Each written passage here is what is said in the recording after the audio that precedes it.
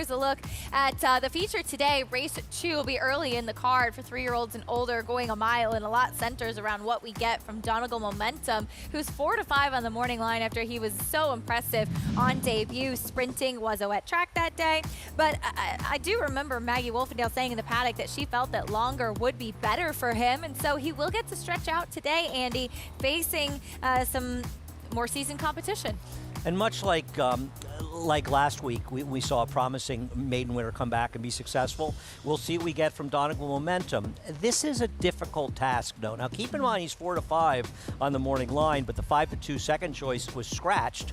So really, he'd probably be 1-2 or 2-5 in that morning line if they made it now. But he's going to likely face some early pressure from Reddington outside of him, and he's facing some talented horses. And I think Lambeth, another 3-year-old coming into this race while running a slower race breaking his maiden, he could be a thorn in his side, but obviously Donegal Momentum was very impressive in that debut. Lambeth intriguing, making his 3-year-old debut, but we'll see what we get from the favorite Donegal Momentum as he steps forward in his second start, looking to remain undefeated. Here's what's coming up. 9 races on the card today. Good main track off the turf. As mentioned, today's race is presented by Claiborne Farm. Pick 6 will kick off in the 4th race, and do note that we move over to FS1 at 4:30, so hope you will join us for that as well. You can join Naira Bets today and play all of the action on our program and a whole lot more while earning up to a $200 deposit match bonus. Sign up using promo code MATCH200 and you could earn up to a $200 deposit match right after your first deposit. Bet any track, anywhere, anytime. Get started at nairabets.com for your $200 deposit match today. Kicking off the field with the day with the race 1 field, I should say. Here is the group for the opener, going a mile on the main track. Non-winners of 2 in life. Fillies and mares are in the spotlight here, and you've got a tepid 3-1 favorite at the moment. We'll talk more about that one in a minute, Andy, though. Here is the post-race starting off with the 1, Dolce Sera. Yeah, Dolce Sera is 1 for 31, and while she's run speed figures that are good enough to win this race, her proclivity for not getting the job done is not going to be a good thing for her. Proclivity, that's a good word.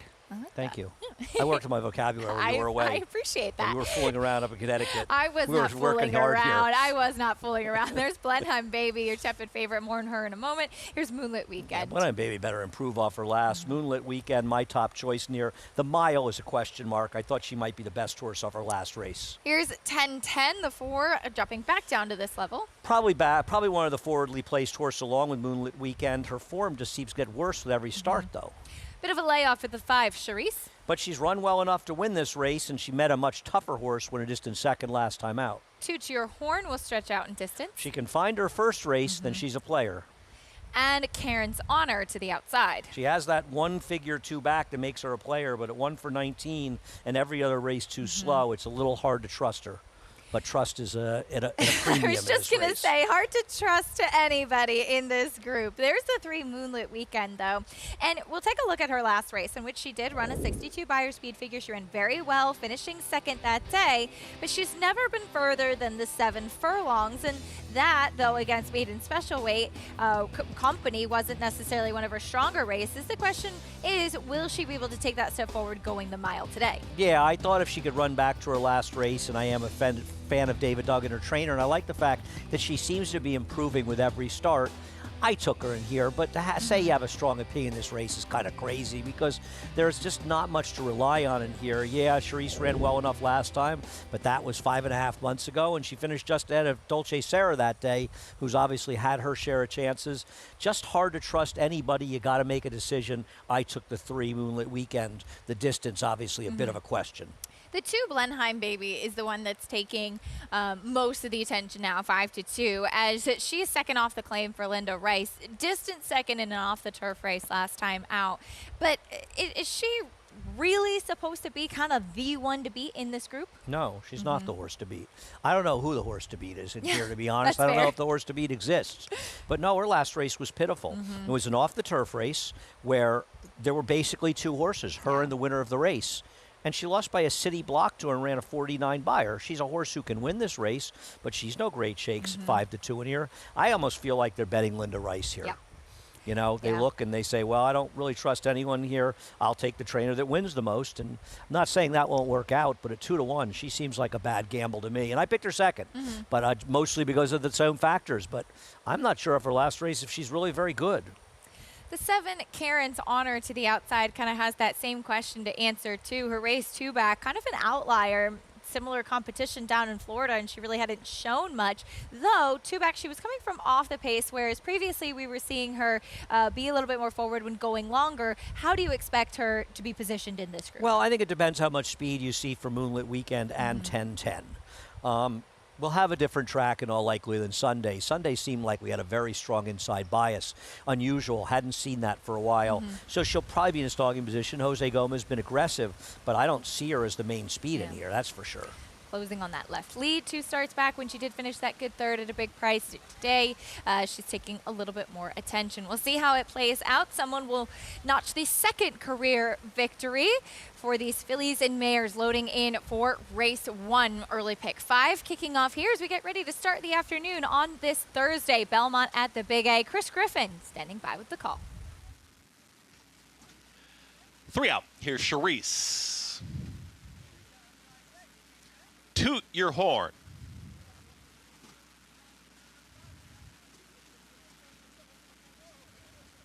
Karen's Honor to the outside.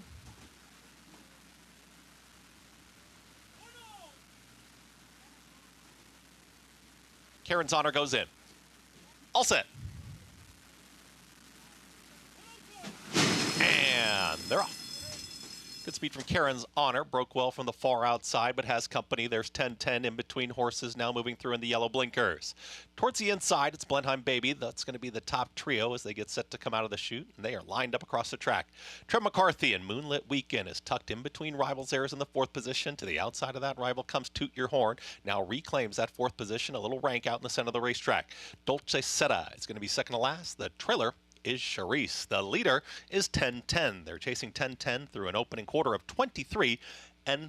It's Blenheim Baby tightly at the rail there. Now just got passed to the outside by Karen's Honor as they move back and forth in that 2nd and 3rd position.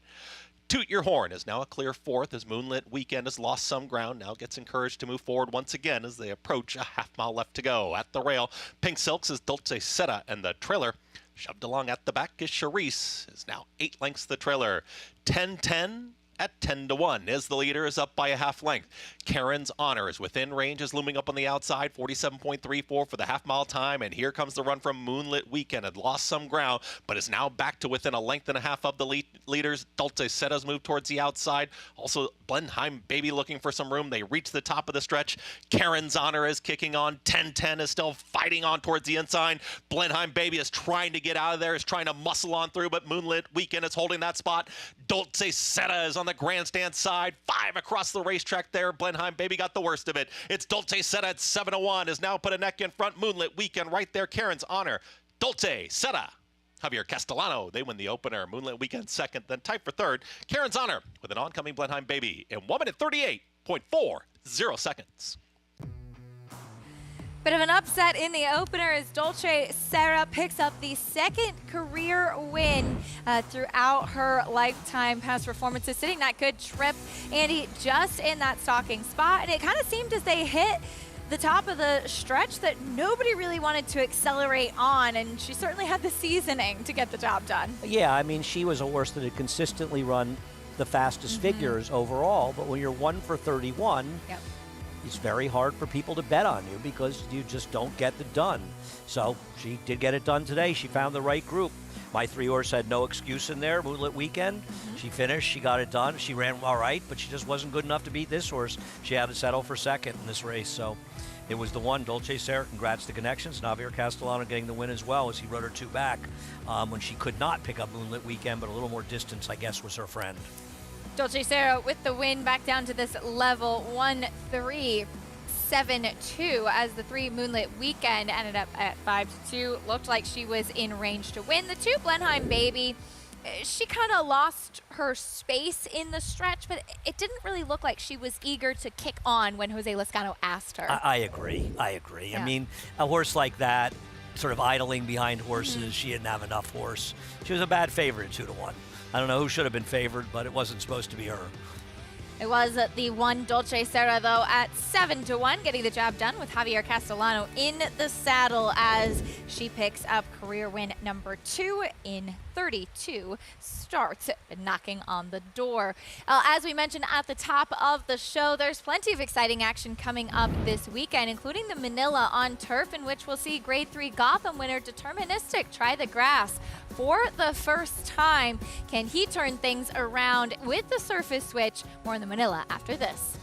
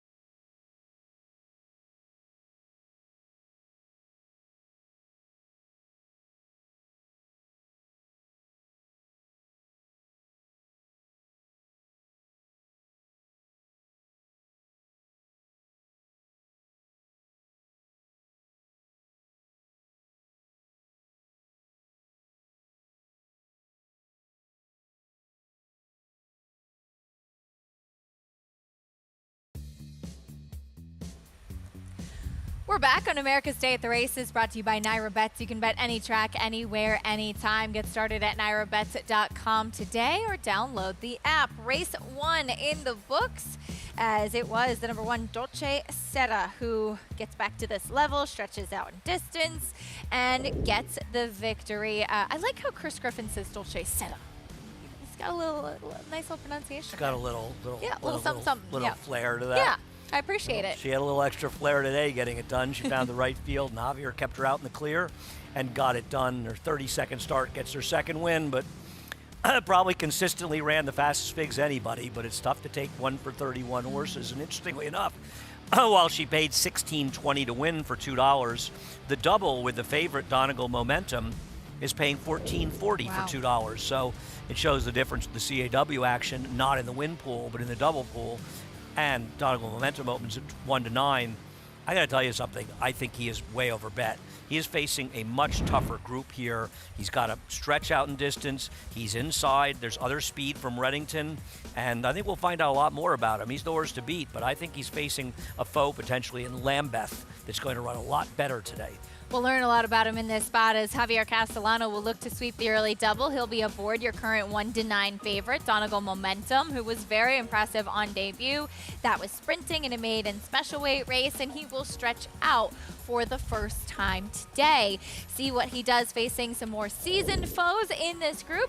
And we'll also continue our preview of what's coming up this weekend in the Manila. A horse who is pretty neat, winning the Transylvania last time out, will look to add another stakes to his resume. Transylvania 2 races back, I should say. More of the Manila after this.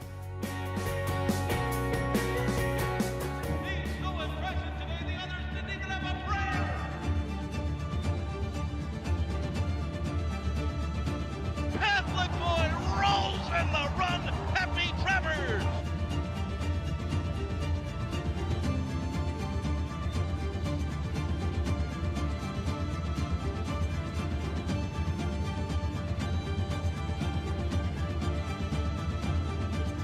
Catholic boy standing at Claiborne Farm. Experience the adrenaline-pumping, suspense-filled action of the Sport of Kings no matter where you are with Naira Bets. It's fast, easy, and secure. Download the app today and start winning with our lucrative weekly promotions, thrilling handicapping contests, and a one-of-a-kind VIP rewards program. Don't just watch horse racing, be a part of the action with Naira Bets.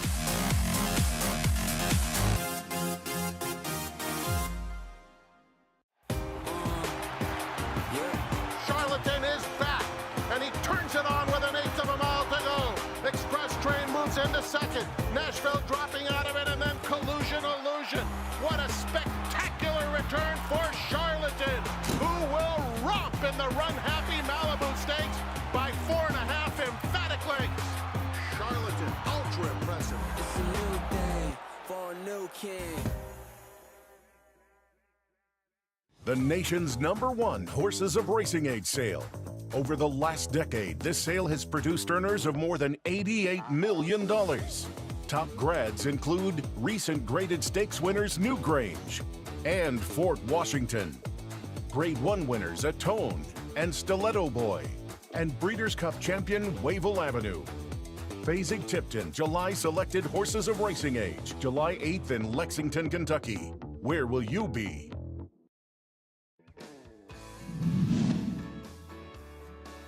Arlen's Harmony is next and Bricks and Mortar. It is still Secretariat Ward turning for home, but here comes Kitten's Cat and Holiday Stone, and Big Handsome's right behind them.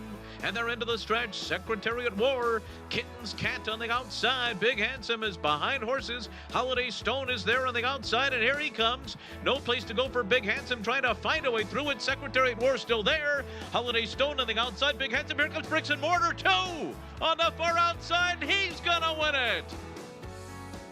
Bricks and Mortar in the 2017 Manila, of course, later on in his career would go on to become Horse of the Year after a truly sensational year, as this was a horse who maybe it took him a little bit of time to kind of reach that peak potential, Andy, but with the patience shown and seeing him come back, a dominant horse showing that turf horses could certainly be a Horse of the Year as well. There's actually an argument that he could have been undefeated. Now, listen, he could have lost somewhere on the way in one of those races he was in, like the Breeders' Cup Turf, but as a 3-year-old, and this was the race that really kind of showed everybody the potential that he had, and the race he ran, he had bad trips in both the Saranac and the Hill Prince to close out his 3-year-old year, and then he had that terrible injury, which probably would have ended his career in a lot of cases. He didn't get back to the barn until over a year later, and even then Chad Brown said to me, I don't even know, he's maybe 50-50 to be able to race again.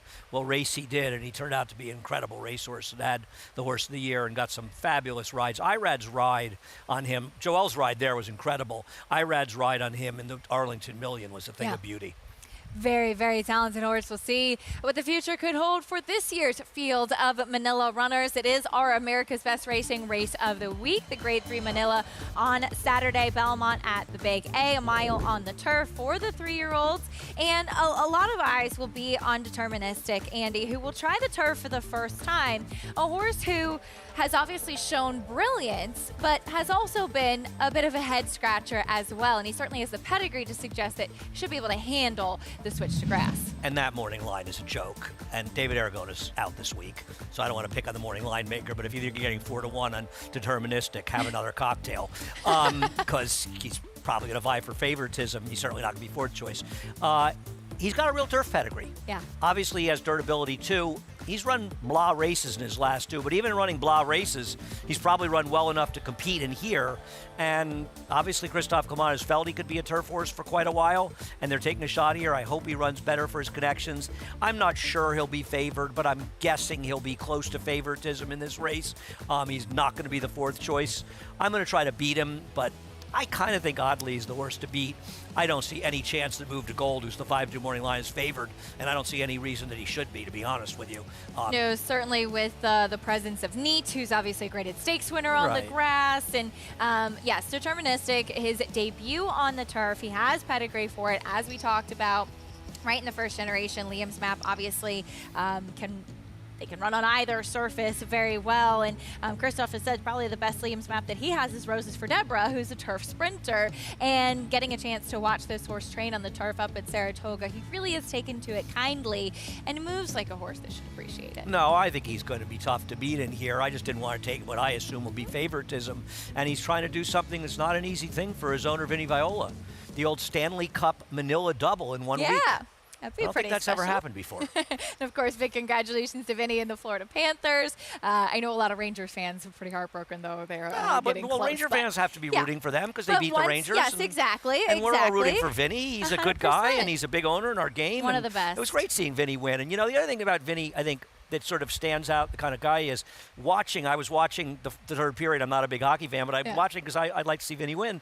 And you barely saw him in the celebration. He sort of stood off by himself. Not a guy looking for the spotlight, especially in a situation where the team did all the work. He just paid the checks. which is not nothing. That's definitely, there's some work gone in there. But certainly big congratulations to Vinny and the whole team. We'll partner up with his partners on Deterministic, looking to turn things around with a horse that has given a lot of thrills and excitement. The number 3, Neat, though, obviously a huge player in this field, as he was so hard to handle in the early running of the Transylvania. It's honestly very impressive, Andy, that he was able to hold on and come back to get the win here. I don't agree, but that's fine. Okay. The horse who was second here, Kajina, ran about 5 lengths better than he did. That's the problem. I agree that he did. That's what I'm saying. Yeah. He was lucky that Kajina had this just unbelievably ridiculous trip. Right. I agree with you. He got a little rank. But on the other hand, he got a very good trip in saving ground the whole way. And he beat a horse that lost. Yeah, but he still saved ground. I think he's a player in this race. Don't get me wrong. I think he's a big player, and he should be a much shorter price than Move to Gold. They can bet Move to Gold because of the connections, but this is a better horse from what we've seen. We'll see what kind of trip he works out in here. I'm interested to see if he can run back to that race because he had run well before it as well. Yeah. Speaking of Move to Gold, we saw him just finishing second by a nose in the Jersey Derby last time out. He was third in the Columbia prior to that, won the award as a 2-year-old. He's been right there, looking to see if he could take that next step forward. Well, that's the problem, Acacia. He hasn't. He's running the same speed figures he ran in that race when he won here. Now, you could say that number is a little enhanced by a fast pace and he caught in a race that collapsed, so maybe that race wasn't as good as the 78 or 79 he got.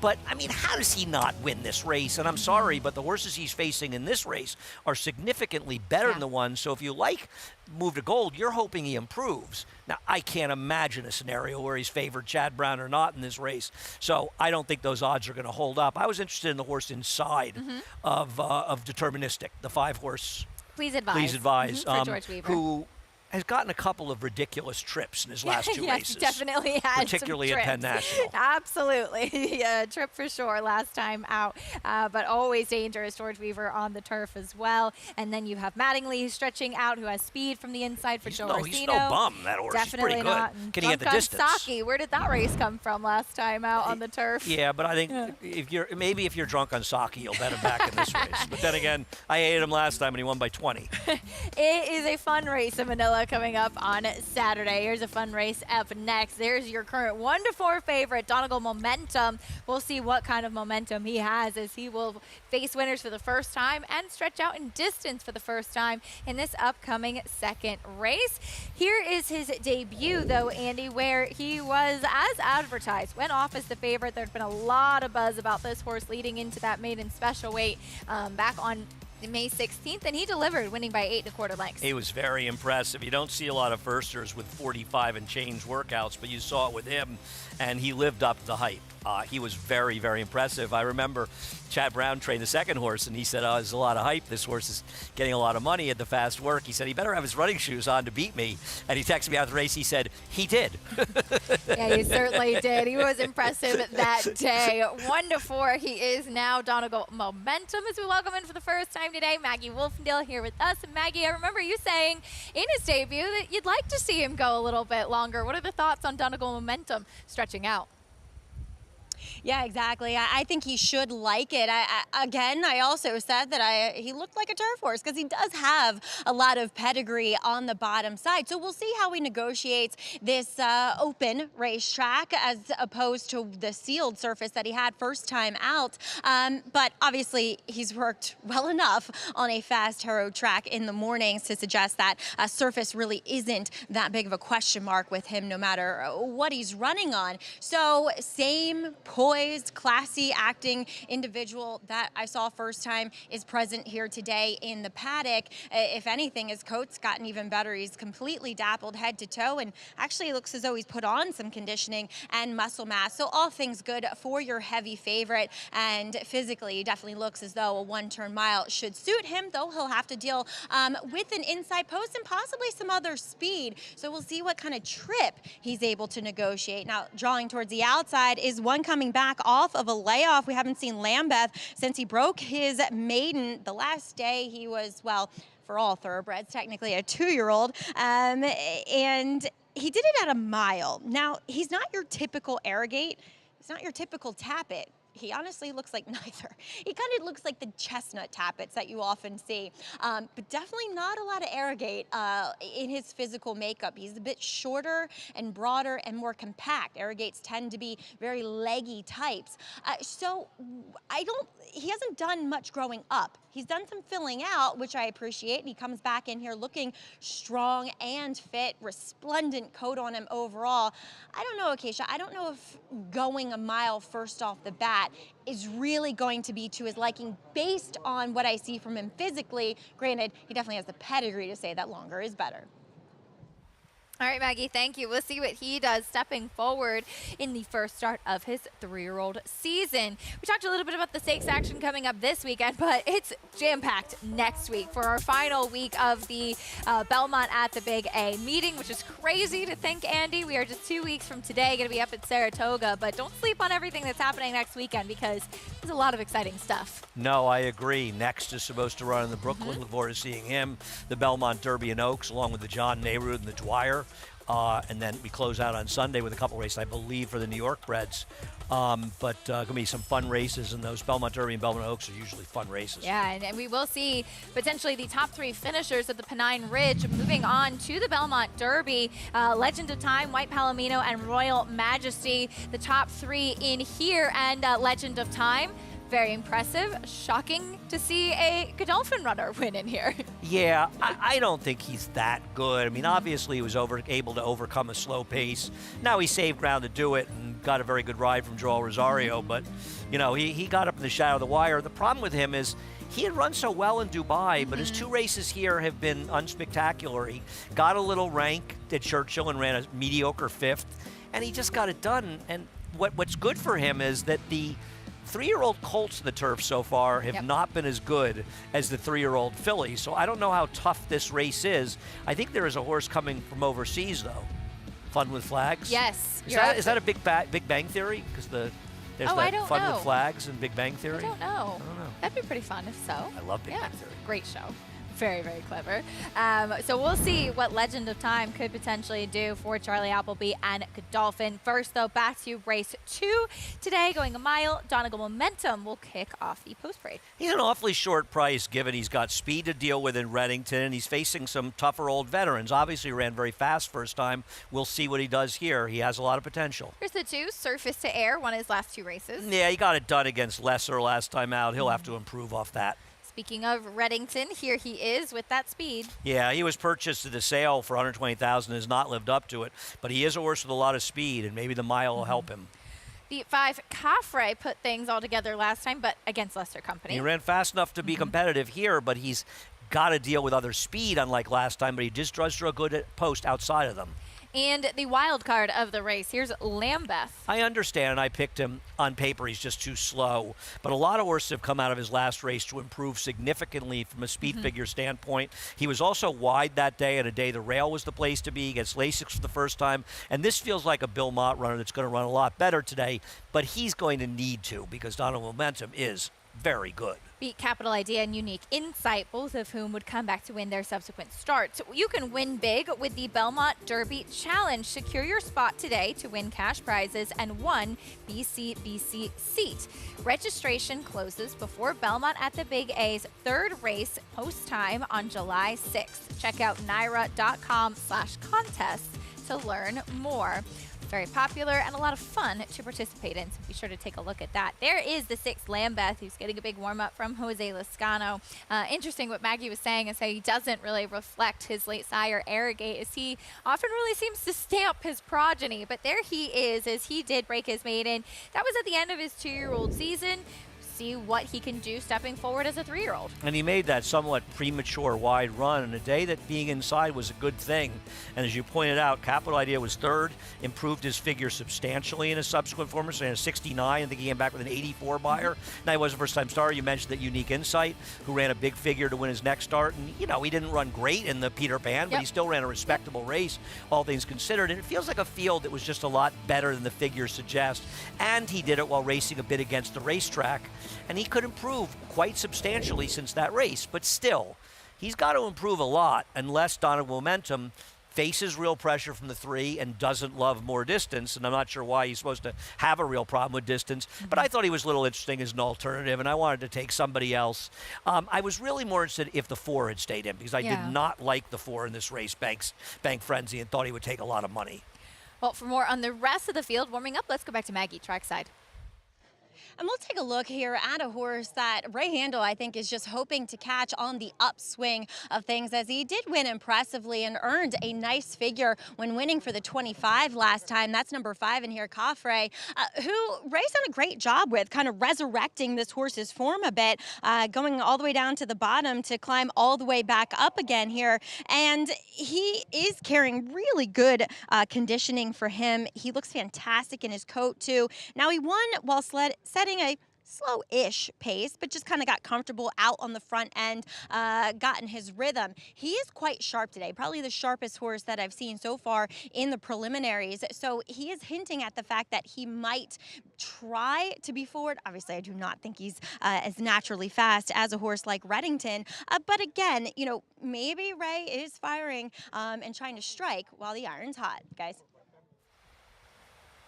All right, Maggie, thank you. We'll see what Caffrey can do, as he did get the win last time out. And yes, it was against $25,000 claiming company, but was able to put things all together again, Andy. And as you touched on in the post parade, did go fast enough to potentially name him a contender in here. He did, but the problem is he's somewhat of a one-number horse. I mean, he's run incredibly. It's not like it came from but when you see horses that run aberrationally high numbers, you have to ask yourself, did something take place in the race that led this horse to run perhaps better than his ability? In his particular case, yeah, he got loose in the lead in an honest but relatively slow first quarter, and it just sort of fell in his lap, and it's a different scenario. Yes, he's helped by drawing essentially outside the other speeds so he can be in a clear stalking position, but he is very, very unlikely to be cruising in front in a 23 first quarter, because unless Donegal Momentum forgets to come out of the gate,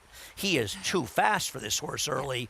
The real pressure perhaps could come from the 3 Reddington. Now listen, maybe he stalks in third and he runs well, but based on his prior races, a stalking third trip more likely gets him a figure at best of close to 80, and he's going to have to hope Donogal Momentum doesn't show up. Now with Lambeth, I'm hoping he improves, but as a lightly raced horse, newly turned, or 3-year-old making his 3-year-old debut by a day, and coming out of a race that was good, I think there's some reasons to believe that 70 last time could easily be an 85 today, which still may not be good enough to beat Donegal Momentum. And the thing with Reddington is he does have that early speed, and he won those 3 races in a row, and he just, yes, has stepped up from condition claiming races that he was running back in the fall or winter, and he just really hasn't been that same horse. He hasn't been able to sustain that speed lately. Well, I mean, Reddington, listen, somebody decided to buy him in the sale for $120,000, even though he had been claimed for $20,000 2 races earlier. Yeah. And he kind of had optimal circumstances. He's able to control in a day that inside speed was good on January 1st. And then the next time he ran respectively, but I don't think it was an effort that was worthy necessarily the 84. And they weren't that tough. He's beating the likes of Barnstorming. Well, then he's got to go. You know, you pay that kind of money, you can't run him for a tag. Yeah. So now you're running allowance races, and he's just not good enough to get it done. So what do? When you pay that money, you're essentially saying, I think this horse is good enough to be in allowance races and maybe better, because if he's not, you're going to have to run for significantly less money. And as it turns out, he's probably more like a 35 to 50 claimer at best. And that's going to be a tough situation. You run these allowance non-winners and one. Not only has he faced Donegal Momentum, Bank Frenzy scratched, he had already gone through his New York bred conditions.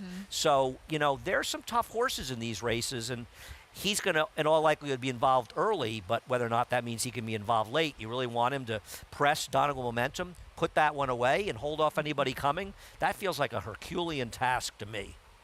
He is 13-1 right now on the board. Reddington, you ever watch The Blacklist? No. It's a good show. It's good. It's, Yeah. What's his name? I know who's the actor in it. James Spader, right? Yes, you're right. Yeah, Raymond Reddington. Yeah, I'm guessing that's what James Spader is in a movie adaptation of a Paul Auster book called The Music of Chance. That's kind of interesting. It's a good book. Yeah. Auster's great. He recently passed away, actually. See what Reddington can do in this upcoming race, if he can find some of that form again. But all eyes on that horse right there, the one Donegal Momentum, stretching out in distance. And again, there was a lot of hype surrounding him on debut, and he definitely lived up to the billing that day. And as a racing fan, you're rooting for this horse to do well because, I mean, yes, I took a little shot betting against him, but I don't have a strong opinion against him. And, yeah, I'm friendly with Donegal people. Obviously, we always look to see Tom Morley do well, Maggie's husband. But also, this horse ran a 92 buyer first time out. Not a lot of horses do that. And he has the potential to be an exciting player throughout the rest of the year. So you want to see these horses do well because the more good horses we have, the better the racing is at the highest level. Donegal Momentum. There's Donegal people here? That's there's shocking. some of the Donegal team representing. They once Usually there's a lot of them here. I respect that. They had 17 people here in February for the Withers a few years ago in the freezing cold. I remember after Mo Donegal won the Belmont Stakes, I was like, had to duck down and like push my way through everybody, which is amazing. Where's love Jerry? to see that. Where's Jerry Crawford? I don't see Jerry. He's got to be here. Oh, okay. Be here. Yeah, no, I love the Donegal people. They're great fun. 1-5 on Donegal Momentum. Loading in for race 2. Chris Griffin standing by with the call. Lambeth stuff forward.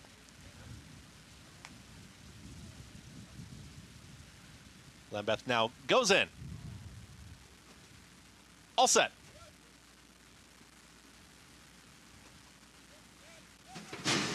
And they're off. Step slow there for Lambeth, who's going to be the early trailers back there with Surface to Air.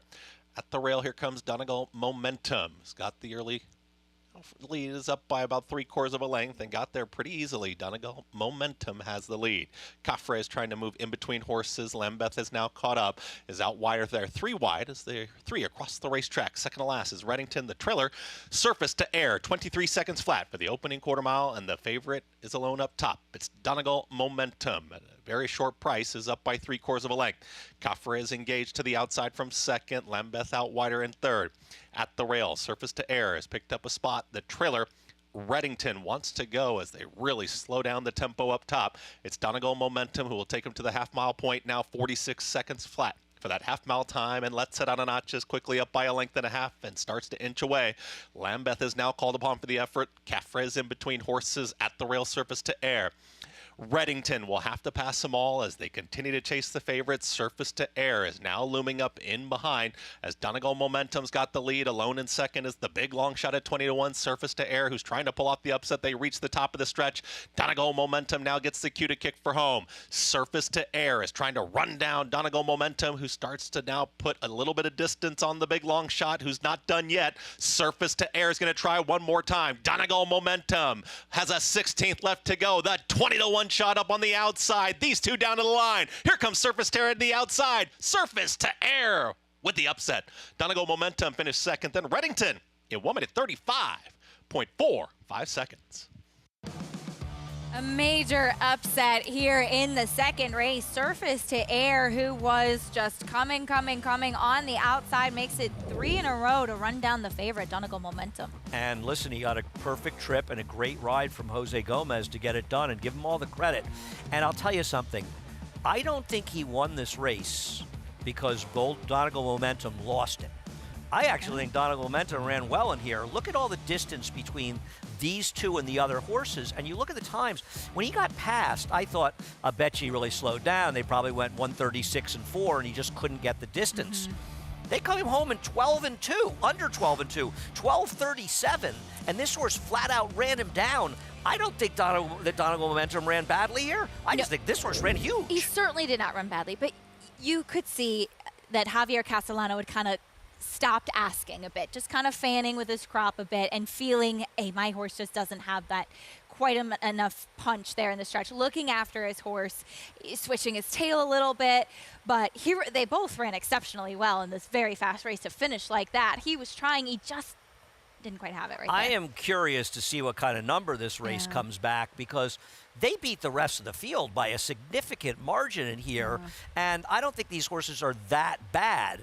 So I'm not. I mean, obviously, it's very disappointing. The connections of Donegal Momentum, you expect to win, you want to win. But I don't think this is a case of him running terribly, and maybe he is a little better, going a little shorter. But once again, 12.37 for the last eighth of a mile does not suggest that the race was falling apart. It more suggests that he got beat fair and square by a horse that ran huge. And one time you said to me, sometimes losing a race is actually the best thing for a horse, because you learn a lot about them and what they have. And I think, you know, maybe do they know a ceiling for him? Are they going to look for less distance? I don't know. From this race, I'm not sure that I would say he couldn't get the distance. I know it's disappointing, but I don't think he ran badly in defeat. This horse just ran tremendous. Now, at the start, we did see a pretty, I think it was a stumble. A little bumping on the outside with the 6 Lambeth. It actually looked worse on the pan than on the head-on. Yeah, I'm going to say this did not cost him the race. No, I don't think so. I could be wrong. I don't feel as though, and I would say watching this race that maybe the rail was very good, but the first winner circled the field. So I don't know that it's really necessarily some big bias there. I'm sure it's disappointing, the connection to Donegal Momentum. It has to be disappointing. But let's get a little credit to Surface to Air. I don't know where it came from, because he wasn't winning based on this race and this last race. This horse ran. Now 3 races in a row. He obviously had plenty of foundation cutting back from that 1 1/8 try. Jose Gomez in the saddle to get the win. Well, we talked a little bit earlier about track announcer Chris Griffin, the voice of Aqueduct, his path to the announcer's booth. We'll learn a little bit more about his story after this on America's Day at the Races.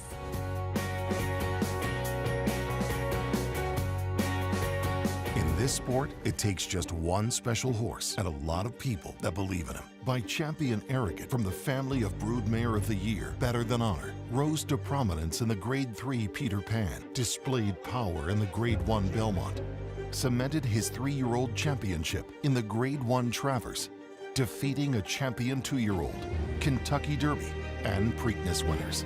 And the Eclipse Award goes to Arcangelo. Arcangelo, standing at Lane's End.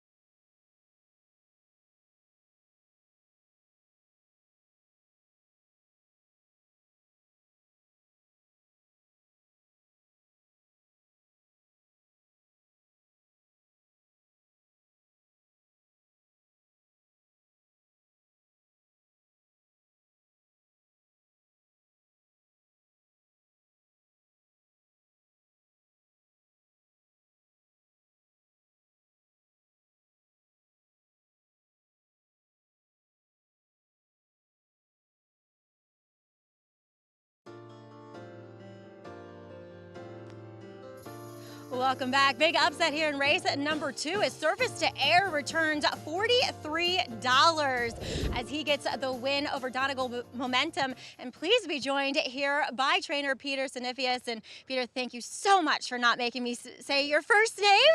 You go by Peter though, and Peter makes it easier on everybody else. So. Yeah, it's much appreciated for people in my position. But talk a little bit about claiming this horse down at Keeneland, and now he's riding a 3-race win streak. Yeah, no, he's been doing very well for us. I mean, he came out of his win at Keeneland, you know, superb. Got him working, got him figured out a little bit more. And, you know, we thought we were in a little tough last time, giving him a shot, but just with the training he's been doing, you know, move forward with him. Coming out of that win, came out great. So we said, okay, this race popped up. You know, we knew we were getting in a little over our heads again, but I mean, he has nothing, you know, nothing to hide from us. So come out of his last work, super good. And I mean, I just think training over at the Monmouth too helped him a lot. You know, got him picking up some stamina and stuff. And I mean, you know, ready to rock and roll today. So. Well, speaking of stamina, too, he was turning back from 2-turn efforts to this 1-turn today. It really helped have a bottom in him today. Yeah, and like I said, I thought, you know, it kind of worried me at first. I like him better, going a little more distance. And I didn't know how he would, you know, handle that 1 turn, but obviously, you know, he loved it. So I was really, really pleased with his efforts today. Do we keep seeing him here at Naira, or do you take him back home to Monmouth? Because either one would work for us now that we show Monmouth. Let's see how he comes back first, and then obviously, you know, we get back to the drawing board and see what's going on with him and see, you know, what comes up next. So, well, another little step up, but we'll see what happens. Well, 2 for 2 for you and your team. Congratulations here. Yeah, thank you so much, guys. Appreciate it. All right, Peter Sinifius, it's always fun to catch up with new faces, and he's done an excellent job with Surface to Air, Acacia. He certainly has. Maggie, thank you. I'm very glad that he prefers Peter, and we can say that's a bit easier on us, but congratulations to the team. Surface Fair, $43 winner. And I think Maggie is now a finalist for the Eclipse Award of Best Acting Job ever in that race, doing that interview. Listen, I was telling you, you have to do it. You have to compartmentalize and move on. I mean, you know, it happens to all of us. It's one of the beautiful things about the game of horse racing is that we're all also attached and associated with a lot of the horses and the connections and what we're watching and what we're covering, but that's our job, and you have to compartmentalize. And yes, it's not always the easiest thing to do. No, there are times, especially sometimes more difficult than others, and whether it's somebody you're involved with, and you guys being married to the people you are, but also people having friends, and it's not always just that, and you want to see your friends do well, but at the end of the day, unfortunately, we have to try to be a little bit objective at times. At times, yes. As we turn the page now to race number 3, New York bred allowance here as Shadow Dragon, currently 8-5. We're going a mile on the main track as this horse who he's been right there recently, Andy, just not being able to get the job done. More on Shadow Dragon in a moment. But as we mentioned before the break, for every track announcer, there's a very different and specific journey of how they got into that announcer booth. But for most, it really does seem to start with a true passion and love for the game. As the voice of the Big A and Belmont at the Big A, Chris Griffin is no exception. My dad would bring me, and I would just go out and watch the races, and I really enjoyed it. I think as a little kid, it's the pageantry of seeing the silks and seeing the colors, kind of surprising in the situation I end up now, that I'm still looking at the same thing. But to be able to experience that, I think that love of the sport and horse racing in general, it started there with my dad, just hanging out. There was just always something about it. Something always drew me to the racetrack to watch it as a fan. I started as a fan. I have always been a fan of horse racing, whether it's a maiden claiming race or a graded stakes race. I just love being around it, and I also respect the work that goes into it, you know, and the time and energy that people spend on each horse, each race, every single day. A buddy of mine actually invited me down to call a drag race in Houston, Texas, to cover for a weekend. When I went down there for the weekend, he said, "This is what you're supposed to be doing. I brought you down here to offer you a job." He offered me the job right there, sight on scene, took the job, and off and running we were. I was on the drag racing circuit at first, that went into my globetrotting days and doing the basketball thing, and then I found my way to horse racing. So it's been well over a decade now, and having a blast. I love sports. Being able to do it and be a part of it, forget it, nothing better. Horse racing, bar none, probably the most emotional sport there is out there. From the backside to the front side, the emotions that run through the horses and the jockeys, the connections, how much it means to them to win the simplest race or a stakes race and to hoist a trophy. And to be able to narrate that and be a part of it and know the history of the announcers that have been in the booth, how can you not feel that emotion? And I am always a fan. The first race I ever called was a 220-yard mule race in Humboldt County at the Humboldt County Fair in Ferndale, California. I was practicing in thoroughbred races and watching all these two-turn races and 6-furlong sprints. It was Bad News Bubba. He was 1 to 90 to win the race. He stumbles at the start. I'm screaming at the top of my lungs. He comes back on the rail. They're all running, zigzagging all over the place, and I called the photo. And I called Bad News Bubba the winner in the photo. Got a text message from the man who hired me, and he said, excellent. That was the only word that he texted me, and I said, we're off and going. Frank Miramati is who got me into the business. He actually saw me do a Globetrotter game in Arkansas when he was down in Oaklawn. And he came out and he said, I didn't even know you had that in you, the announcing part of it. And then that led to where we connected at a racetrack, and then the career started. But I do also want to give the credit to John Embriol. The way that he carried himself as a professional, the grace that he took, the way that he did not need to be in the spotlight. Every race, same voice, same tone, just professional, tactical, technical, enjoyed the moment, and was the most humble man that I could come across, and somebody that I want to be like that.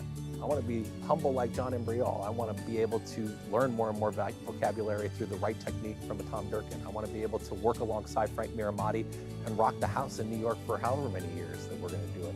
And so being able to be part of that experience and to hopefully say, there's Chris Griffin, he's doing a great job for us, that's all that matters to me. My job, and what I'm going to do, is that when you're here and you pay to come through that turnstile and you come with your family or your friends, you're going to love this experience, you're going to make sure you enjoy it, and I hope you come back. It doesn't matter if there's one person in the crowd or 10,000 in the crowd. You've got to give the same type of performance all the time. I am just so grateful for the opportunities that I've always had, and that continues today to doing what I'm doing now. 10 years ago, starting in horse racing, to be able to be here in New York, the top tier, the upper echelon of racing, not only in a national landscape, but a global aspect.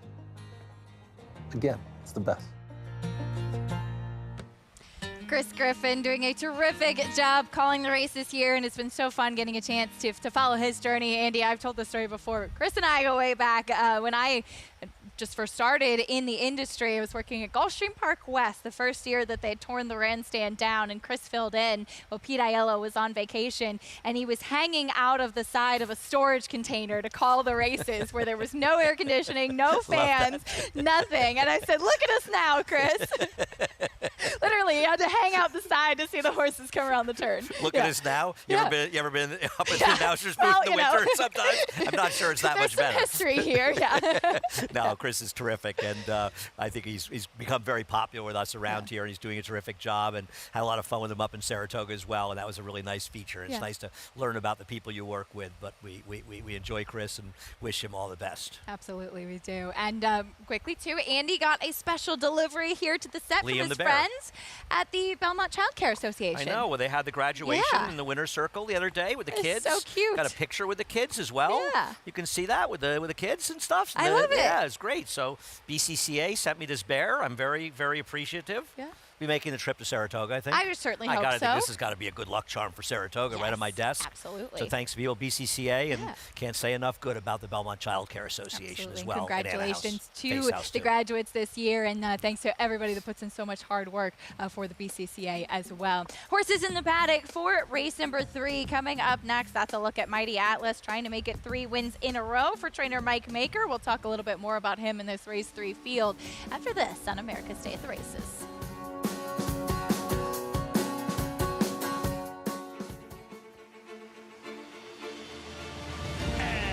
They're off in the Curlin Florida Derby. After 3 quarters in 1:12-1, Known Agenda is now on to take over the lead.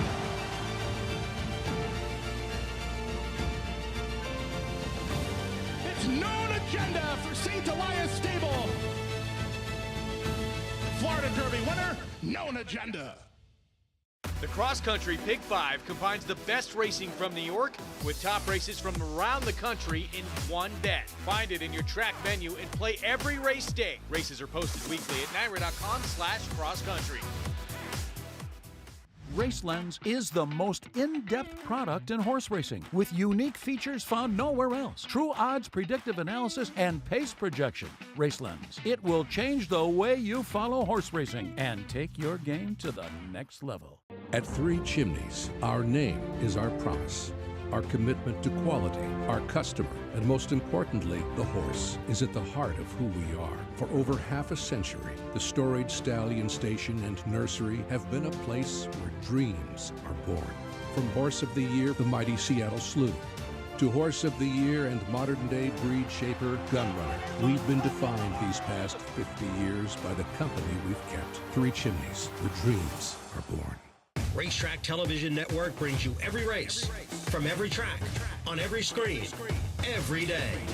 With monthly packages starting as low as $5, RTN gives you great value and access to more live HD streaming and race replays than anyone. Visit RTN.tv today to sign up and watch on almost any device, including Roku and Amazon Fire.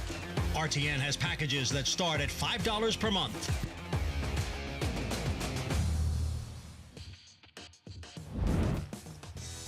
We're back on America's Day at the Races on FS2.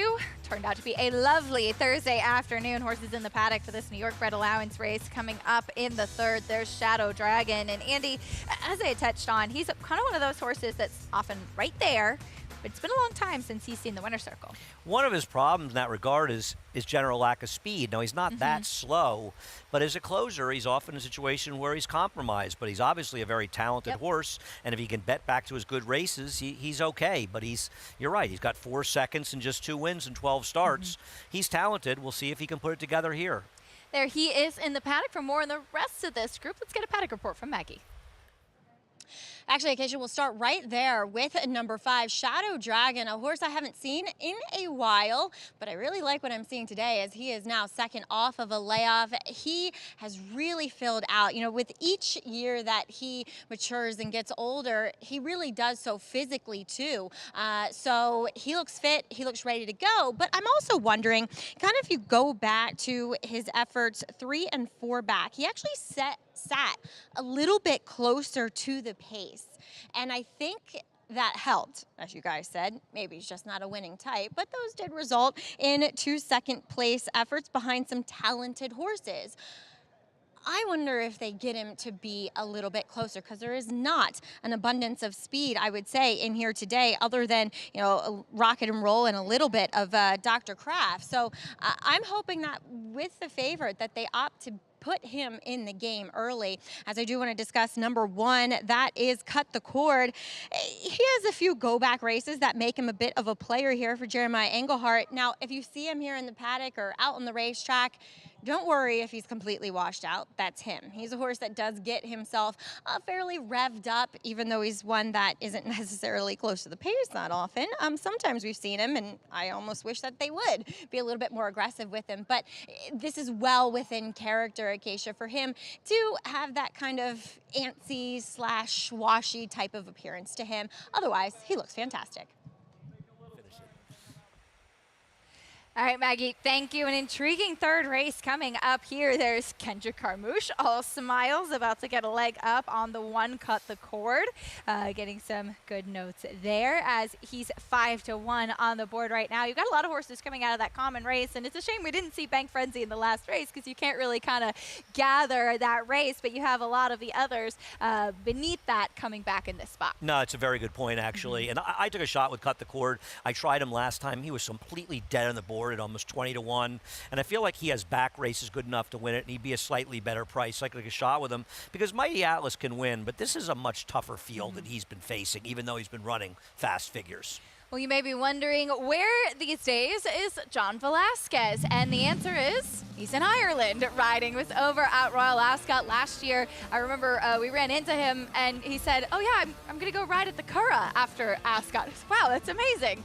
This year we see him riding over at Naz, finishing 5th on De Janeiro yesterday, but just amazing to see John Velasquez, and he says it's the good horses, it's the excitement. He said he felt like a little kid coming to this racetrack in Ireland, of course, where his wife's family's from. No, right, exactly. His father-in-law, Leo O'Brien, and and his wife Leona, and going over there. So I think it's got to be fun doing that. Keep in mind, the horse that won the race, I think, was 1-5. I think he paid like $260. So I know he was the second choice, but he wasn't expected to beat that horse. And he was hoping to pick up some mounts at the Curragh this weekend. Is the Irish Derby this weekend, I believe. So it's just sort of fun, and I think he's enjoying himself doing it. It's nice to see. Here's a look at his Friday mounts as a couple, Don't Hassle and Kentucky Gal at the Curragh on Friday. So it'll be fun to get a chance to follow him and getting a chance to see just whoever handles the social media at Nas Racecourse has been amazing, following what he's doing and his arrival. And I'm sure it adds an interesting layer there, too, to have one of the top American jockeys riding overseas. As we get a chance, he was joking. He said, I see Ryan Moore back home all the time now. Yeah. No, and it's sometimes we see it here. Ocean Murphy was riding down at Gulfstream over the winter and stuff, and it's nice to see these guys come over and try their hand over here, and we like to see it, and we're excited to have Frankie Dettori coming to Saratoga this summer. Absolutely. Well, there is Cut the Cord. He will kick off the post parade for this third race. He's taking a little money today. I was hoping for a slightly better price, and I'm hoping he can get those back races second off the layoff.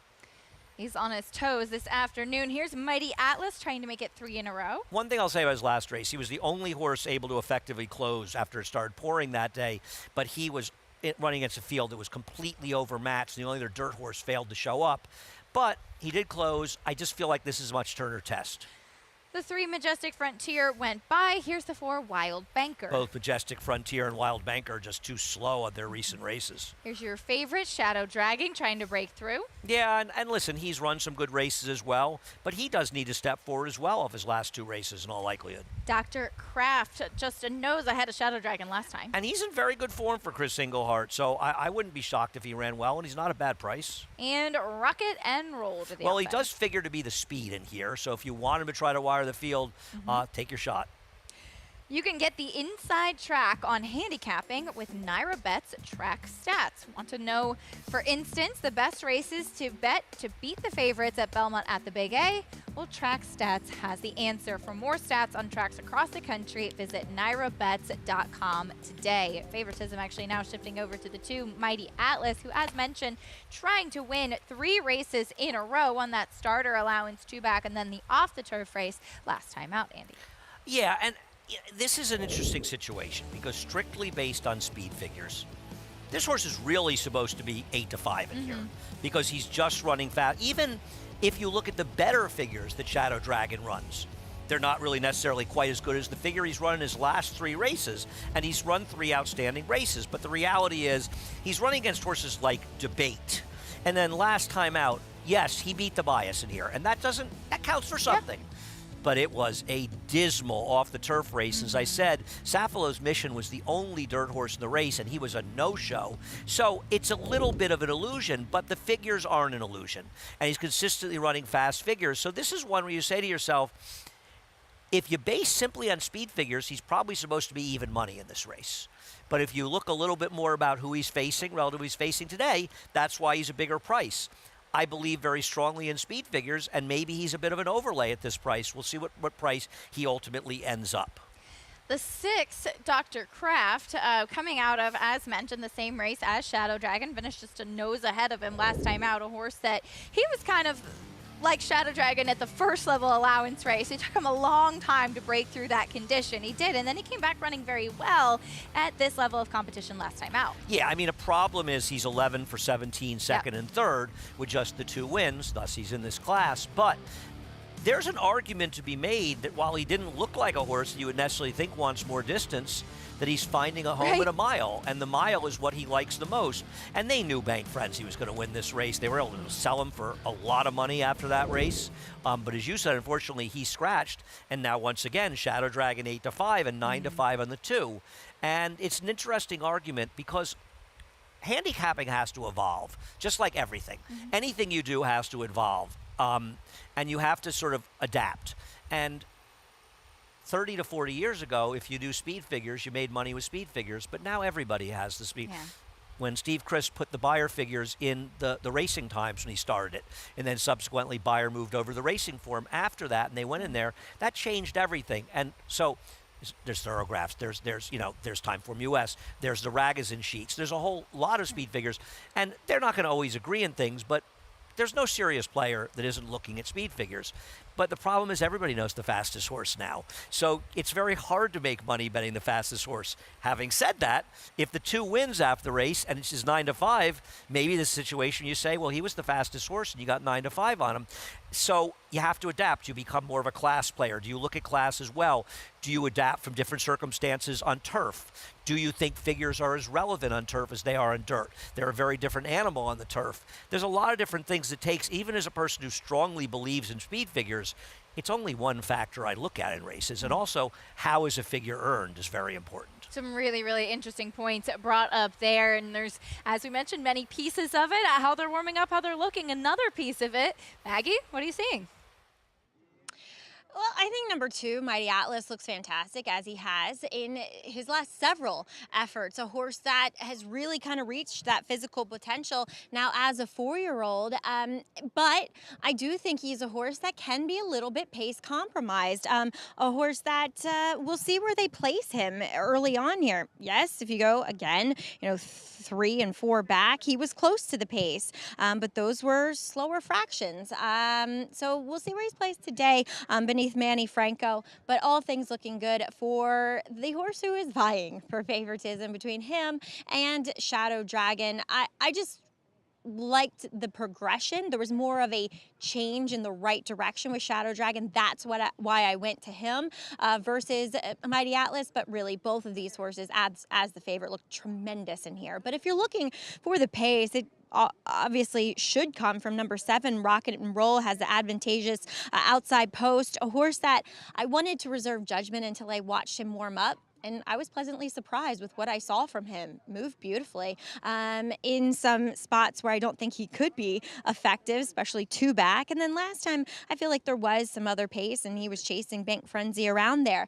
He can control today and otherwise looks great. Now, the front wraps do stay on here.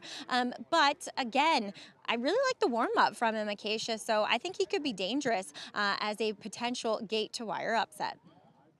Saving and run back to that race in April. Maggie, thank you. Rocket and Roll, horse who he does have plenty of speed, and as Maggie said, been in some interesting spots recently. But a horse that, yes, he has early speed. He has a propensity to drift a little bit in the stretch too, but I would imagine he'll be aggressively handled from the outside. No, I mean, if he has any chance here, it's to try to send and wire the field. And listen, I think if you were to look at dirt racing and you were to look at upsets, there's probably the highest percentage of upsets are horses that are able to wire fields. They have the advantage of being in front. And, people talk about speed tracks. They talk about Saratoga, for instance, a lot of time around Belmont. And I feel very strongly that it wasn't a speed track. It was a track that was hindering closers. So it becomes a track where it's valuable to have speed, but it's not that it's carrying speed as much as hindering those from behind.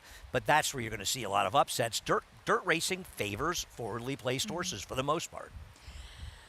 See how it plays out, potentially gate to wire, or maybe Shadow Dragon is able to step through this condition at 6-5. We learned a little bit more about his story. He's standing by for the 3rd race. Track announcer Chris Griffin has the call. Thank you very much. Thank you to the team as well. Shadow Dragon goes in, Dr. Kraft, and Rocket and Roll. Last to load. Goes in. All set.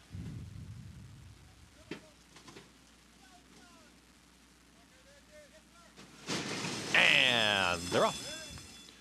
Right to the front, it's Dr. Kraft with that early speed, and down towards the inside, cut the cord. Kendra Carmouche wants to be up with the early pace setters, isn't quick enough to get there right now, as Rocket and Roll moves up on the outside in the red sleeves, and Rocket and Roll is now up by, call it 3/4 of a length as they get set to come out of the chute. At the rail is going to be Cut the Cord, and also right there still is a patiently ridden Dr. Kraft, who broke on top but is now a clear second. Back to 3rd is Cut the Cord. It's another 2.5. Back to Wild Banker, who's progressing, has taken the lone 4th spot. Out wider is Shadow Dragon in 5th. The 2 at the back, Mighty Atlas with the trailer. Majestic Frontier. 12-1 shot Rocket and rolls. Got the lead 23.35. Is unopposed on the lead, is up by a length and a half. Now tipping towards the outside has cut the cord, has got some clear running room, 3 wide in between horses. Still traveling nicely is Dr. Kraft. Less than 4 furlongs to go at the rail. Shoved along as Wild Banker trying to make up ground. The front 2 start to get away now. They've put about 3-4 winding lengths on the rest of the field. 47-1 was the half-mile time. Rocket and roll still holds the advantage. Dr. Kraft is ranging up on the outside, and Dr. Kraft has now put a nose in front. These two with a quarter-mile left to go. They reach the top of the stretch. Cut the cord. Continues to keep chasing. Shadow Dragon is trying to get into the mix. Dr. Kraft has traveled well throughout, is trying to open up on the field. It's Dr. Kraft. Here comes Shadow Dragon, still chasing this leader. Cut the cord continues to chase as well. Dr. Kraft has a 16th left to go, but Cut the Cord, who's been hard sent from when they sprung the latch. 3 across the racetrack. Shadow Dragon photo. That photo got very tight at the wire. It was Cut the Cord to the outside. Shadow Dragon. There in the photo, Dr. Kraft finished third in 1:36.3. A tight photo finish, 3 horses on the wire, but it looks like it was between the 5 Shadow Dragon and the 1 Cut the Cord. Noses coming down to the wire, Andy, and it looks like the outside, bob goes I to think the 1. got the best bob. And Andy was doing the lean. He definitely helped cut the cord getting across the wire. I didn't bet enough to make it a big lean. It was Okay. a, it was a half it was a a lean. small lean. And I want to say something else. They just went 136.71. This race went almost 1 2/5 of a second slower than the race before. And I think that shows how good race number 2 was. Very good point. And win or lose here for Kendrick Carmouche, and we do think he got the bob, and he has it there. The 1 got it. They put the 1 up. Kendrick Carmouche deserves double pay for this one because he did everything right you could with this horse. He had a horse that has no speed, and he knows I can't be last in this race. So you see him from the start. He sends to get position. Then he got the position. He realized I can't keep up with these horses up front. My horse doesn't have that kind of speed, but he got that position, and then he moved him to the outside so he could get out in the clear, which is where he wants to be. So he put his horse, he got his position going forward, as Richie says, and he put his horse in a position where if he could win and was good enough to win, he did. And when you win by a nose, those are the times the jockey might have made the difference. And I'm going to say here very seriously, Kendrick made a huge difference in his horse. No knock on anybody else, but on this particular horse in this particular race, Kendrick really rode great. Especially when it's by a nose in that game of inches and it's 7-1. Cut the Cord gets the win. There he is, talking to the Aqueduct faithful. We love Kendrick's interaction with the fans here at the track as well. 1-5-6-2, 7-1 on Cut the Cord, and able to outgame Shadow Dragon, who ran a good race, as we talked about beforehand too. Not a horse that has kind of that dominant presence to seal the deal, finishing 2nd and 3rd a lot of times. Plus, then you have a jockey in Kendrick Carmouche who's put your main rival in the stretch in such a good position. Really sets up for him to be able to get the bob over your favorite. Right, and listen, it was a coin flip. Because when you have a head bob, it's a coin flip, Absolutely. and whoever gets their nose down at the right time wins it. And Kendrick knows that. But he wouldn't have been in that position if he hadn't done so many things right to get there. And that's all you can ask from a jockey, is to put yourself in a position where you can win if it works out. But I still can't say enough about how fast that race was in relative terms. 7 or 8 lengths faster or slower than race number 2. And these are horses that probably ran low to mid 80 buyers, which puts the second race as a very fast race, which says Donald Momentum may have run as well as he did when he won his maiden, and he just happened to lose. Well, the 3-year-old picture is pretty wide open. 3 Triple Crown races, 3 different winners. What does the second half of the year look like for the 3-year-olds? More on that after this on America's Day at the Races.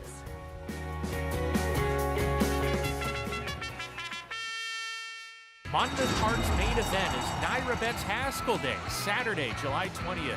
Watch and wager as the country's top 3-year-olds converge on the Jersey Shore to enhance their championship credentials. Play our $500,000 guaranteed late pick 4 and $300,000 late pick 5 on a card that includes 6 stakes. First post 12 noon. It's all Naira Betts Haskell Day, Saturday, July 20th at Monmouth Park Racetrack.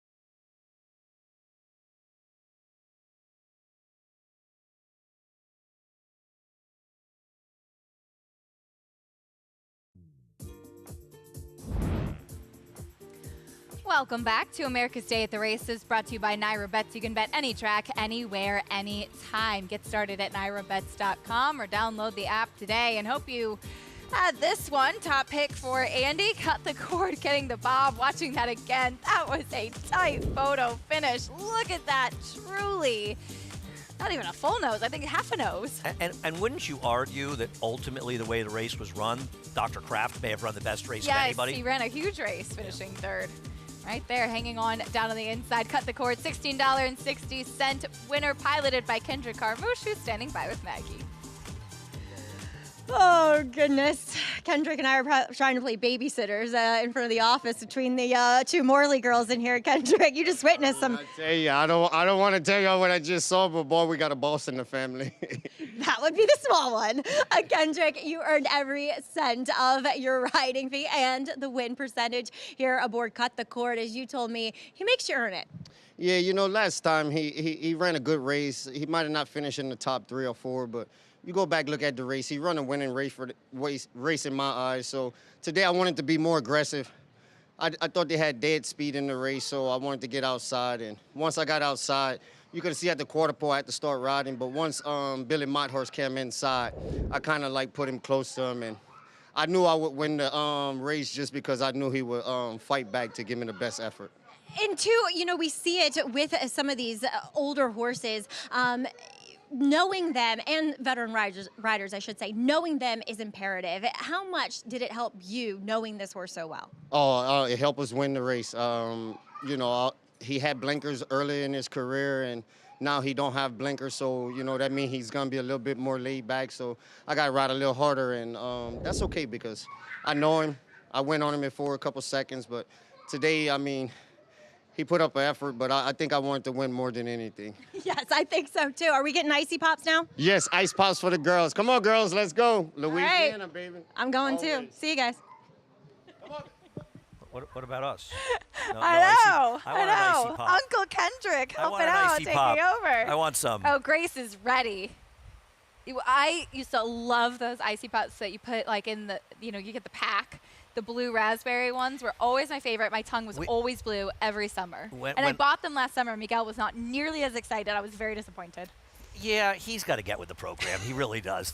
Seriously. We used to, Charles Chips, when I was a kid, way back, used to come deliver in New Jersey before I moved to Saratoga, and we used to get the popsicles for them. It was great. I love it. So good. All right, now that we're all in the mood for icy pops, we'll take a look at race number 4 coming up next. This one off the turf for this maiden, claiming $75,000. Now to be run at a mile on the main track for the fillies and mares. Maturity date, even money to the outside. No surprise, Andy, that this one main track only runner, the lone main track only running, would be the favorite in this spot. Linda Rice has solid numbers coming back at short rest, and Irad Ortiz picks up the mount. This horse should probably be 2 to 5 in this race.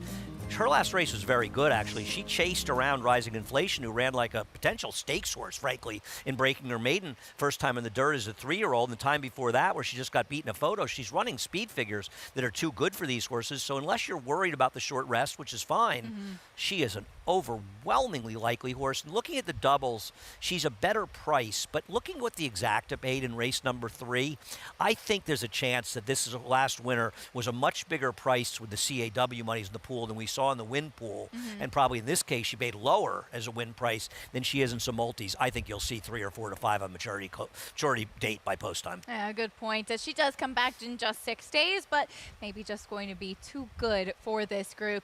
The lone main track only runner. We'll continue our conversation of the 3-year-old picture, and maybe as far as that wide open 3-year-old group is concerned, maybe the best 3-year-old is a filly. Torpedo Anna, is she the best 3-year-old in the country right now?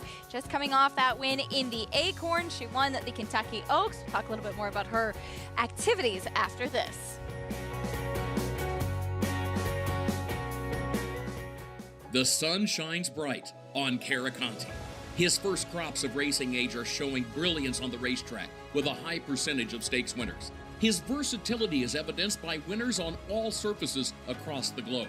Spandarella could not have been more impressive. The sun shines bright on this value sire. Fair down 25, fair down 25, fair down. Thank you. Right here, 525,000. Caraconte, standing at Gainesway. Experience the adrenaline-pumping, suspense-filled action of the Sport of Kings no matter where you are with Naira Bets. It's fast, easy, and secure. Download the app today and start winning with our lucrative weekly promotions, thrilling handicapping contests, and a one-of-a-kind VIP rewards program. Don't just watch horse racing, be a part of the action with Naira Bets.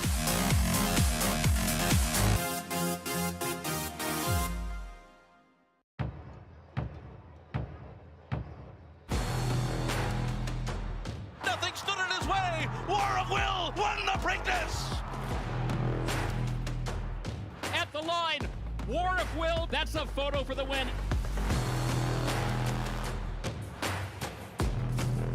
Hey, 650,000. War of Will, standing at Claiborne Farm. There's a big, bold, beautiful world waiting to be explored by you and your friends, of course. But not just any friends, the best of friends. The kind of friends who let you do you. Because in this world, it's positive vibes only. And when you get in the zone here, you stay a while. These aren't just good times, they're the best of times. And your time is now. So come explore. Resorts World.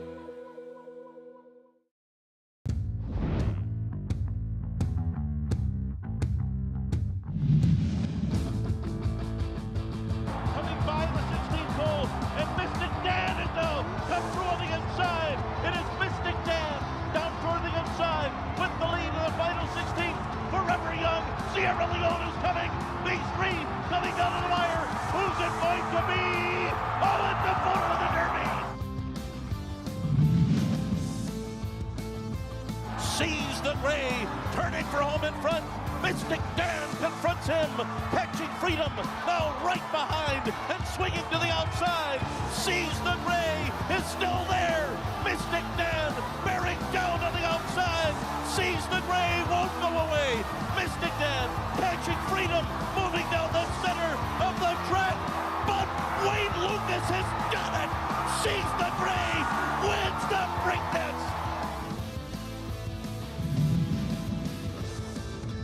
The field turns for home.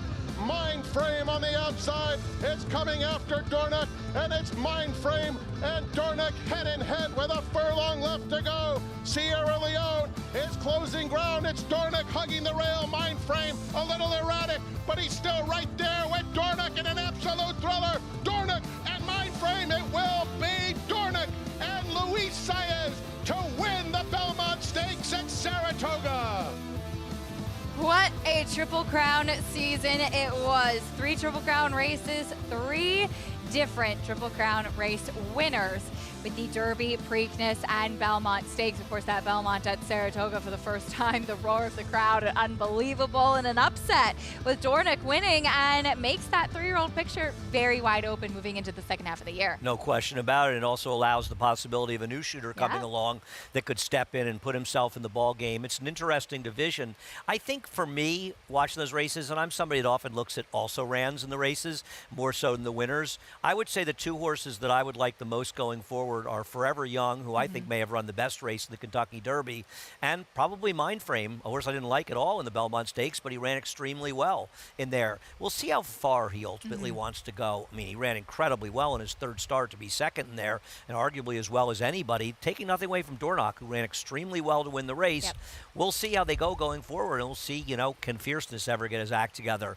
I don't have a lot of optimism he will. Will Unmatched Wisdom be able to step forward, run the curl, and win a race like that, and put his hat in the ring in the Travers? A lot of questions to be answered in a wide open but fun division. It certainly is. And talking about new shooters, we saw another one who could be moving on to the Jim Dandy now, as Batten Down just won the Ohio Derby, making him no longer eligible for the Curlin. And so now Bill Mott saying he will potentially point on to the Jim Dandy. But this is a horse that, until Resilience had worked so well, Bill was planning on running in the Belmont Stakes, and he had been training in company with Arthur's Ride, who could be a player in the older horse division. I agree. After Arthur's Ride went at 1.25 miles, I wonder if we'll see him in the Whitney in his next start.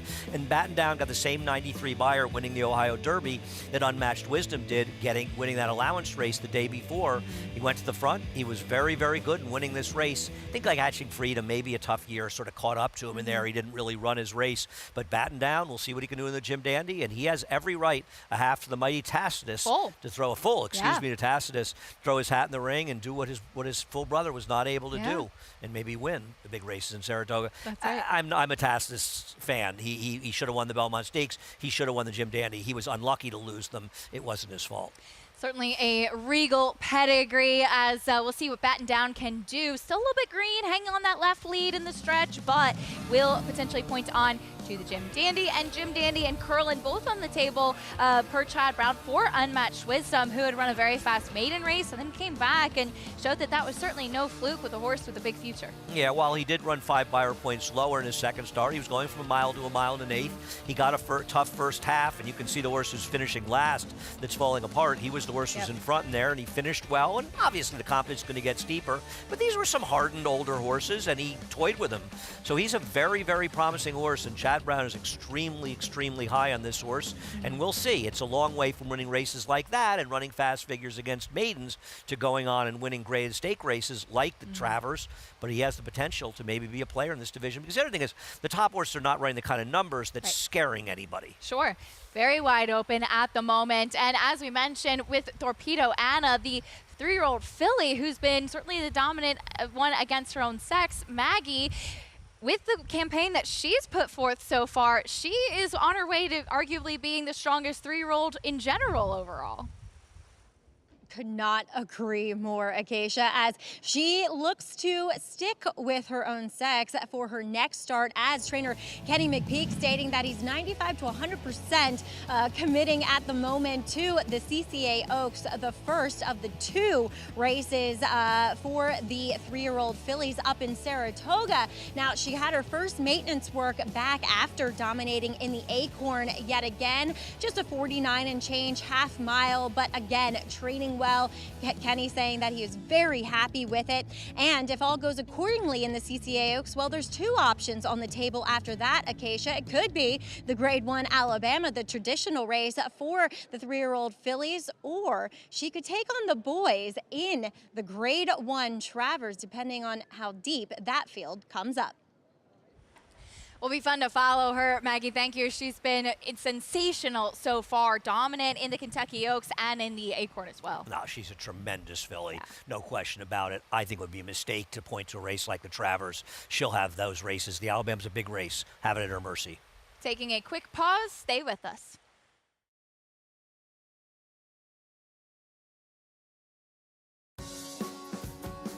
You're watching America's Day at the Races. If you're just tuning in on Bally Sports, we're glad to have you with us. You're just in time. Plenty more live racing to come. Acacia come on alongside Andy Serling, Maggie Wolfendale here with us as well. And Andy, you, Maggie, and I in the middle of discussing the 3-year-old picture, because as we're coming towards the end of June, now's the time for the second half of the year 3-year-olds to step forward, and there's a lot of good racing to come.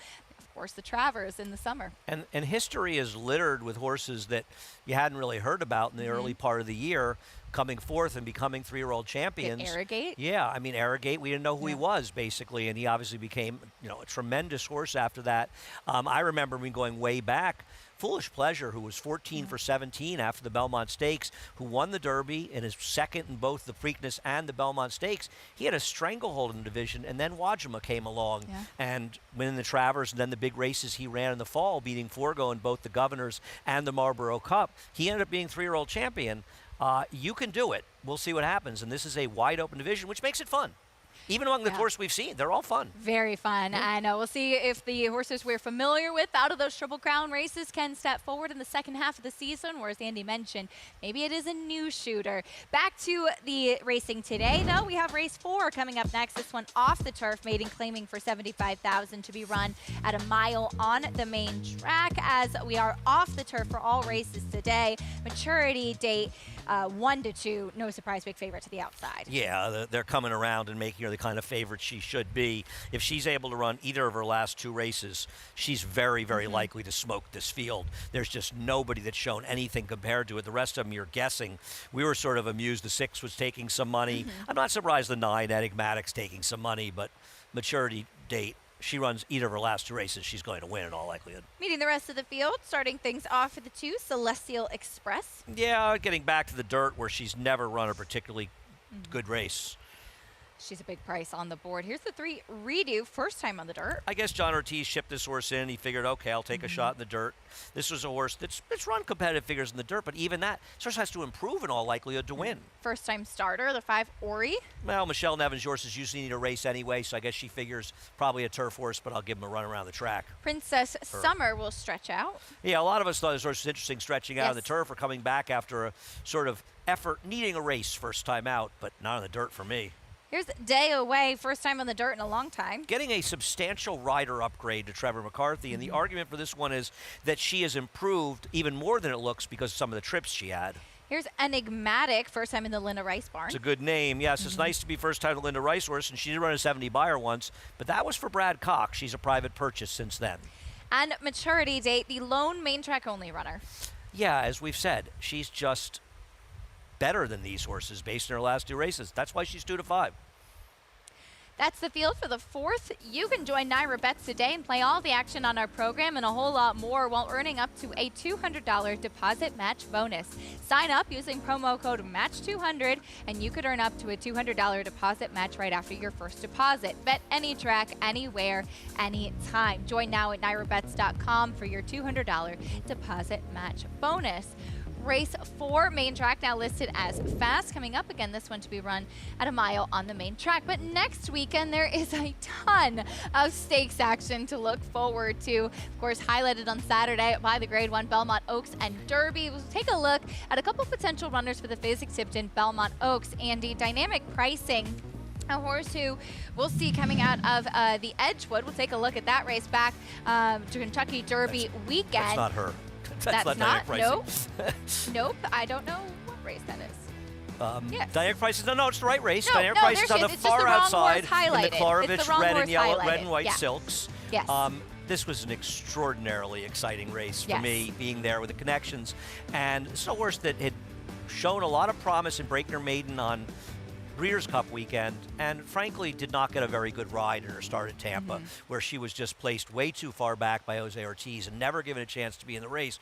Well, Irad got her into position, and she's not a speed horse, but he got position with her, and she got it done and ran a pretty fast race in doing that. She's a very nice horse. Can she be as effective or even improve on it going with more distance? We'll see what she can do. And again, yes, she was the outside runner who won that race, not the inside horse there. But potentially standing in her way is a horse that was so exciting as a 2-year-old, and she feels pretty for Cherie DeVoe. As take a look at the Hilltop for her and see what she can do now throughout her second half of her 3-year-old season. And you can't be responsible for your facing, and she was obviously facing massively overmatched horses in here, but she beat them like they were overmatched. And she did what she was supposed to do. And this is a horse that should have won the Breeders' Cup Juvenile She was Fillies. best. She was best that day.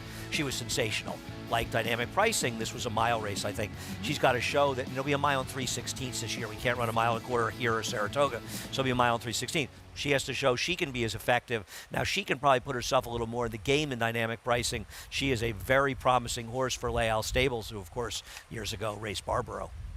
Those iconic silks as well. Good to see her back. She feels pretty, and we'll see what she has in store coming up. Always look forward to those races. Sometimes you get, as we talked about, some international flair as well in the Belmont Oaks and Derby. But I think it's been a lot of fun for us as fans of the game, too, to see some of these top quality turf horses that get some of those big days and run against some of the top European turf horses. No, we enjoy those races. They've been terrific races, no doubt about it, particularly the Belmont Oaks, Belmont Derby, and then the Saratoga ones as well. And I think when we've seen so far, and we'll see what Deterministic is able to do on Saturday, the girls are better than the boys. Yes, they are. They're faster, and they're deeper, and they're better. Yes, they are. So we'll see what happens next weekend. An important step coming up. And as Andy mentioned, Deterministic trying the turf for the first time this weekend in the Manila. But as far as this 4th race is concerned, let's check in with Maggie. Thanks, Acacia. And let's take a look here at your big favorite. That's Maturity Date. And not only does she look nearly unbeatable on paper, she looks the part on the track as well. She's such a good-looking filly every time I see her, which isn't that often, to be fair. I'm really kind of pleasantly surprised, and though I am surprised that she's still a maiden. maybe that's a knock against her. But again, against this field, she does feel as though that she should be able to get the job done, and really has done nothing wrong to deter me away from taking her at this very short 2 to 5 price. But let's take a look at Linda's other runner in here. That's number 9, Enigmatic. I was actually looking forward to seeing her on the turf again, as I thought she just ran off in her first start at the, well, what happens at Kentucky Downs stays at Kentucky Downs type of scenario. But that's not going to happen today, and I don't blame Linda for leaving her in. And she looks fine here. I wish she would have filled out a little bit. She has always been that kind of long, lean type of frame, going back to when I saw her in February at Oaklawn. She's done a little bit of that. You know, it's one of those horses that has that physical makeup of it's going to take a while to really put on that conditioning. But again, I feel like she's probably running for second today against her uncoupled stablemate. Number 8, Day Away. I thought what Andy said was interesting because she's had trips, she's run and improved since going into her current trainer's barn, and I think she looks much better as well. She's put on a bunch of weight. She's always been a little bit of a nervy type. She was a little bit warm in the paddock, but really as time progressed throughout these prelims, she's kind of cooled off and calmed down, which I love to see. She is probably more of a turf horse, to be fair. But again, there's definitely been some improvement. But she is a 0 for 10 maiden. Now moving on to the first-time starter, number 5, Ori in here from Michelle Nevin. Yes, Michelle probably wants to get a race into her, but I'll say this. This is a very fit and strong and defined looking Michelle Nevin runner. I would have been so excited to see her on the turf because I do think she is more turf meant. But I get the feeling there might be some quality with this filly. She warmed up beautifully by herself, has been really professional, and just kind of has that look of looking straight ahead down the racetrack, like, let's do this. So yes, this might not be the right surface Acacia, but look for how she runs today. There might be some ability with this filly.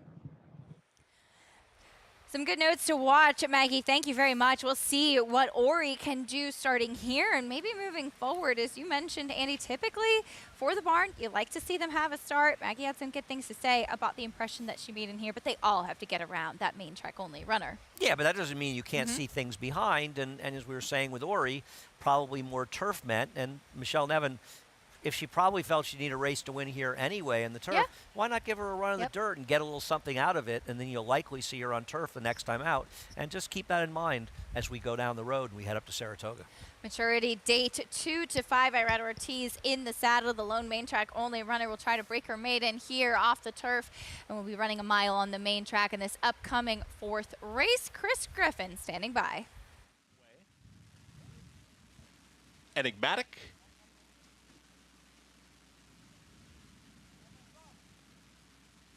And maturity date.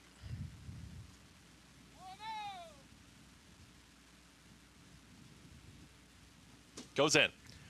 All set. And they're off. Slow start at the back end of the field. There was Ori. It's going to be the early trailer. Enigmatic has the early speed, and Enigmatic right to the front, immediately up by 2.5 widening lengths, and Enigmatic is on the engine, wants to go. He's trying to get out just a touch, but now straightens up, is clear by 2.5. Down towards the inside, Celestial Express is going to track in second. Lineup of 3 now is joining towards the outside as Day Away in the purple cap, and out wider, there's the favorite Maturity Date, and those 3 coming after the leader, Enigmatic, who works up the backstretch. Ori now makes up some ground after that awkward beginning. Is taken 5th, and behind Ori is going to be Redo and the trailer, Princess Summer. They work up the backstretch in 23.60. The opening quarter mile for Enigmatic. Enigmatic is full run right now, has a half mile left to go, is just slowing things down as best they can.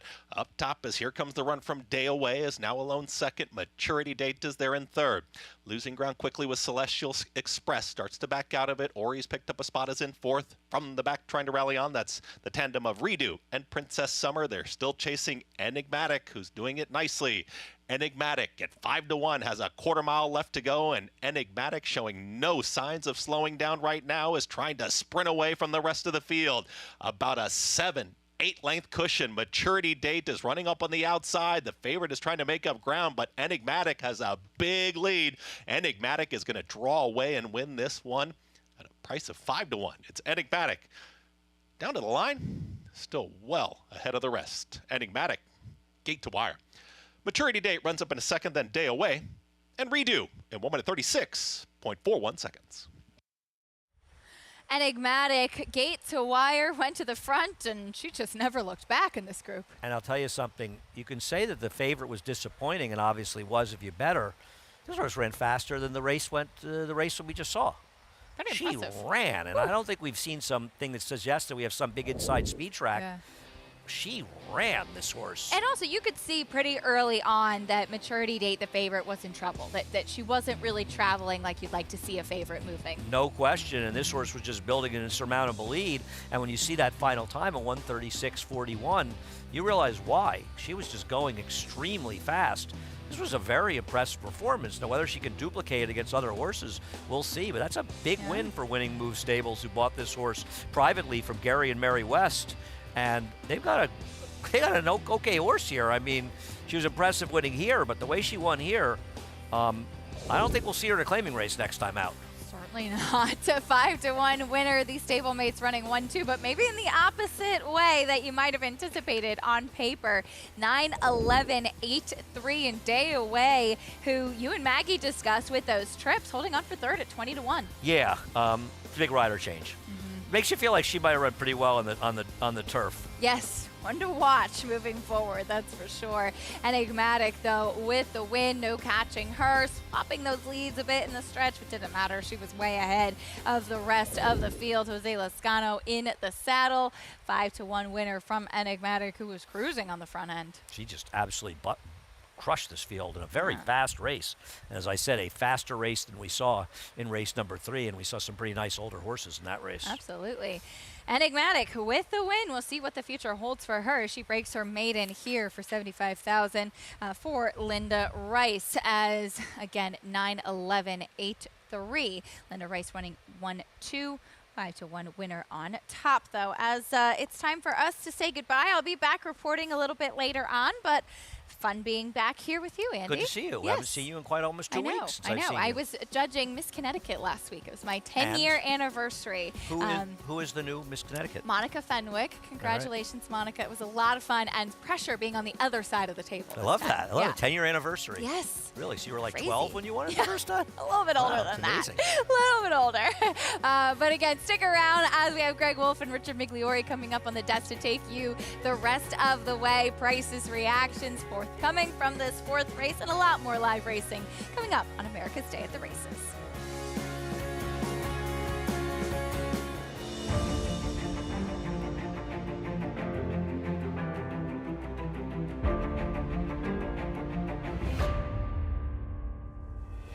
But Elite Power does it again in the Breeders' Cup Sprint.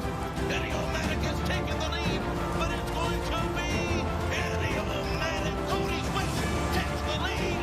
Cody's Wish, a national treasure, coming down to the line. Thank you,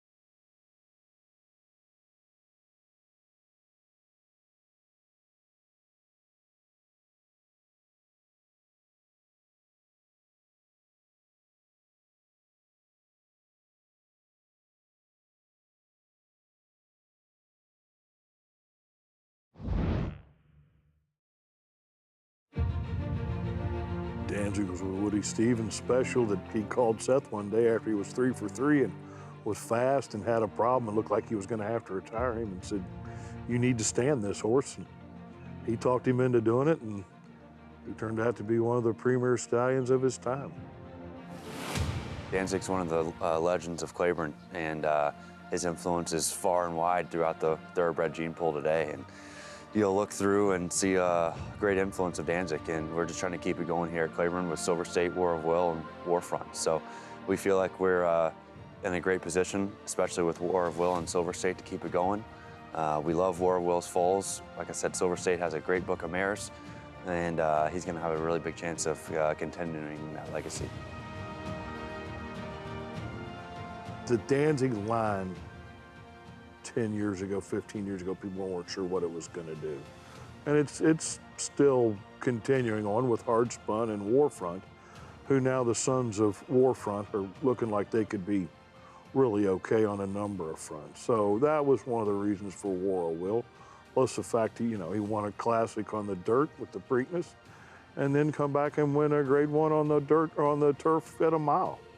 So he's a big, pretty horse. He's gotten well supported, and Mr. Barber's bred a lot of very, very nice mares to him, and the offspring are good so far.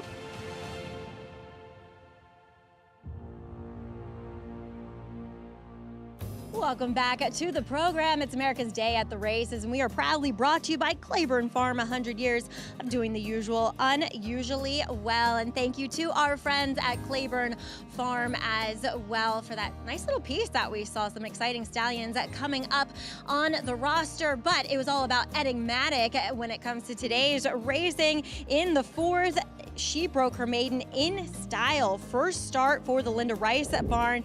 This daughter of West Coast out of the Giants Causeway mare. Surprise guest returns $12. She went off at 5-1 over her heavily favored MTO stablemate and maturity date. Had to settle for second, day away at 20-1. Was third, but she dominated, albeit on her inside lead. And of course, they're going to dominate the program as we welcome in Greg Wolf and Richard Migliori to the show. Hey guys. Hey Maggie, how you doing? Good to be with you on a beautiful Thursday afternoon as we kick off the final 8 days of coverage of this meet before we head to upstate New York, and we still have some good racing to come. We're going to get into the Lake Pick 5 coming up. Yeah, terrific card. We did have a lot of scratches off the turf. That storm ran through. I wasn't down here. I was upstate, but it was a pretty wicked storm that came through. Really was. Luckily, it was short-lived, but off the turf today as a result. We got a big race coming up this weekend and a lot of intrigue with one of the horses who's going to run in that race. It's named after the horse we're going to show you about right now. 1986 Breeders' Cup Turf, and I just was quizzing you among the group that he beat in this edition of the Breeders' Cup Turf. Just the third ever running of it. The first 2 runnings dominated by the Euros. Looked like it was going to be again with Dancing Brave in here. Not the case. No, and Manila was buried down inside. Jose Santos on his ascendancy to stardom. Had an alter course there, switched out, and just kept finding, and he beat 2 very good, actually 3 really good Euros in Theatrical, Estrapad, and Dancing Brave, an ARC winner.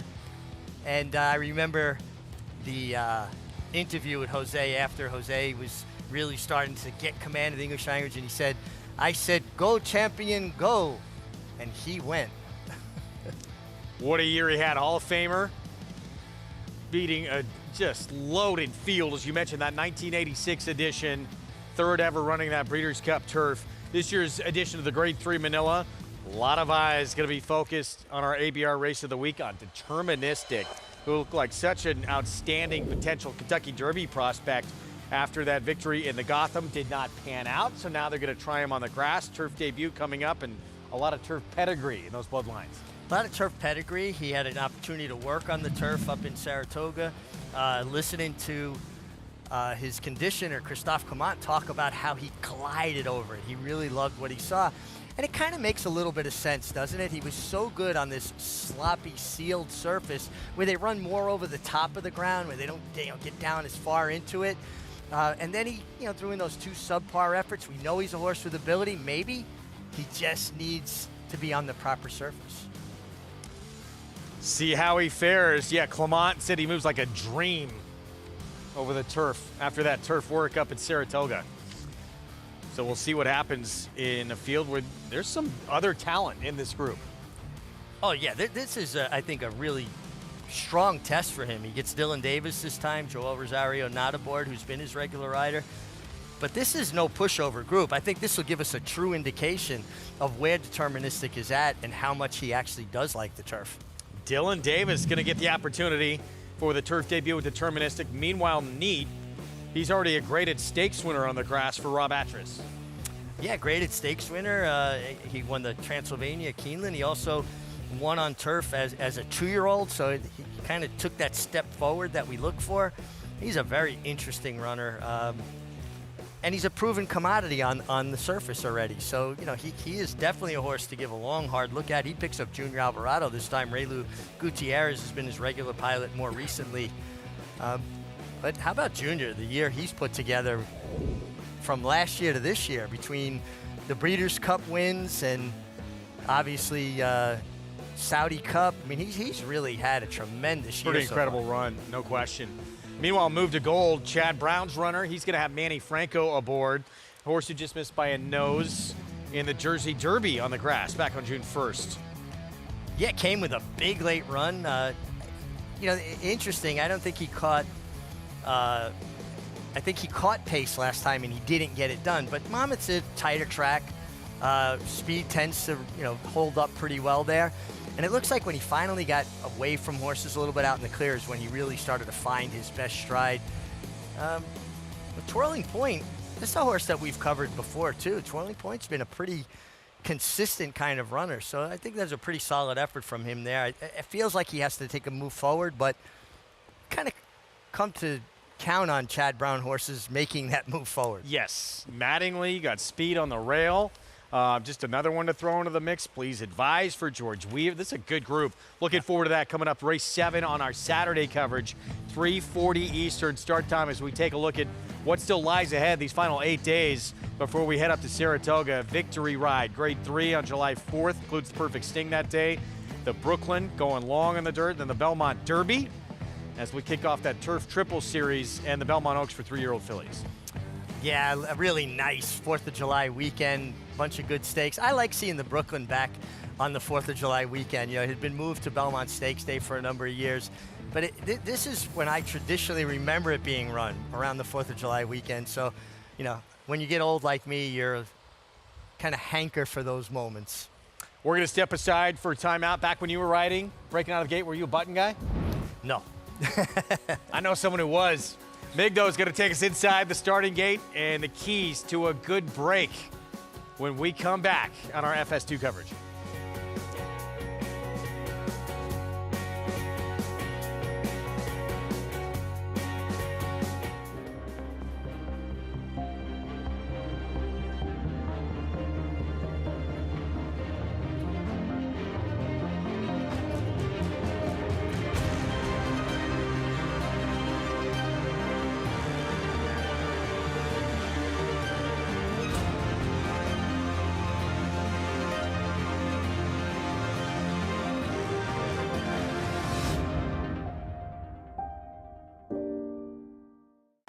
It's America's original sport, and no one covers it better than America'sBestRacing.net. From the sport to the lifestyle, the best races, horses, and destination venues, cocktails, gambling, fashion, and more. America'sBestRacing.net is a sport for you.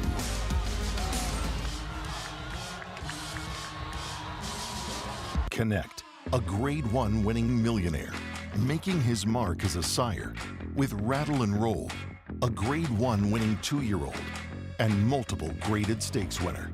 Graded stakes winning 2-year-olds, Hidden Connection, and Whitwater's Rand. Graded stakes winning 3-year-old, Implicated. Connect, a proven sire in the making. Standing at Lane's End Farm. For centuries, the bond between horse and human has been forged in trust and hands-on care. Thoroughbred racing is combining that tradition with cutting-edge technology to raise our standards even higher. New investments in wearable biometrics, advanced imaging, and AI help optimize our safety programs. That opening quarter mile was a quick one. Every day, a commitment to improving their care. So win or lose, it's safety that runs first.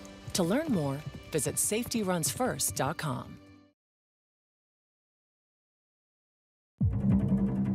The post, the barrier, the stalls, the iron monster, the starting gate. There's so many key and important times in a race where jockeys have to make quick decisions, when to move, when to sit, wait behind horses. But to me, one of the most critical times in a race is leaving the starting gate. If you don't brake cleanly, you can get shuffled back, taken out of position, and it's hard to get a horse in a good rhythm. Starts are so important. I want you to know what goes on inside the starting gate. Come on with me. What are we doing? Hey, away from the truck. All right. Yeah. Key to breaking sharp from the gate is having your horse warmed up, alert, but settled. You want them relaxed. We got a great gate crew here in New York, and they know all the horses, their habits, what to expect. Put them in the gate, get them square, looking down the track, and be ready to go. Try to get as relaxed as I can on my horse before we go in the gate. And once I get in there, I want to let him walk in and take a deep breath and make sure the gate guy get up, because I want to make sure he starts setting his feet correctly. And you know the ones that's going to sit in there and be still, but I just want to keep it as relaxed as I can going into the gate with the horse, where the horse can feel like he's going to do his job. I'm going to just stay out of his way. If you get one that cuts right to the gate, sometimes they'll balk. It's a kind of a closed space. Some horses are a little claustrophobic. Important to pick up your feet so you don't get your legs caught on the side of the gate. You could feel their energy. Sometimes you'll feel their heartbeat beating on your leg. Again, want to keep them relaxed, settled, get them square. The assistant starters are so good at getting the horse nice and balanced. Sometimes you get one that's leaning a little too far, you'll take your leg, push off the petition, get them where you want them to be. Looking down the racetrack, all four legs square on the ground. Last horse gets ready to go in, you're gonna take your half cross, take a piece of mane, one hand, other hand free in case horse breaks left or right, you can correct them, and you're gonna be leaving here in a hurry. Well, a lot of people wait on the guys to say one out to get all set and ready. You know, I'm not, you know, you can hear the guys say one out, but I'm mostly paying attention to the guy with the button. That's how I break so fast out the gate, you know. I'm a button guy, you know. Or I listen to the last door sound and the button. And after that, early position wins the race most of the time. So many moving parts that make a horse break well or break poorly. It's important to have great communication between the rider and the assistant starters, as well as the official starter, and working with the trainers to make sure that if a horse is a little bit nervous, they school them, they get them where they're relaxed around the gate. It's not always the horse that's the most keyed up that breaks the best. It's the horse that's alert and settled and balanced in the gate. Then you can leave the gate in a hurry.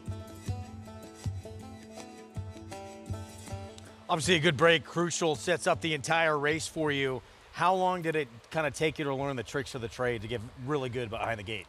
You know, I was really fortunate, Greg, because as a kid I worked at Par Meadows, the quarter horse track. I worked for Dennis and Julia Brida, and I had broken quarter horses before I ever broke thoroughbreds when I got to Belmont Park.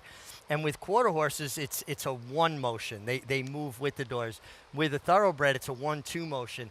Doors open, they kind of drop and kick out. So it's quite a bit faster with a quarter horse as opposed to a thoroughbred. And then it's just, you know, learning to do it in a big field of horses. And, you know, I was fortunate. You're riding with the best riders in the world. If you have any natural affinity for this, riding with the best riders, you're going to learn. Those good habits, those good things they do are going to rub off. We're going to get back into live action Late Pick 5 coming up here in this fifth race. $16,000 claiming race, all for sale for that price. Non-winners of 2 lifetime. And the other guy you heard in that piece, Kendrick Carmouche, putting together a nice Thursday afternoon here already. Kendrick's such a hard rider. Won a race earlier today by a nose, and just you can't finish any stronger or any better. And he is a position rider. He believes in position, and he gets his position going forward. This race coming up, Book of Wisdom at 9-5. Wow, 1 for 10 lifetime. Took 10 starts for this filly to Breaker Maiden, doing so against State Bred Maiden 30. in slowish time. Tells you a little bit about this race. Public a little confused where to go, although it's a good place to settle on, Linda Rice Barn. Let's go downstairs to Maggie Wolfendale for more. They're also confused about which horse wears what tack here in the paddock, as we'll have a bit of a delay. Unfortunately, the 3 horse in here, that is Dashing Della, and the 4, Love Like Crazy, have their tacks mixed up. So therefore, the jocks now have to take the tack back, go back in the room, check with their respective tacks, and get the correct saddles on the correct horses. So Greg will be down here for a few more minutes. All right, so they get all sorted out. Happens very, very rarely as you take a look there at Javier Castellano. It does happen rarely, but it's imperative you get it right, because if one rider weighs, let's say, 110 pounds, and he weighs out with a saddle that makes up the difference between that 110 and, like, the 3-horse carries 123, Love Like Crazy gets him at 120. Let's say Manny Franco weighs a bit more than that.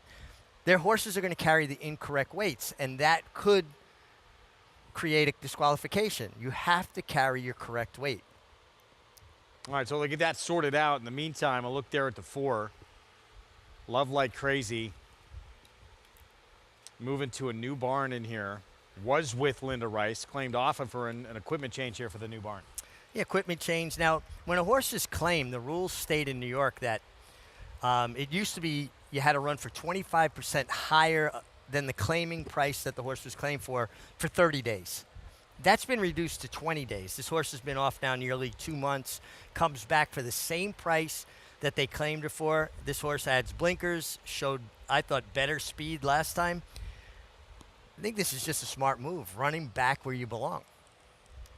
Background there, that was a horse who was favored. Probably going to go back and forth between the 3 and 5 in this spot. Book of Wisdom, Linda Rice, Jose Lezcano, and again, career start number 10. Last time out, it was this performance. Finally broke through and got that maiden win. Yeah, but it did take her a while, the 10th start, to finally break her maiden. Listen, these are strong connections. Obviously, Linda Rice, Jose Lezcano, they win at a high percentage together. There's a lot of confidence between the two. Linda is very sharp. This horse broke her maiden for 30. She's in for 16, roughly half the price she broke her maiden for. That's a pretty good rule of thumb, Greg. Horses are worth about half of what they break their maiden for if they have proven form in a claiming race. See what this one can produce in her first trip against winners. Book of Wisdom at 3-1. Let's go back down to Maggie. Yeah, Book of Wisdom definitely looks like the horse to beat in here, as well as we'll check in with some horses who are coming in off of layoffs, including number 1, Juliana's Rose, where she was eased in her last effort in which she was coming off of a similar layoff. She, again, doesn't look quite as fit as she needs to be. And on top of that, I feel like she is a horse that's a little bit more effective going longer. So right there, the fact that they come back going shorter kind of hints that there might be an issue that's prohibiting her from going those longer distances now. She's not taking much money, so I don't want to be too harsh. Oh, she did drop. Wow, since last time I checked the board. She just still looks as though she needs a race to get totally fit in here. Very healthy, well turned out from that perspective. But again, just wish she looked tighter as number 3, Dashing Della, coming off of a exact same layoff out of the same exact race. She takes the blinkers off here for Marcelo Arenas. She is fairly fit in here. She's one, though, that I do want to watch warm up and see how she's moving. She's also involved with the mixed up saddles, so both of these fillies handling it fairly well, as we'll check back in with number 4, Love Like Crazy. She was pretty keen prior to this hold up in the paddock. She's behaving well, but again, she is aggressive in her demeanor as she'll put the blinkers on for Yvonne Belsour off the claim here, and that race dominated on the front end, in which she broke okay, then she couldn't keep pace, and then when Lane Lizzie was trying to encourage her just to keep contact with the field, then she tried to run off behind horses. So I feel like those blinkers on, it's gonna sustain that run. Hopefully she breaks well here. She's maintains that forward position here with Manny Franco aboard, and she could be effective in this spot. I like what I'm seeing from her. I like the 6.5, and I think with those cheater blinkers on, so just a shortcut blinker today, Greg, she could be more in the mix early, which I think will help her chances. All right, Maggie, thank you. There is a look at Love Like Crazy, and that man right there is going to ride Manny Franco. It's in pole position right now with 8 days remaining, but he's got someone hot on his heels, capable of running him down in Irad Ortiz Jr. Irad Ortiz wins races in bunches. I don't think you could ever feel safe with Irad looming. Manny's been riding so well. Irad riding well. Flavian, Jose. Just a really strong jockey colony here. And two leaders, Manny Franco, Irad Ortiz Jr., graduates of the jockey school in Puerto Rico. They do a tremendous job turning out riders there. We've seen the progression of the influx of so many good riders here. Notably recently, Flavia Pratt coming here, making this the best jockey colony. Certainly Saratoga too in the summer, the best there is, hands down. But Manny really, sort of like he is quietly, has gotten better and better as well over the last few years. He's a tremendous talent. I agree with you. He continues to improve. He's in that upper echelon of riders now. He's winning at a high percentage. His agent, John Paddock, has done a tremendous job for him. And Manny's a strong finisher. One of his many gifts. Every rider has strengths and weaknesses. One of Manny's many strengths is his physical strength. His just absolute physical ability. He's an athlete, and he's strong. And he's a rider that demands performances from horses. He doesn't ask. He tells them, this is what we're going to do. And again, 8-1 now. Love Like Crazy, the one he'll be on here. Blinkers going on for the new barn. Horse whose maiden win came on a wet track. There's Love Like Crazy. Muddy sealed effort back in early February. And does have an in-the-money finish at this level. Ran third back in April 20th. It's tough, right? Whoever's going to win this race, someone's going to have to take a little move forward here. And the form from everyone kind of coming in doesn't get you that excited as we take a look here at Juliana's Rose. Yeah, comes off that extended layoff since January. Has faced better. This is the lowest she's ever competed at. Jump to the 5 horse here, and here's the favorite again. So back to favoritism for Linda Rice's Book of Wisdom. I feel like this horse is probably your favorite because of the strength of the connections. And I think this horse is well placed, dropping from maiden claiming 30 to 16. Proper grammar, Jose Gomez at 14-1. I thought this horse was interesting at a big price. Comes off the turf, back to the dirt. Got dirt races that I think are good enough to be competitive here. Dylan Davis went by Lady Fortuna. Yeah, another one that feels like she's got to improve a little bit, right? Basiloquin, I thought some efforts against a little bit better make her a little interesting. And she has some speed, should be forward. Sun and Win, the outside post for Rudy Rodriguez. Yeah, get Ruben Silvera. Good to see Ruben back. He broke his collarbone earlier this year, and he's in the saddle for Rudy. Dashing Della has Javier Castellano off since January 19th. Got the right saddle and then Pilot back aboard. And there's Manny. On Love Like Crazy, again, blinkers on. Yeah, blinkers on for Love Like Crazy. Does possess some speed. Makes first start for New Connections. Post time coming up. Late Pick 5 begins here. You can play this Late Pick 5. Play with us all summer long, Saratoga and beyond, by getting signed up with Now Bets. That $200 deposit match sign-up bonus. Take advantage. New members punch in that code right there. Match 200 at sign-up to take advantage. Again, right there at NyraBets.com, and bet any track, anywhere, anytime. Well, this Pick 5, if you are playing this afternoon, obviously, if you're just tuning in, you realize we are off the turf, and basically in what would have been our feature has become a decimated race where peak popularity is going to be 2 to 5, maybe, for Chad Brown, if that. Yeah, I mean, her only rival has 2 starts on the dirt, and they left a lot to be desired. But she doesn't have as much natural speed as her rival. Maybe it would mean nothing, but usually horses that have natural speed or more natural speed than their rivals do well in these kind of situations. Don't see a lot of match races. So I know betting standpoint, it's not the best betting race in the world, but a little interesting from a fan's perspective because you don't get to see it that often. No, you don't. You know, it's something that's novel. You're gonna see something you don't normally see. I feel for Chris Griffin a little bit. 1 1/8 with 2 horses. He's gonna have a lot of time to fill there. Let's go down to Maggie. Poor Chris. Maybe he can, go back to, I should say, his Harlem Globetrotter days where he just kind of makes stuff up and, Good luck, Chris. Anyway, we'll take a look at some of the horses in here. Number 6, Proper Grammar.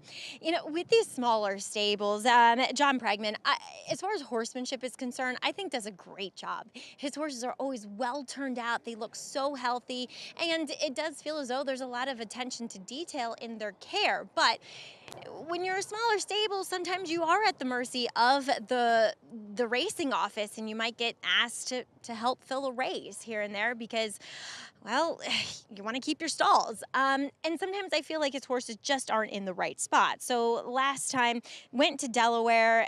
She is in the right spot here, I will say. But again, I just feel like she might be better a little bit longer. She's a big price. She looks great. And I thought if she could get back to that race at 2-back, she might be a player in here. I don't know how she's necessarily going to handle the 6.5. I wish it was a bit further for her. But like I said, 2-back, just beaten by the heavy favorite that day in Mucho Mamma Mia. Then to the outside with Rudy Rodriguez is number 9, Sun and Win. She really hasn't run a race that makes her competitive. She comes out of that Finger Lakes effort, the 9-2 for 11 down to 9, where she ran for the 10,000. I do like 6.5. She gets 2 extra furlongs to work with here.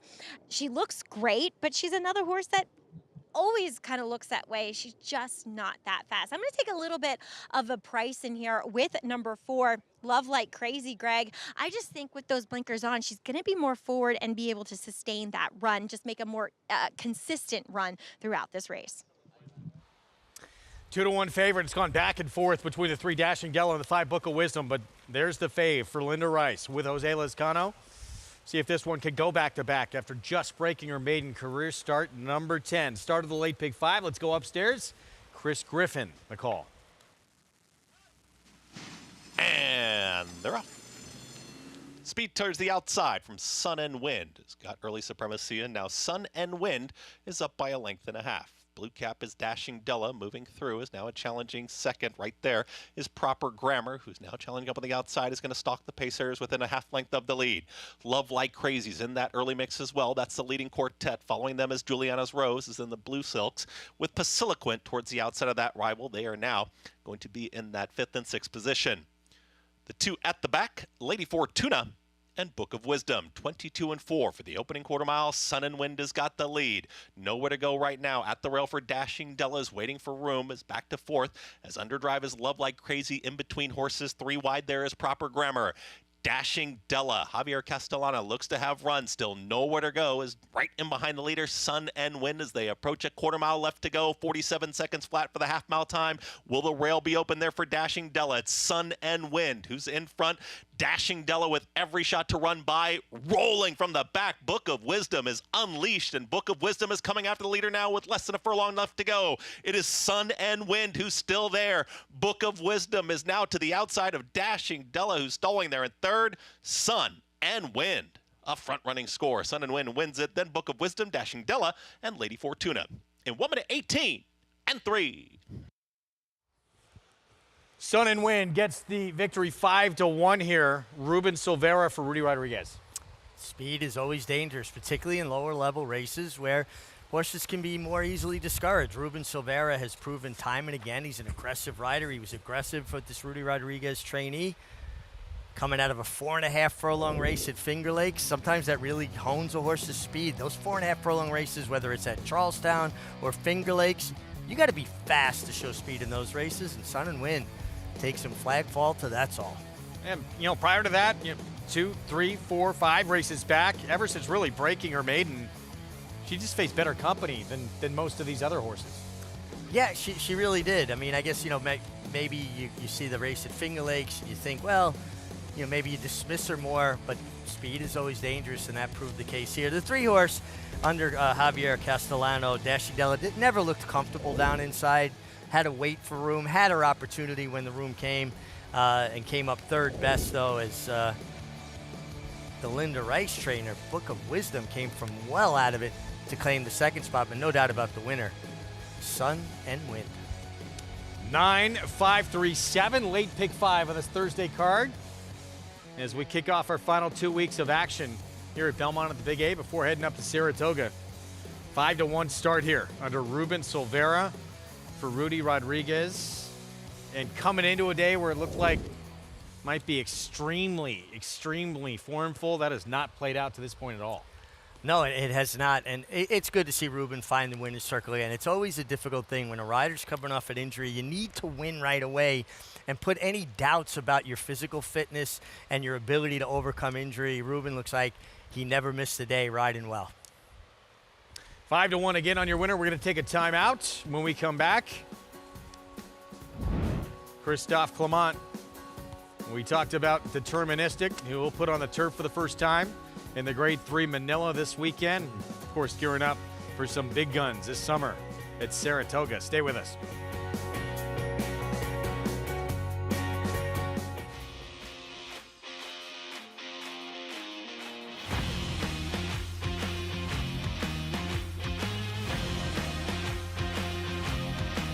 The son of Run Happy, Natala Fella, has won the hopeful.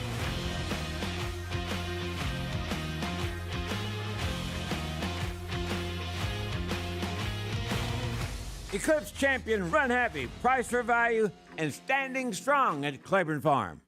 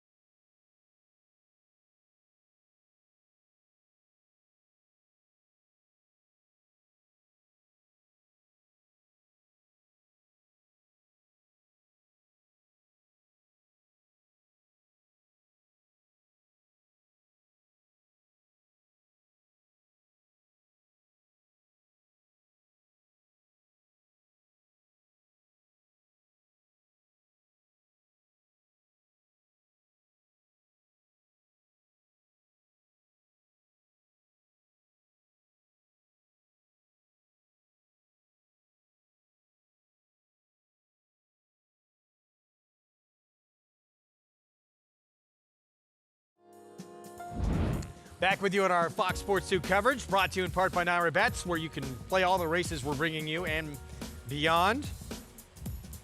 Go to NairaBets.com to get signed up and started. Late pick 5 underway, and good to see this man back after breaking his collarbone earlier this year. Ruben Silveira aboard for Rudy Rodriguez, Sun and Wind. Let's go downstairs to Maggie. I'm pleased to be joined here by Ruben, and it's always tough when jockeys get an injury. I remember somebody telling me once, it's not if, it's when.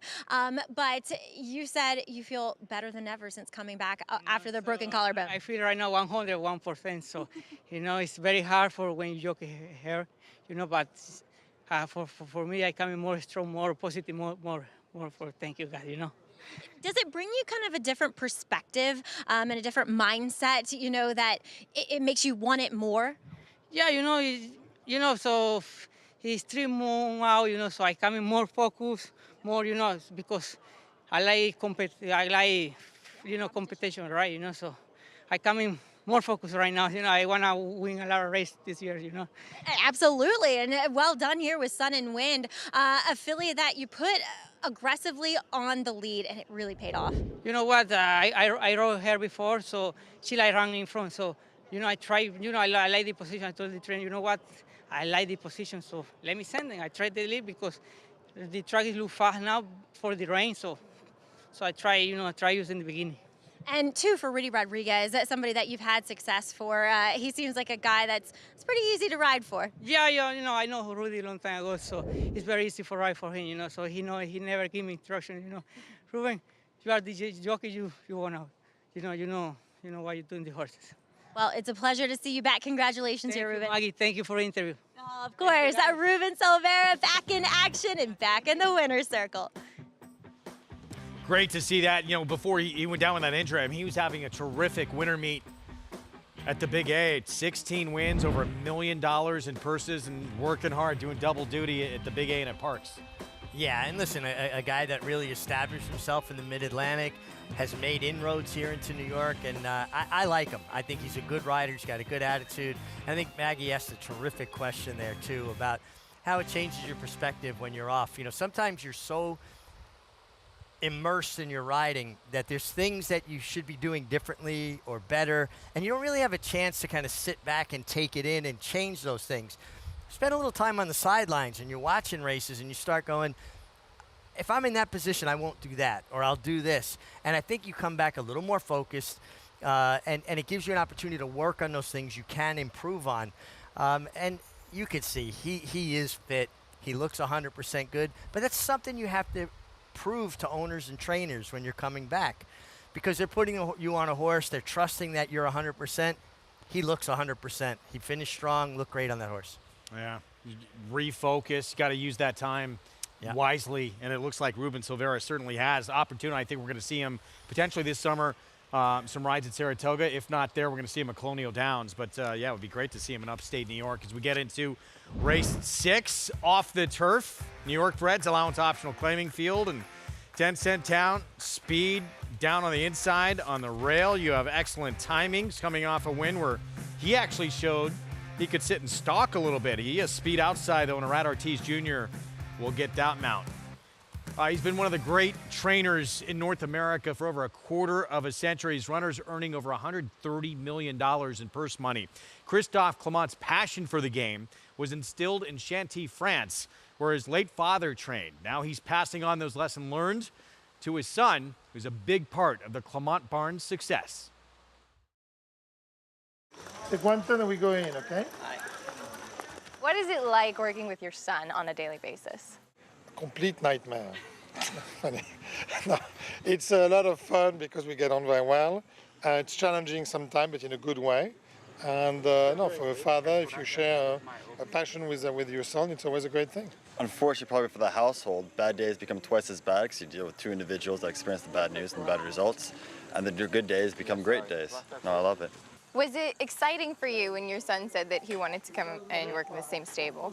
No, very much so, because I'm a lucky man. I've got a great team. So Miguel just, has added to already a really good team, and he makes it great. And it's also fun because by traveling, Miguel saw things that sometimes we didn't see. And so he can just bring something to the table, which I think is important. Explain to me your kind of divide and conquer, how you make things work between the two of you with the stable. It's very simple. I'm always right.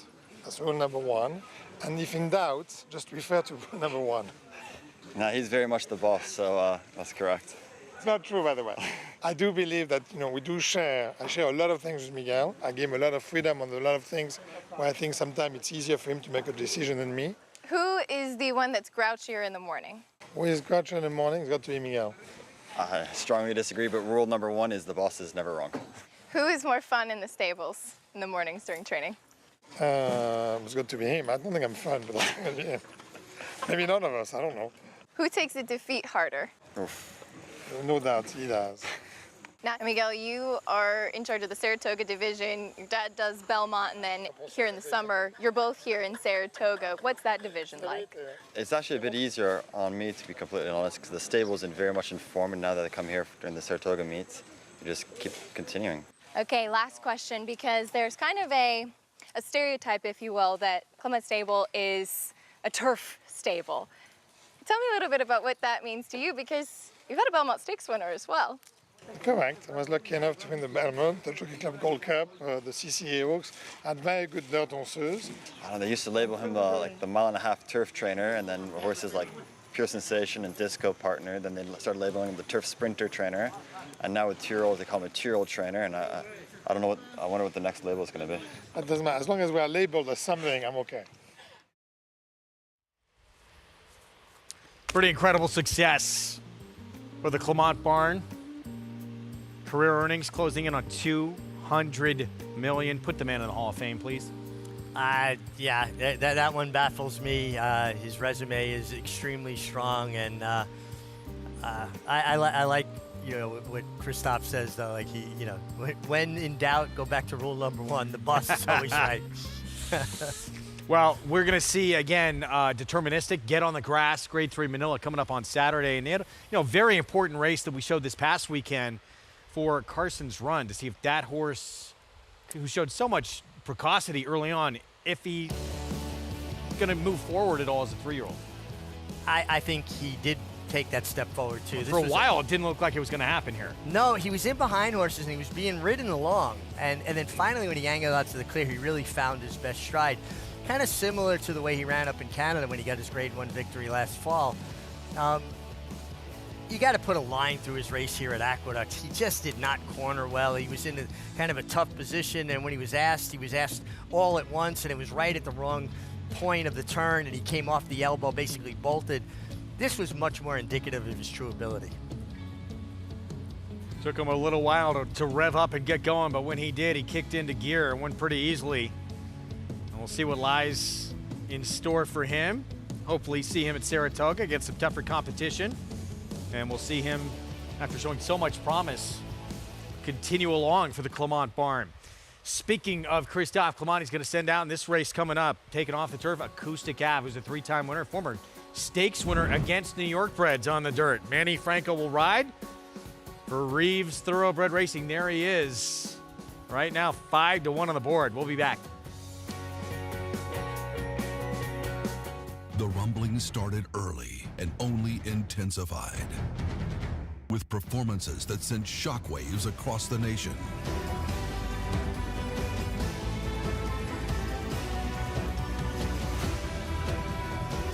At the center of it all, Epicenter is at the top of the 3-year-old class in the Run Happy Travers. Epicenter, 3-year-old champion by Not This Time. Coolmore America, home of champions. Experience the adrenaline-pumping, suspense-filled action of the Sport of Kings no matter where you are with Naira Bets. It's fast, easy, and secure. Download the app today and start winning with our lucrative weekly promotions, thrilling handicapping contests, and a one-of-a-kind VIP rewards program. Don't just watch horse racing, be a part of the action with Naira Bets.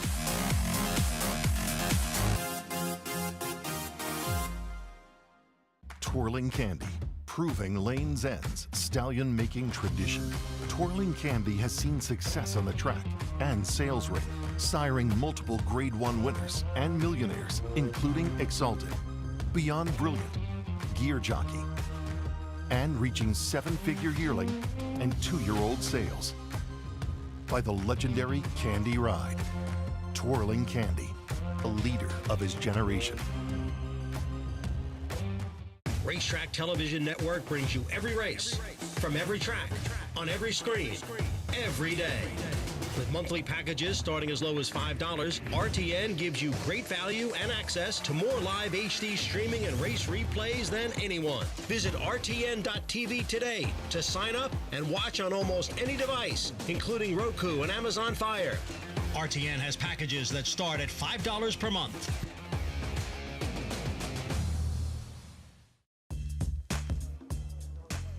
Thanks for sticking with us here on America's Day at the Races as we kick off the late pick 4 here in race number 6, as we'll take a look at the horses in the paddock for this off the turf event. We're sprinting, and we'll begin with 2 that were entered for the turf but definitely have more than enough dirt form to make them major players. And your current favorite in here is number 2. That's 10 Cent Town here for trainer Rick Dutrow. I think he looks fabulous. He looks by far the horse to beat in here, and he has that good speed too on the dirt. I was kind of intrigued to see what he would do on the turf because he did face a very nice field the lone time he tried it in the New York Stallion Series Stakes, but this is probably what Connections wanted all along, and he definitely looks the part. He's done very well under Rick's care. As we'll check in with number 5, that's Acoustic Ave. Now, his form would suggest what I'm about to say too, is that he was probably a 2-year-old, and that's as good as it got. And all of his competition and foes have caught up with him, though I've had reservations about him truly being a turf horse, so I actually like him more that this is a dirt race. Now, a horse that's drawn favorably towards the outside with a lot of speed is number 8, Fortune's Nephew, and I do like how Eliseo Ruiz does ride him. He lets him do his thing and strut his stuff, and Greg, he looks fabulous in the paddock. All right, Maggie, thank you. We hear the call to post behind us. Here comes our post parade, and we'll start with a rail runner. Deere's 10 Cent Town. It caught Maggie's eye. Speed inside. Speed inside, been in really good form. Get Joel Rosario, a tough guy to get by. Yes, he is. He always has more left on the stretch for the Dutrow barn. Here's the 5, Acoustic Ave for Christophe Clement. Yeah, he is 3 for 5 on dirt with a 2nd and a 3rd, consistent. Feels like he's got to get a little faster, though. This horse had a monster effort on the grass last time out, but both of his wins have come on dirt.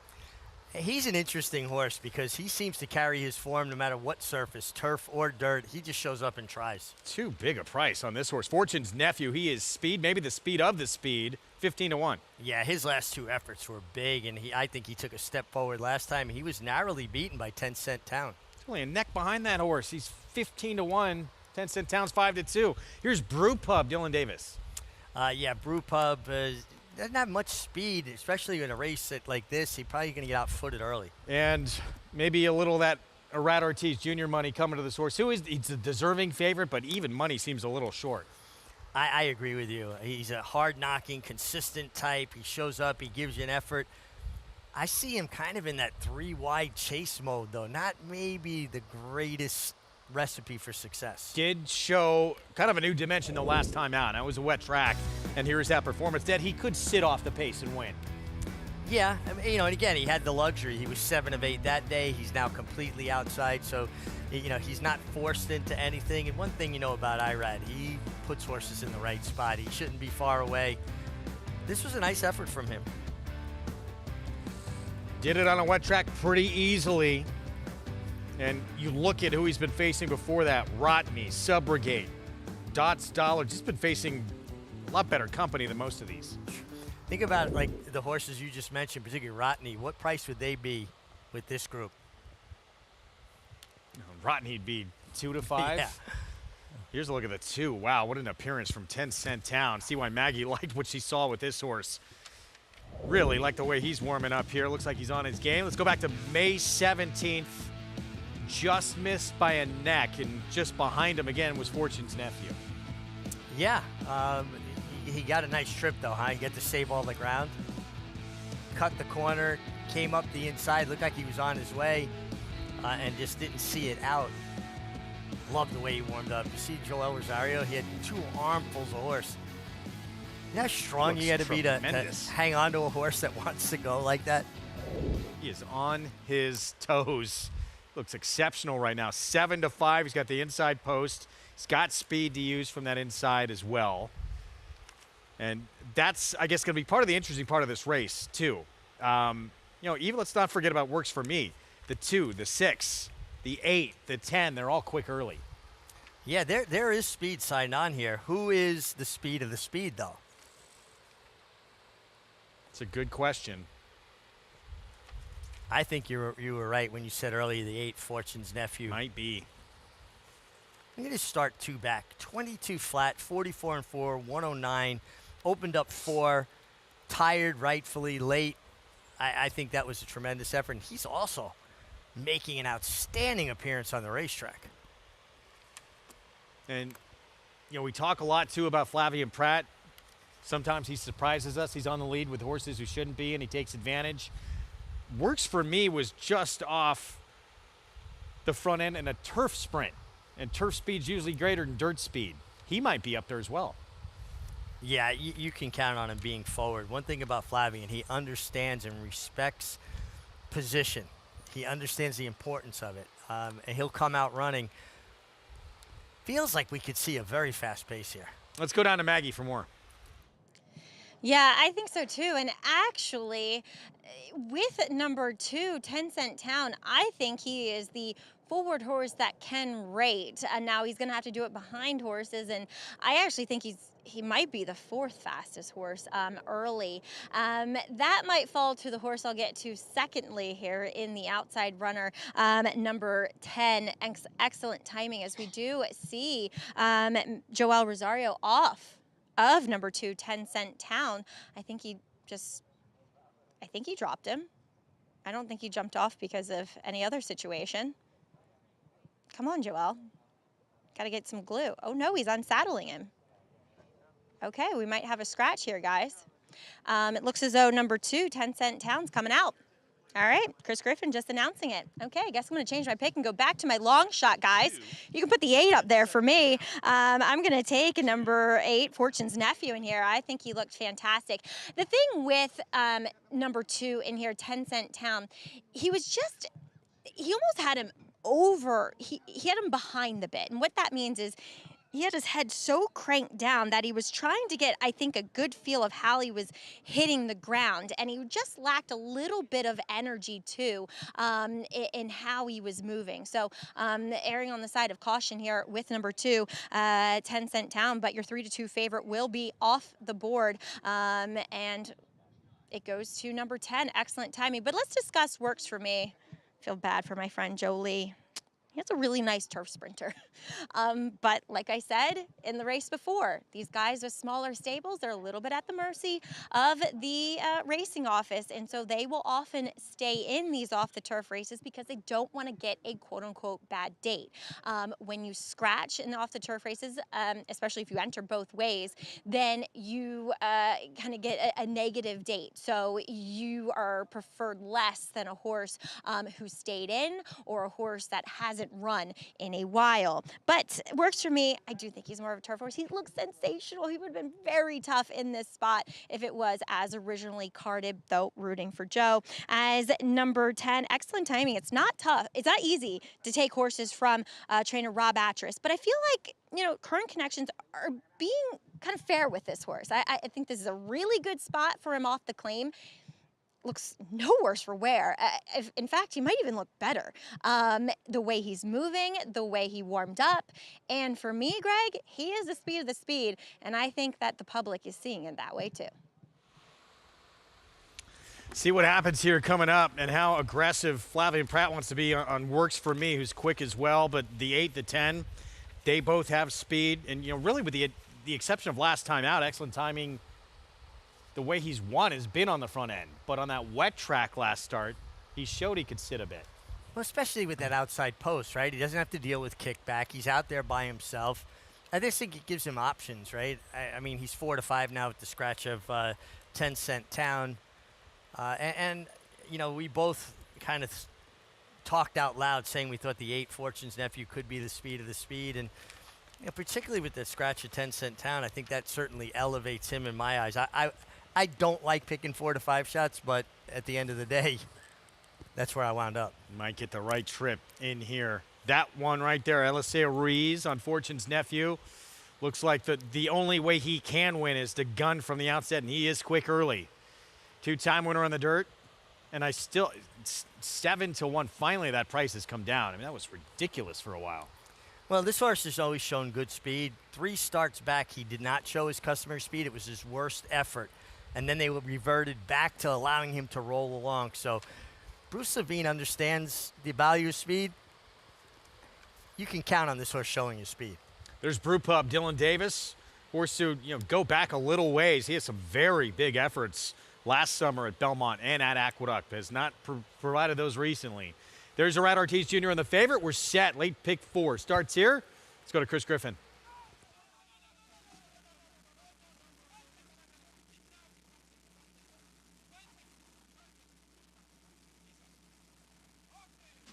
And they're off.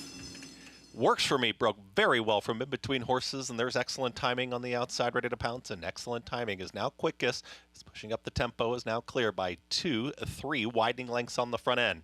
Works For Me is now content to sit in that second position. At the rail, there's Acoustic Ave, who's trying to move through, is now a challenging third with Fortune's Nephew, and the early trailer is Brew Pub as they work towards the far turn, 22 seconds flat. The favorite is in front. Excellent timing with that front end speed is now 4.5 lengths clear. Works For Me is now continuing to chase here from second. At the rail, there's Acoustic Ave. Out wider still, there's Fortune's Nephew, and the trailer continues to be Brew Pub. They've got to pick it up to catch excellent timing, and Works For Me is now within range. It's excellent timing, who's in hand at the top of the stretch, now gets the cue. Works For Me continues to chase the leader, is trying to cut into the margin, but excellent timing still holding off Works For Me. Works For Me continues to chase this leader with less than a furlong left to go, and here comes the momentum from Works For Me and Flavien Prat to push on by. Inside the final 16th, Works For Me has run right on by. It's Works For Me to get the victory. Works For Me wins it over excellent timing. Then came Acoustic Ave in 1 minute 9 and 1. His future, even though he hasn't won on turf yet, might be on grass because he's run really big on it, but showing again for the third time in his career he can get it done on the dirt. One of those rare horses that's just comfortable on either surface, a dual surface kind of horse. Although he's yet to win on turf, he's run some very, very big efforts on the turf. Got a real nice trip here. Excellent timing. Bounded out to a lengthy lead.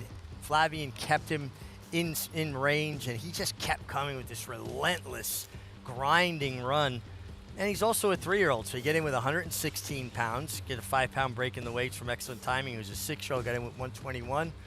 Nice effort. Congratulations to Joe Lee, his conditioner, former assistant for a long time to Kieran McLaughlin. So he came up with someone that he could learn a lot from.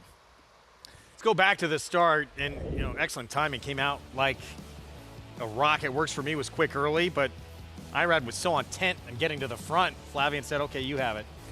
Well, interesting. It actually Works For Me broke a little bit sharper, but within a few strides, excellent timing was on his way under Irad, and he just came up second best.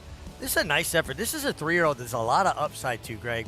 He can continue to improve. He handles dirt in situations like this when it comes off the turf, and he handles turf. I think the key to him is that he's a sprinter. They did try to stretch him out one time. He doesn't want that. He wants to sprint.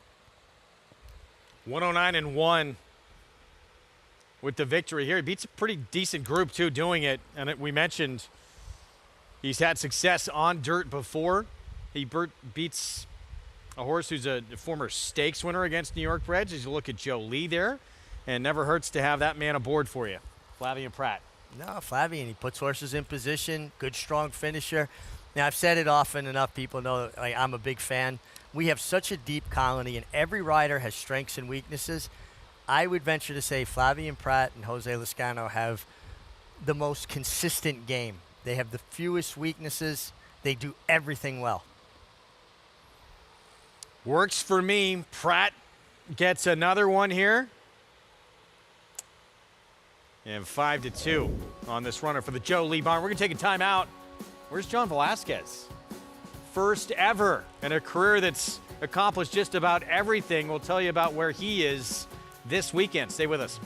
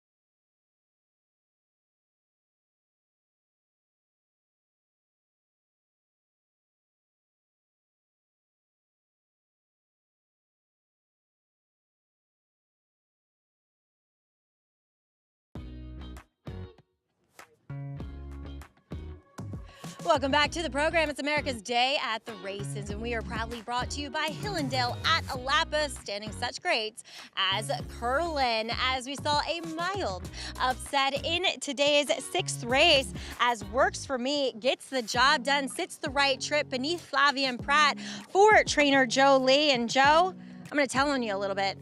You told me you didn't want to run. That's true. I've got to say I preferred to have run on the turf, but the owners, I give them all the credit to making that decision. So, but he was ready to run, and we were really happy with how he was doing.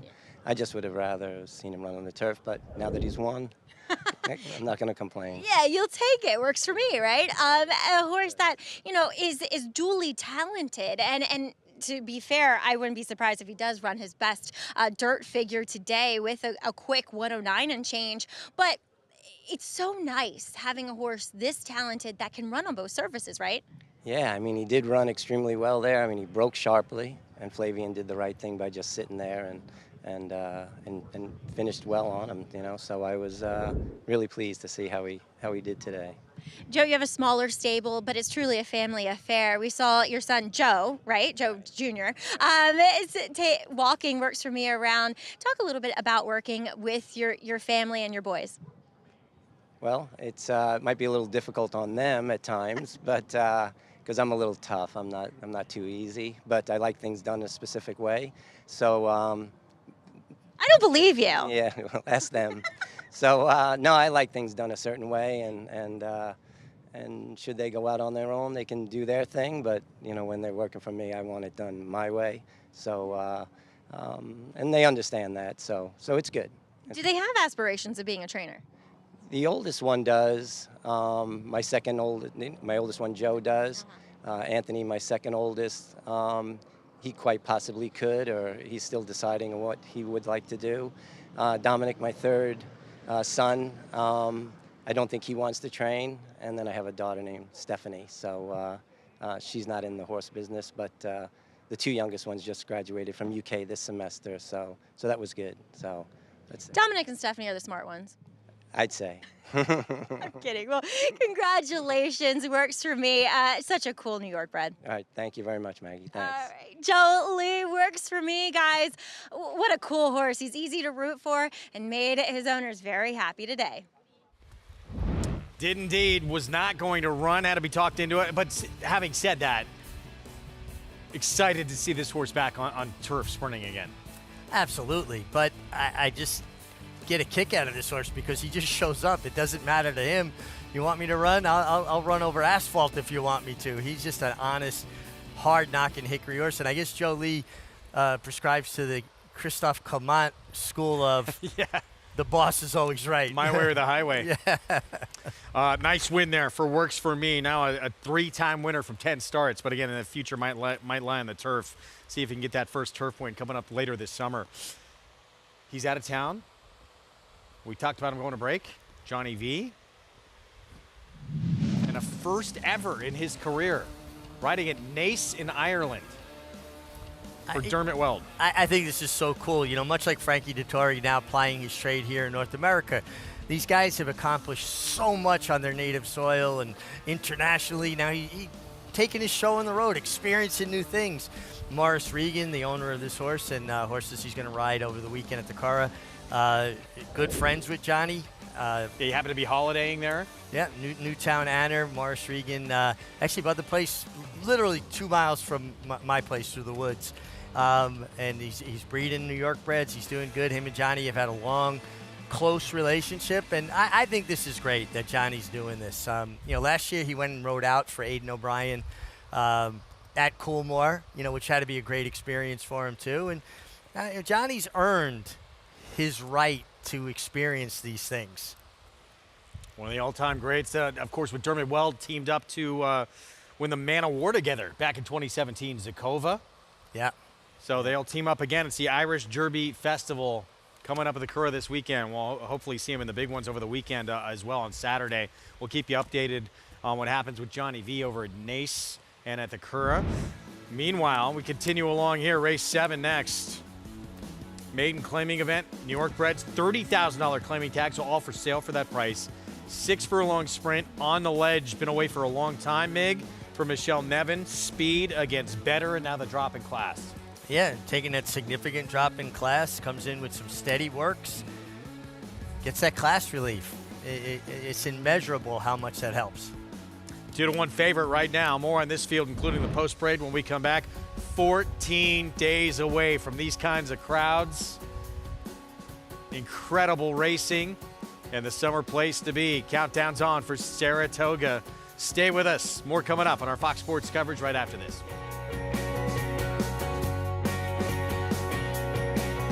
Gunrunner is the sire of 12 millionaires and 10 Grade 1 winners, including Gunpilot, Vava, Toyota Bluegrass winner Sierra Leone, Champion Echo Zulu, 2-time Grade 1 winner Cyberknight, 3-time Grade 1 winner Taba, track record setter Society, Locked, 2-time Grade 1 winner Gunite, and classic winner Early Voting.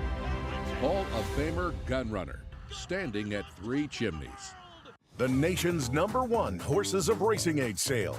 Over the last decade, this sale has produced earners of more than $88 million. Top grads include recent graded stakes winners Newgrange and Fort Washington. Grade 1 winners Atone and Stiletto Boy, and Breeders' Cup champion Wavell Avenue. Fasig-Tipton July selected Horses of Racing Age, July 8th in Lexington, Kentucky. Where will you be? Charlatan is back, and he turns it on with 1/8 of a mile to go. Express Train moves into second. Nashville dropping out of it, and then Collusion Illusion. What a spectacular return for Charlatan, who will romp in the Run Happy Malibu Stakes by 4.5 emphatic lengths.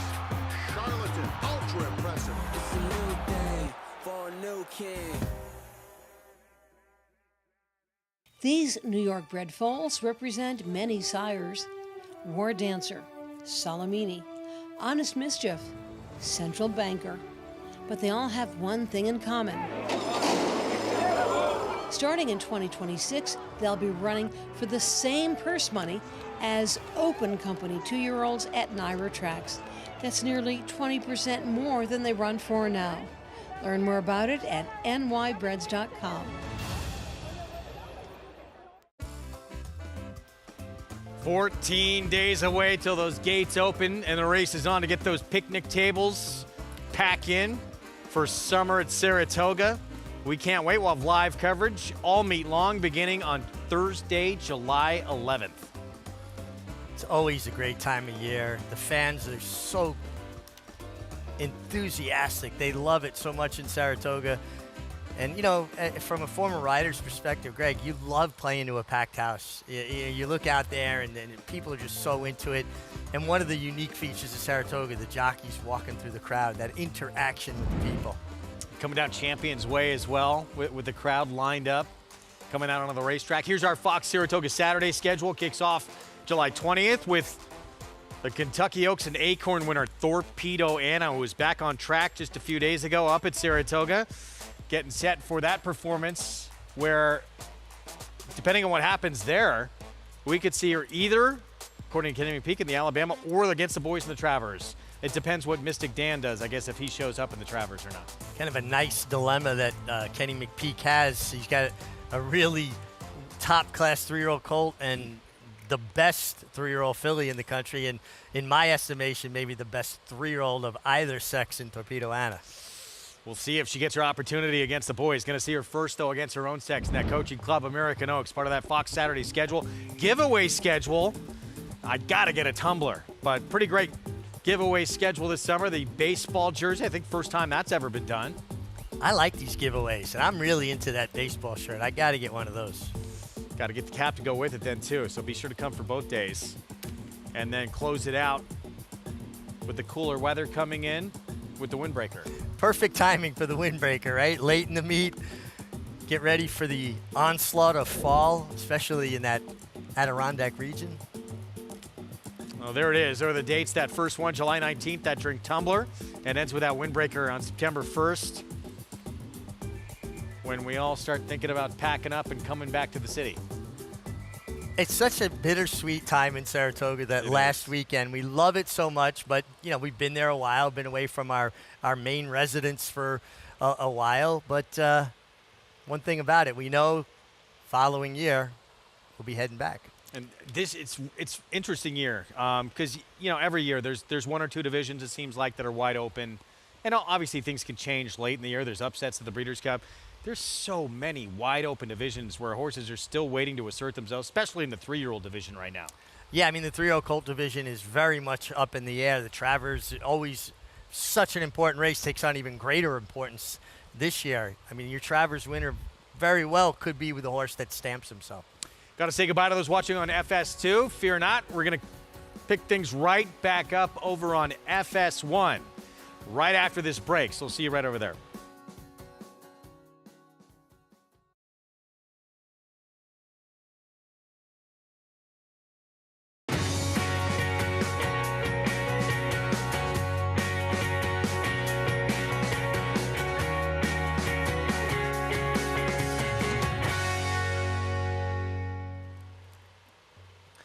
Welcome to our live coverage, America's Day at the Races on Fox Sports 1. Good to have you with us on this Thursday afternoon. Final 2 weeks of action here in South Ozone Park, New York, before we head upstate to Saratoga. Our coverage brought to you in part by America's Best Racing. For the love of the race, visit americasbestracing.net. Today, sun shining here at Belmont at the Big A as we settle in for race 7 here coming up, approaching the 10-minute mark to post. Greg Wolf alongside the man who won more races at this racetrack than anyone in the history of the sport, Richard Migliore. Good to see you, Mig, as we got 3 races still remaining on this Thursday card. Yeah, and we even got a novelty, a match race coming up in the next one, but we've got a nice field of maiden claimers here and the horse coming off a layoff. As your favorite right now on the ledge, the 2-horse at 2-1. Yeah, very quick horse who's shown that speed on the front end against a lot better company, but it's been away for a long time. See if on the ledge, with a drop in class, a little easier company, can get it done, get that first ever win today. Here's a look at what's ahead, presented by Claiborne. Races 7, 8, and 9 off the turf today. And that 8th race, expecting that to be a pretty good one. Unfortunately, coming off the grass, it has become, as Mick said, a match race now. And peak popularity for Chad Brown, main track only entrant, looks like is going to be an incredibly short price favorite in that next race coming up. You can play all the action with Naira Bets. If you've not done so already, get sign up started. That's the offer. You'll get $200 deposit match in your account and sign up when you punch in that match 200 code for new members at sign up right there at nairabets.com, and bet any track, anywhere, anytime. First of our coverage here on our FS1 Thursday afternoon is this 7th here, 6 furlongs. New York Breds, $30,000 maiden claiming race, so all for sale for that $30,000 price. Horse we were just talking about on the ledge, been off since April of last year, and first time against easier competition today. Yeah, significant drop in class. You're going from maiden allowance races, and you can go 2 back, and a horse that was the favorite in the last race before he scratched, 10 Cent Town, beat him. So he's actually faced some pretty hard-hitting, tough New York breds. And I misspoke a moment ago. I said Johnny Velasquez went to Ireland and rode out at Coolmore. Actually, Ballydoyle. That's where Aidan O'Brien trains out of. So he trains for Coolmore, but he trains out of Ballydoyle. Yeah, that for our prior coverage. Those watching over on FS2, hopefully some of you joined us here over on FS1. We're going to welcome back to the program Acacia Clement, who's downstairs in the paddock. And Greg, we'll talk about first the horse that is taking that drop in class off the big layoff in the number 2 on the ledge for Michelle Nevin. Now, admittedly, this is my first time laying eyes on him. I haven't seen him prior, but coming back now as a 4-year-old, he has also been gelded before returning here off this layoff. And just looking at him physically, he really does strike me as the type of horse that's going to need a race off the bench. There's just a lot of substance to him, kind of looking around a little bit, but overall, he does certainly stack up favorably in this group, and he has some forward position, some early speed, which certainly could help him. And last time out, when Kendra Carmouche, who was aboard that day, took a hold of him, he looked like he was raring to go. I expect him to be forward today, and he is on his toes, especially as they've gone on in the preliminaries. The number 3, Stanley Ruff, is kind of the opposite. He's a horse that's had trouble at the starts of his races, just stumbling at the break last time out. He got bumped just off a bit slow on debut, and I thought in his last race he actually ran ran pretty well, all things considered, running on for second, kind of grinding a bit, drifting a little bit in response to the crop, just a bit of greenness, but overall, incredibly fit here. I still do think he could strengthen up a bit and maybe get some more focus, but he's coming along and moving in the right directions. The number 8, Spoofy, is second off the layoff. Boss Tweed was the heavy favorite in that race and was much the best, but this is a horse I know they keep trying to get on the turf, and today I've actually entered for the dirt because he's run well. I can see he does have a little bit of a turf look to him. He has settled mentally now as he's come along, but he is still pretty hot here in the paddock, so hopefully he can keep things together, Greg, in his mind for this race. All right, Acacia, thanks. Perfect outcome. Kicks things off 31-1. Yeah, it's going to have to get faster. Tough post. Will 10th time be the charm? The favorite, the Speedster, dropping in class on the ledge. Has faced much better. Drops in class. The thing you got to worry about is the layoff, but he making a nice impression on the racetrack. Stanley Ruffy was an odds-on favorite against this level last start, and he wound up second. Yeah, just second best, too, after stumbling a bit at the break. Both of his starts, he's had a little bit of a tough time at the break. Lane Luzzy for Gina Julio on Lasix for the first time of the 4. Yeah, Lasix for the first time. Kind of an interesting move here. This horse has run well. That could make him take a step forward. This one's a little interesting. Wisecracker drops in class for Linda Rice. Yeah, and turns back in distance. Actually flashed a little better speed sprinting first time.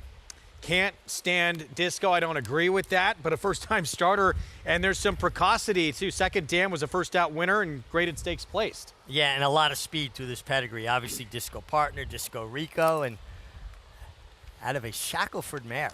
There's Spoofy, Javier Castellano. Yeah, his run okay. Certainly wouldn't be a shock here. Chocolate, please. Cash or chocolate? I'll take the cash. Not a huge sweets fan, but not taking a lot of money, a first-time starter. Bruce Brown does good work. Very stormy. Another first-time starter for David Duggan next door. Yeah, another one not taking a lot of money. Dave Duggan had a terrific win. Can't Hurry Love over last weekend. And you Butte, who has had a couple of opportunities, and this will be the lowest level run at yet. Another horse that flashes speed. This is another horse that hails from the Michelle Nevin barn, just like on the ledge. Doubt you're going to see these two hook up head-and-head. That's one thing usually trainers talk to their riders about in the paddock. Give your horses best chance, but don't hurt each other's chances. Yeah, and this horse just seems quicker, too. That speed has been shown against better competition, coming in fresh as well. Usually a little more amped up. Oh, absolutely. Horses coming off a layup, they carry a little bit more nervous energy. They get out there, they want to get it going, and making a nice impression here. Now I wonder, will Kendrick be looking for the button guy? We had Mig's piece, for those who were watching over on FS2 earlier, talked about getting out of the starting gate, and he listens for that button guy for when he should break. This horse, though, has just faced a lot better. He's faced Radio Red, who's a 3-time winner. He's, hit the Beyer speed figure, scaled 90 or better a few times. He faced 10 Cent Town, who's a 4-time winner. Just superior competition. He's faced much better. The only thing I will say, his worst effort was his first effort. Now, was that just, part of being green, or just from a fitness standpoint needed that run to get to where he needed to be? I think he's formidable here, but that's the big question. 3-2 favoritism. Kenner Carmouche already with a win on today's card when he ran down a pace setter who still looks like a very talented 3-year-old for the Tom Morley barn, Donegal Momentum, who just barely got beat. It's a big step up in class for that horse, Donegal Momentum. Go from a 6-furlong race against maidens to a mile race against winners. It's one of the toughest jumps a horse is going to take. That was surface to air that beat him. Kendrick actually, have that right? Was he on? No, actually, that was Jose Gomez won that one. He won a race by a nose. I think it was the third race. Yeah, right after that. Yeah. Here's the 8 at 5-1. Spoofy, Charlie Baker, Javier Castellano. And this horse, this will be the lowest level this one's run at as well.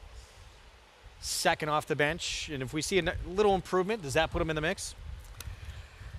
I feel like he's going to have to, more than a little improvement, honestly. And the fact that he was entered 3 times in a row, he ran once on turf, and then he was in 2 off the turfers.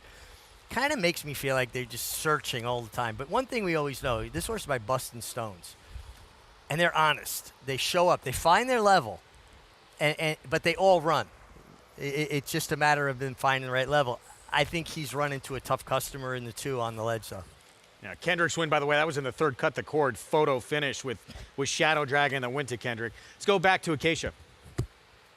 And we'll take a look at the number 5, Wisecracker, who has been the favorite in all 3 of his starts so far. And I guess the big thing is that if you like him, today might be the day for it, because he's 8-1 on the board after taking so much money early in his career. But he's cutting back in distance, and physically, he looks more like a horse that would want to go a mile or a little bit longer. So I can certainly understand Linda Rice's thought process and why he's been running those further distances. Now, he's only ever sprinted against significantly tougher New York-bred maiden special weight company at Saratoga last year as a 2-year-old. So maybe this is just going to be the spot for him to kind of go back to basics.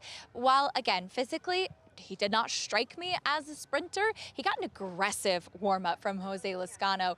Really took him away from the pony, gave him a big gallop out there. He looks great just from an overall turned-out perspective. I just do wonder what really is his best distance, and is he going to show up today, the 2nd time, running for a claiming tag? Now, there's a couple first-time starters in here, and they're all big prices. The one that was the most fit and the most professional in the preliminaries was the number 9, Cash or Chocolate. This is a horse who does debut with short cut blinkers on, but debuting for the $30,000 tag in here, and a horse that the dam was a decent sprinter, and the 2nd dam was actually a pretty good dirt sprinter, a multiple stakes winner as well. Looked very well turned out for Bruce Brown, and just again comparing to the other first-time starters, the most developed, the most fit, and the most clued in as to what's going on. The other firster to his outside, for instance, Very Stormy, very green, and Can't Stand Disco, the 6th, very much looking like he's going to need a race from fitness perspective. So at 25-1, maybe just if you're intrigued with firsters, Cash or Chocolate could make a little bit of noise in here, Greg.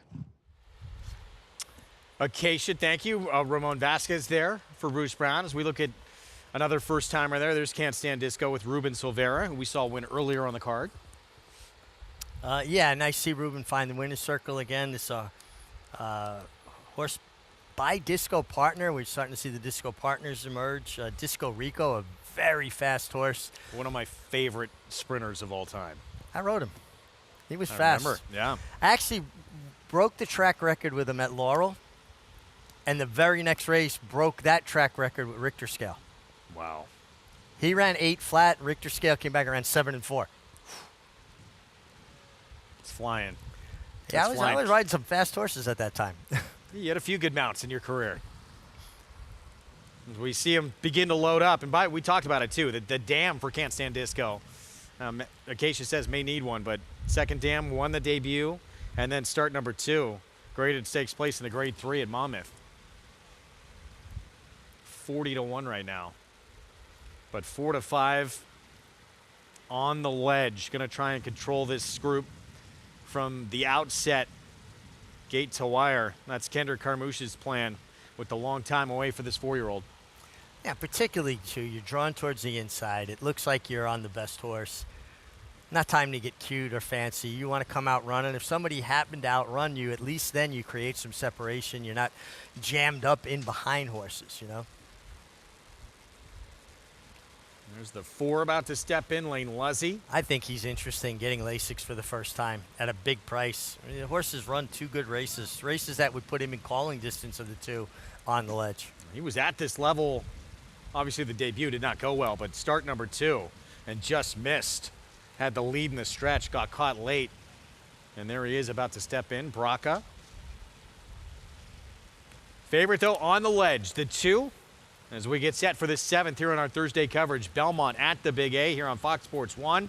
Let's go to Chris Griffin for the call. There's Braca who goes in.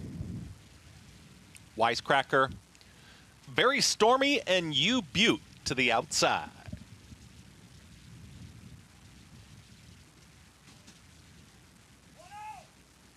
U Butte.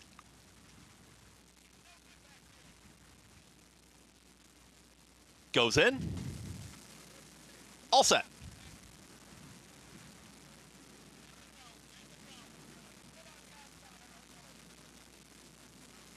Some movement towards the outside.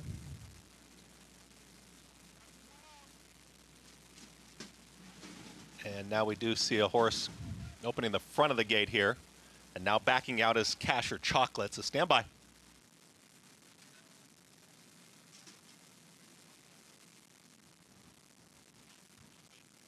Casher Chocolate going right back in.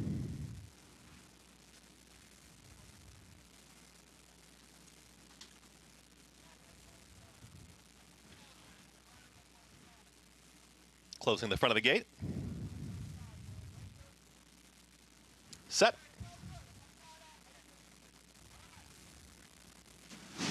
And they're off. Casher Chocolate broke slowly. Same can be said for Can't Stand Disco, but is right at the back of the group. On the ledge, right out towards the front in the purple cap, but a host of pursuers. They are 5 across the racetrack. Braca's joining them 2 wide. 3 wide, that's Spoofy. 4 wide is going to be very stormy, and U Butte is looking to tuck in. Doesn't want to be 5 wide up the backstretch as they move towards that far turn. At the rail, that's Perfect Outcome, who's now in the 6th position with less than 4 furlongs to go. They're followed by Wisecracker. It's a very strung out field as they are about 20 lengths from front to last. Towards the back end of the field comes Can't Stand Disco. Second to last is a shoved along Stanley Ruff, is just not making up ground right now. And Casher Chocolate far, far back. 22.55 for the opening quarter mile. The favorite is in front. On the Ledge is still up by a half length. It's On the Ledge who brings them to the top of the stretch and is trying to kick away from this very strung out field. Braca continues to give chase, but is now losing that battle as still opening up. It's On the Ledge. On the Ledge is doing it very easily. Not much running from back end of the field. On the Ledge is going to run like a 4 to 5 shot should and win this one easily. Braca is trying to hold on for second. Late run here, very stormy, and also Wisecracker, but On the Ledge much the best. On the Ledge wins it. That was Braca holding on for second. Very stormy, and Wisecracker in 1 minute 10.51 seconds. On the Ledge, off the bench, gets to the front and never looks back. And Kendrick Carmouche, an easy victory here for Michelle Nevin. Real solid effort here off the bench. Great job by Michelle Nevin to have this horse ready. Shook off Braca, who was game to hold on for second under Lane Luzzy. But On the Ledge, one wrapped up. You know, you see Kendrick set him down, ask him for his best, creates that separation coming to the 8th pole. When he took a peek around, he was like, oh, this is over. Let me just kind of save a little something. He takes him in hand. You're going to see he's just going to kind of gallop him through the last 16th of a mile. Nice effort on the Ledge. Drop in class certainly made a huge difference for a horse that possesses a lot of natural speed. 4 to 5 favor, the win 2 win Thursday for Kendrick Carmouche.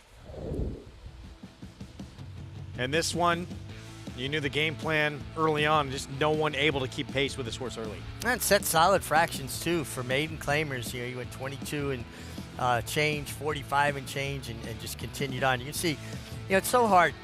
Greg, when you're in front, right, you don't have a rear view mirror. So you've been showing speed, you ask your horse, and then when you realize, you take a peek around, you go, oh, wow, I got 5-6 lengths on this field, then you wrap up. But, you know, anybody who knocks a rider for setting him down when you're in front, it's like you're the hunted one. Everybody else got eyes on you. You don't have eyes on them. It's got to be a lonely feeling. It's a good lonely feeling when you know you got it wrapped up. 2-4, 10-5, 4 to 5 on your favorite On the Ledge. Successful comeback. We'll see if this horse got taken or not for that $30,000 in for that claim, or if he'll be going back to the Michelle Nevin barn again. Again, 2 wins on this Thursday card for Kendrick and a formful 7th here in 1:10-2 for the 6 furlongs. We're going to take a timeout. Second, just missed in the Derby. Third, coming back in the Belmont on a track that might have compromised his running style just a bit. What's next for Chad Brown's Sierra Leone?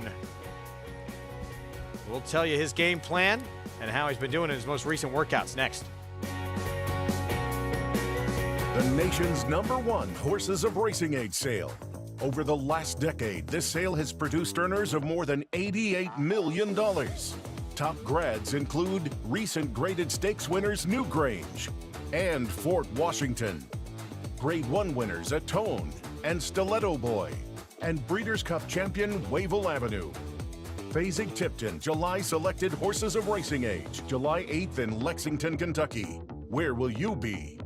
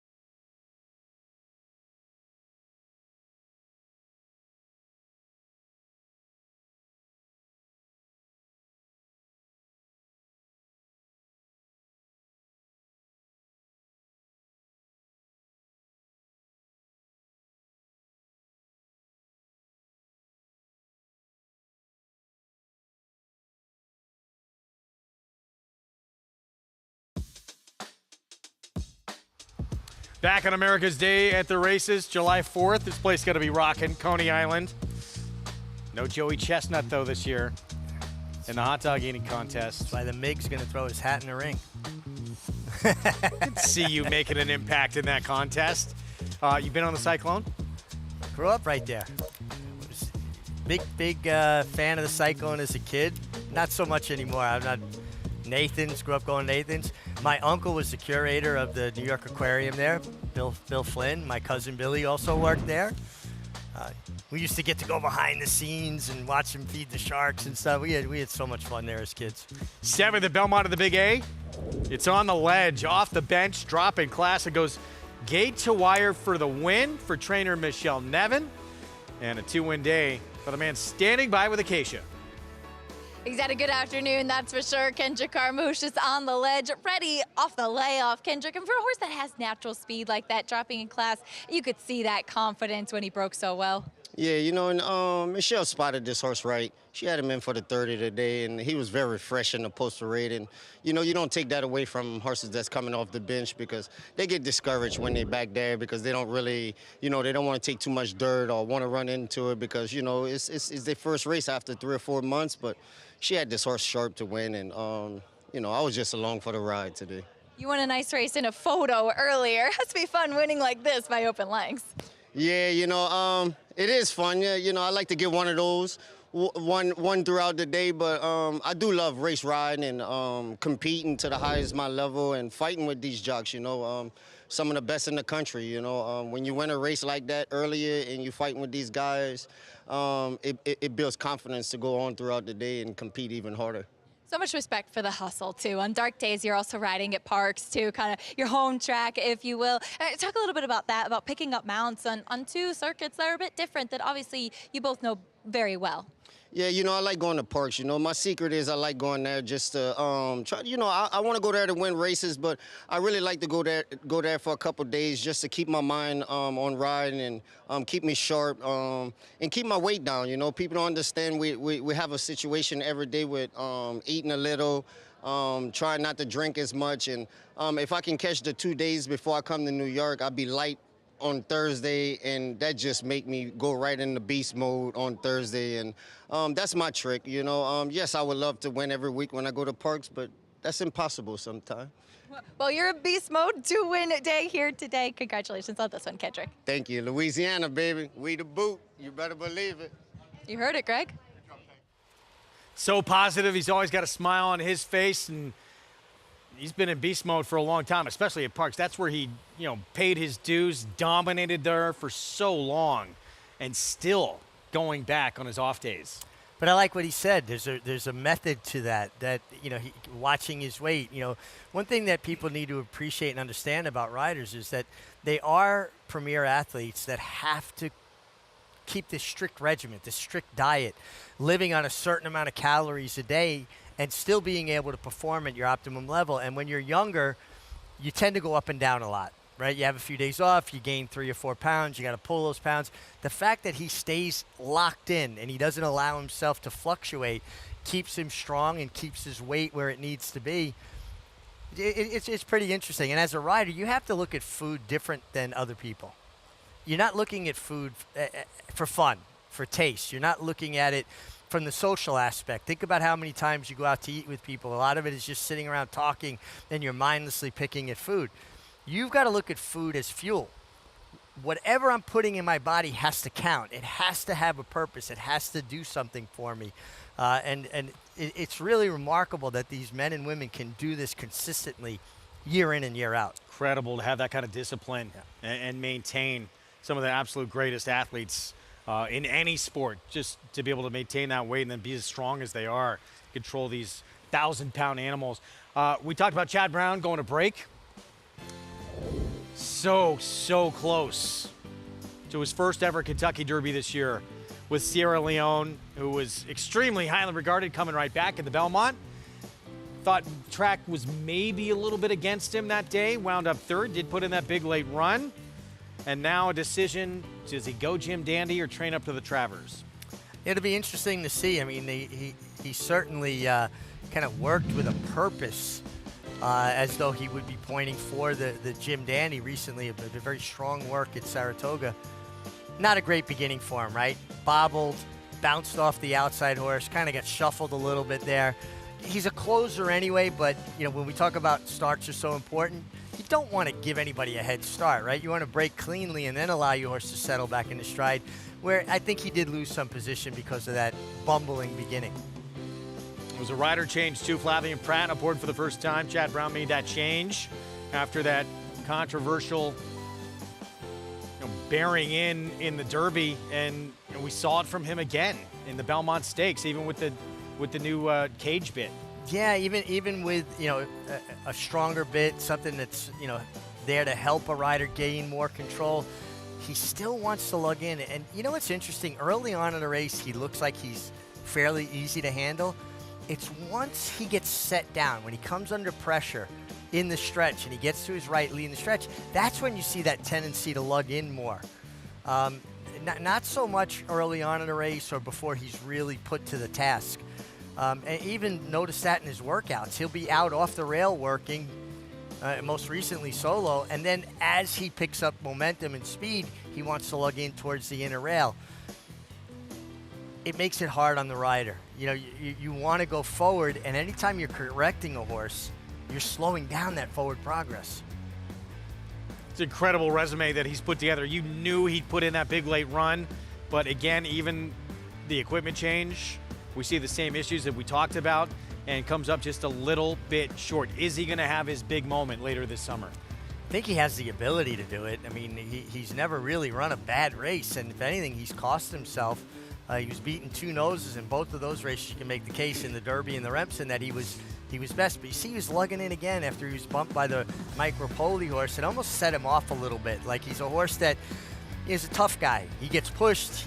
He's not going to push you back. He's going to punch you back. You know what I mean? So I think that kind of helped set that lugging in again off. Now, Flavien has experience with him this time. Probably will know him a little better and ride him even a little better next time. I always felt like I rode, especially horses that had habits, better the second and third time I rode them than the first time. He was back on the work tab with those blinkers on, and with more on how he's doing, leading to, we'll see what is his next start. Let's go to Acacia. And those blinkers that have definitely made a change throughout his career as far as the focus. But Chad Brown, as you mentioned, Greg, has been experimenting with the equipment. And we did see in this most recent workout from Sierra Leone, him working solo, which is not typical for him. He went 49-3. It was his first work after the Belmont Stakes. Throughout all the preparations before the Belmont, he was working in company with Domestic Product, who we did see running in the Naira Betts Pegasus a couple weeks ago as well. And he was always training inside. And I had asked Chad Brown about that decision, and he said he's a horse that prefers to run inside. And I did think it was interesting seeing him train solo in this most recent work, where he was encouraged to gallop out. And I've zoomed in on the video, and obviously it's a little bit tougher to tell on a screen, so I could be wrong, but I don't think I am. And it didn't look like he was wearing a cage bit in this work. And so it seemed like it was a regular ring bit, which also is not something that he had run in previously, just wearing that loose ring snaffle, as you talked about, just a much softer bit. And Chad had said to me before the Belmont Stakes that he had tried running Sierra Leone in a cage bit back last winter, and he felt that he was kind of resenting it. Some horses, particularly kind of those tough colts like a Sierra Leone that tend to bear down and really can kind of rip your arms out of the socket when you run them, can almost fight against a harsher bit. And so I do wonder if that maybe is a little bit of a piece of it as well. He had been kinder to it as a 3-year-old, but you can see in the running of that Belmont, Greg, when he bears down, as Richie said, getting close to other horses, not only legging in, but also putting his head down. Very hard to control a horse like that, especially a big colt that very much has a mind of his own. And, we'll see what happens, too. I guess Chad Brown's still potentially going to make some tweaks with this horse, but Travers, and that's the goal, obviously, whether he runs in the Jim Dandy or not, could be a pretty crowded field.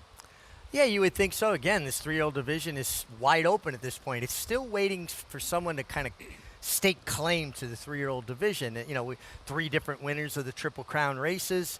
There hasn't been the most consistency, if you will. Although Sierra Leone shows up and runs his race, he hasn't, broken through at that level yet. But he's to me been the most consistent runner in some respects. I think no question. Yeah. That far away from a Kentucky Derby, although you can argue he should have been DQ'd in that race regardless.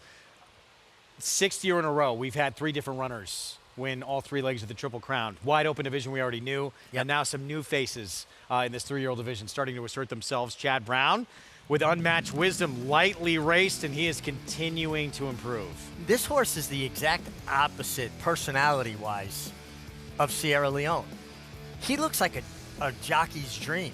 He waits for his rider to instruct him what to do. He has natural speed.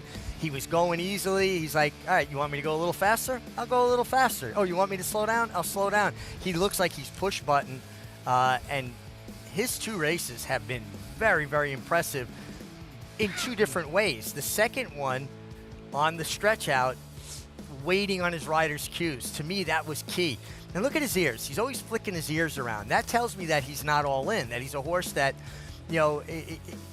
is almost idling a little bit. When he's set down, he pins his ears, he goes on, and now watch his inside ear starts to flick again. And he's a horse that is looking for a challenge, something that would force him to go faster. I think he'll find more. Never easy to win, going around the ground first time out. He did that at a mile distance with a big number. Huge buyer speed figure, and then he stretches out, shows he can win at a mile and an 1/8 just as easily. Very exciting prospect, and we'll see where he winds up next. Talk of potentially the Curlin or the Jim Dandy. Seems like an really natural progression for him to go in the Curlin, especially if you're going to use the Jim Dandy, let's say for Sierra Leone or one of the other runners. It gives you an opportunity to keep them separate and at the same time take another step forward without taking a quantum leap forward and set him up perfectly for the Travers. I think he's a really, really exciting second of the year kind of horse. And still by Travers, I mean, he's still playing catch up a little bit to everybody. Is that asking too much too soon? Well, he's going to get the 3rd start in between, so at least he's going to have that 3rd start before he tries the Travers. He looks like a horse that has so much natural ability, and looking at him as an individual, he's so well balanced. We talk so much about conformation, different things with horses. At the end of the day, what you want to see, the first impression when you look at a horse is that balance. You want to see an athlete. As soon as you lay eyes on him, you go, whew, that's an athlete. Unmatched wisdom, perfect so far. 2 career starts. He's going to give him a much tougher test. Start number 3, and we'll see what he is made of for Chad Brown, but another exciting 3-year-old from that barn as we work our way to the Travers this summer. Speaking of Chad Brown, rarely is 1-9 value. It might be in this race. Coming up, we've got a match race next. Stay tuned.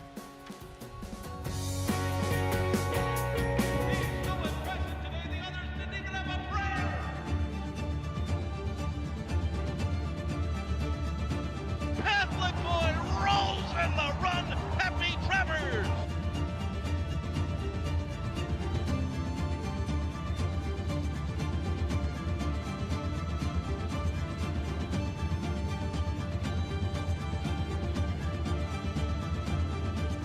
Catholic boy standing at Claiborne Farm.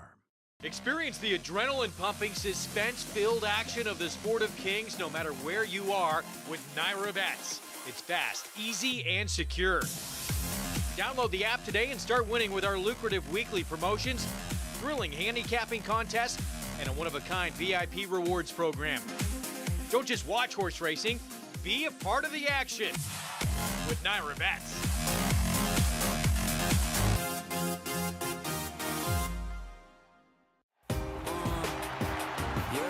Charlatan is back, and he turns it on with 1/8 of a mile to go. Express Train moves into second. Nashville dropping out of it, and then Collusion Illusion.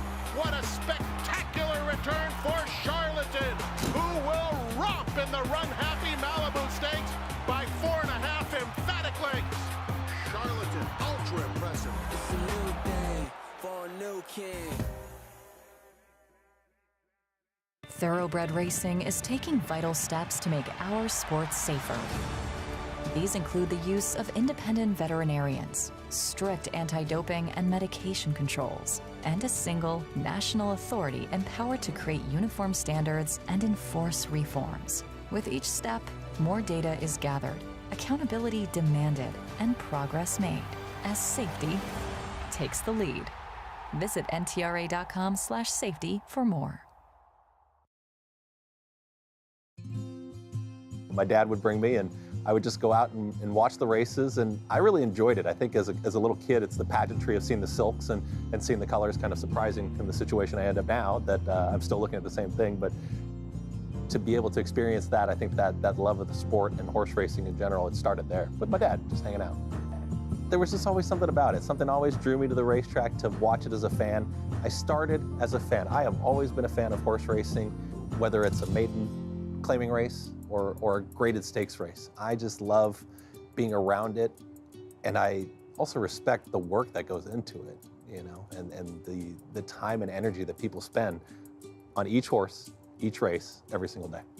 A buddy of mine actually invited me down to call a drag race in Houston, Texas, to cover for a weekend. When I went down there for the weekend, he said, "This is what you're supposed to be doing. I brought you down here to offer you a job." He offered me the job right there, sight on scene, took the job, and off and running we were. I was on the drag racing circuit at first, that went into my globetrotting days and doing the basketball thing, and then I found my way to horse racing. So it's been well over a decade now, and having a blast. I love sports. Being able to do it and be a part of it, forget it, nothing better. Horse racing, bar none, probably the most emotional sport there is out there. From the backside to the front side, the emotions that run through the horses and the jockeys, the connections, how much it means to them to win the simplest race or a stakes race and to hoist a trophy. And to be able to narrate that and be a part of it and know the history of the announcers that have been in the booth, how can you not feel that emotion? And I am always a fan. The first race I ever called was a 220-yard mule race in Humboldt County at the Humboldt County Fair in Ferndale, California. I was practicing and thoroughbred races and watching all these two-turn races and 6-furlong sprints. It was Bad News Bubba. He was 1-90 to win the race. He stumbles at the start. I'm screaming at the top of my lungs. He comes back on the rail. They're all running, zigzagging all over the place, and I called the photo. And I called Bad News Bubba the winner in the photo. Got a text message from the man who hired me, and he said, "Excellent." That was the only word that he texted me, and I said, "We're off and going." Frank Miramati is who got me into the business. He actually saw me do a Globetrotter game in Arkansas when he was down at Oaklawn. And he came out and he said, "I didn't even know you had that in you," the announcing part of it. And then that led to where we connected at a racetrack, and then the career started. But I do also want to give the credit to John Embrial. The way that he carried himself as a professional, the grace that he took, the way that he did not need to be in the spotlight. Every race, same voice, same tone, just professional, tactical, technical, enjoyed the moment, and was the most humble man that I could come across, and somebody that I want to be like that. I want to be humble like John Embrial. I want to be able to learn more and more vocabulary through the right technique from a Tom Durkin. I want to be able to work alongside Frank Miramati and rock the house in New York for however many years that we're going to do it. And so being able to be part of that experience and to hopefully say, "There's Chris Griffin, he's doing a great job for us," that's all that matters to me. My job, and what I'm going to do, is that when you're here and you pay to come through that turnstile and you come with your family or your friends, you're going to love this experience. You're going to make sure you enjoy it. And I hope you come back. It doesn't matter if there's one person in the crowd or 10,000 in the crowd. You've got to give the same type of performance all the time. I am just so grateful for the opportunities that I've always had, and that continues today to doing what I'm doing now. You know, 10 years ago, starting in horse racing, to be able to be here in New York, the top tier, the upper echelon of racing, not only in a national landscape, but a global aspect. Again, it's the best. Chris Griffin doing a great job here covering New York racing. You hear him talk about John Embrial, who recently retired. John Embrial I always thought was highly underrated, one of my all-time favorites, but he talked about how nice a person he is. And Chris, you're not going to meet a nicer person at the racetrack than Chris Griffin. No, we're really fortunate. We've had a steady string of really classy people that really good at their job. And John Embrial is somebody I've known since I was 16 years old, and just call it a clean, technically perfect race. And obviously Tom Durkin, Frank Miramati, we're just so fortunate. And Chris, what a welcome addition to our team. He is just a really great guy. All right, here we go with this match race. 2 will line up. That is your 1-9 favorite, peak popularity. Manny Franco for Chad Brown, Klarovich Stables. is going to be coming from off of it. So this is going to be interesting tactically. What are we going to see from these two? Well, Any Port does have more natural speed, but also her 2 dirt races leave more than a little bit to be desired. Now, you can't blame Roy Learman. Leaves her in 20% of a $100,000 purse is $20,000. Even if you are distanced, you cross the finish line, you get 20 grand. 2 dirt starts, and there's Any Port. Only beat 1 horse combined in those 2 starts. Yeah, but again, this horse should show speed. The only chance that she has is for Eric Cancel to come out running and race ride. What does that mean? Well, if I'm on Any Port, I'm coming out running. I'm trying to make the lead, and then I'm probably going to the 6 or 7 path, okay? And if you want to go inside of me, well, then I'm going to try to herd you down to the inside. If you want to stay outside of me, we may wind up a little wider. We may wind up in the 10 path. We may, I just think that you've got to take your best shot, and you've got to ride the other horse as hard as you can within the boundaries of the rules. But you got to make life as difficult as you can on this 1-9 favorite. You can't just hand it to him. Not if you're competitive and you want to try to win. Listen, it may not matter. She just can't be good enough, but you got to give it a shot. Let's go to Acacia. Well, just piggybacking off what Richie was talking about with tactics in here, looking at warm-ups, it's kind of the opposite of what you would expect. Manny Franco took peak popularity right away from the pony and gave her a strong, aggressive warm-up, whereas the 2, Any Port, Eric Cancel kept her with the pony and kept her very quiet on the track in the preliminaries. Now, she was really sharp back in the paddock, but that's typical for her. She is the high-energy type of mare, as usual in every one of her starts. Now, Greg, as you mentioned, her first 2 races were on the dirt, and she did 0 running that day. Overall, the siblings are much better on the turf versus on the dirt. But I will say, looking at her from a physical perspective, if you wanted to compare just overall in an off-the-turf race, certainly could do a lot worse with a horse that looks like she might potentially handle the main track and with that natural speed. But I don't think Manny Franco is going to let the 9 peak popularity let her get too far away. Like I said, gave her an aggressive warm-up. She has a lot of good substance. She's definitely developed as a 4-year-old. She looks fit off of the layoff too. And I know that she's typically a come from behind type, but the way that he warmed her up and the way that she's been acting in the preliminaries, I expect her to be not that far off of it, which is going to be important in this 2-horse race, Greg. All right, Acacia, thanks. I mean, was this a weird situation for you as a rider? You were in a match race, I'm assuming. Yes, yeah. It's just so rare. Well, it's something that you don't experience very often, but I think match races are won with speed. I'd be remiss not to mention Dave Johnson, who was my all-time favorite growing up. One of the race greats. caller. There's Manny Franco, peak popularity. Here we go with the 8th. Peak popularity puts a neck in front, but the match race is on now as Any Port to her inside, and they will travel as a pair into that first turn, and these 2 travel together side by side. Peak popularity right there is now a nose in front of Any Port. Eric Cancel is at the rail, doesn't want to lose that position as Peak Popularity and Manny Franco. They continue to be stride for stride as they get set to work to the backstretch. 23 and 3 was the opening quarter mile, and now in front will be Any Port. Any Port continues to just stay right there as next to Peak Popularity is patiently ridden now, and Peak Popularity now puts her nose back in front, and they bandy back and forth here. Belmont at the Big A, and it's Peak Popularity now with a head in front. Any Port is not letting her get away, though. She continues to just stay right there. They continue to travel as a pair. A true match race is on now as they approach a half-mile left to go. 47 and 4, that half-mile time, and now Peak Popularity. Manny Franco gives her the cue.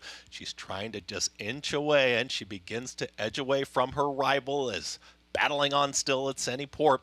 Any Port is trying to keep up with Peak Popularity, who's just gliding around the racetrack. Now Manny Franco says, let's just keep to our task, and Peak Popularity is approaching a quarter mile left to go, and she is now going to stride well clear. Peak Popularity is just cruising around the racetrack. Any Port was very game, gave her a shot.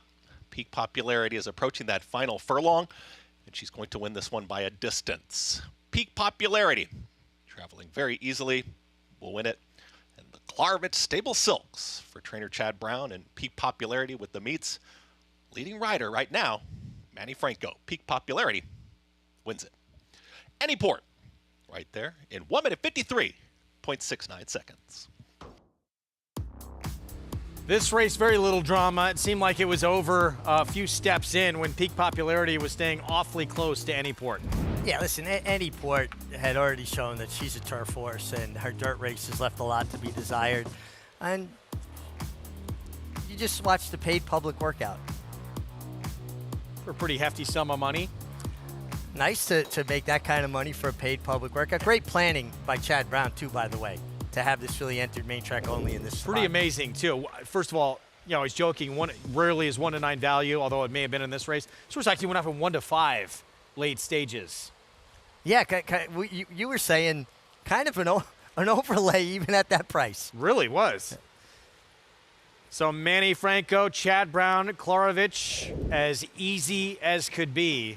And this is early on how wide they were off the rail. You could see how confident Manny is, though. He's staying away from him. He's like, you know what, I'll be out here in the middle of the track. It was almost like when they work horses in company in the morning, right?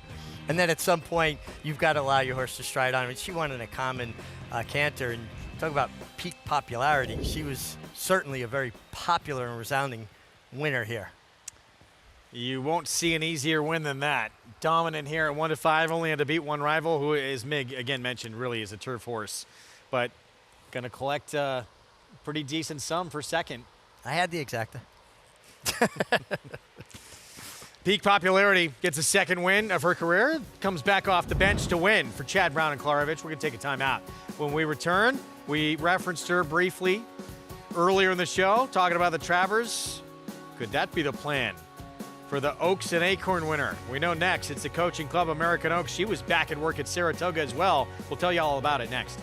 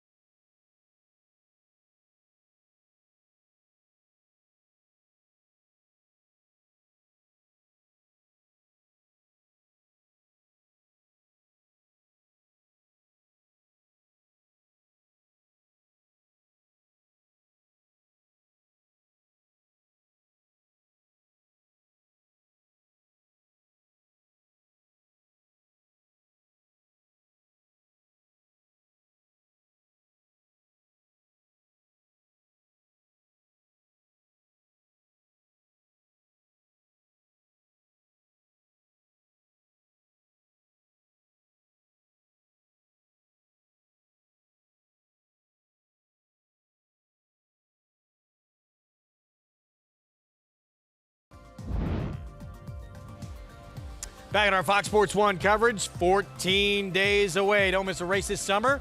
Guarantee yourself Travers Day admission by securing your Saratoga season pass. Pass is just $95, grants you access to the grounds for all 40 days of the meet. Call 844-NYRA-TIX or visit the box office by Gate A to purchase. Match race. And an easy time for peak popularity here in the 8th. Our winner circle lead-in brought to you by the Fasig-Tipton July sales. Don't miss the July Selected Horses of Racing Age sale July 8th and the July Selected Yearling sale on July 9th in Lexington, Kentucky. Where will you be?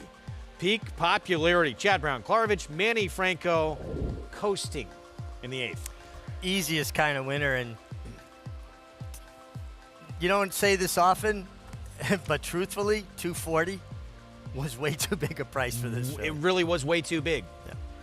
$2.40 for the win. As easy as could be here as we move on to the nightcap. We have a few more competitors in this one. Taking off the turf, 6 furlongs, main track, New York breds, trying to get that first win of their career in this $40,000 maiden claiming race. And right now, favoritism to a first-time starter inside. This should probably change. For trainer Rob Atras, Majulu.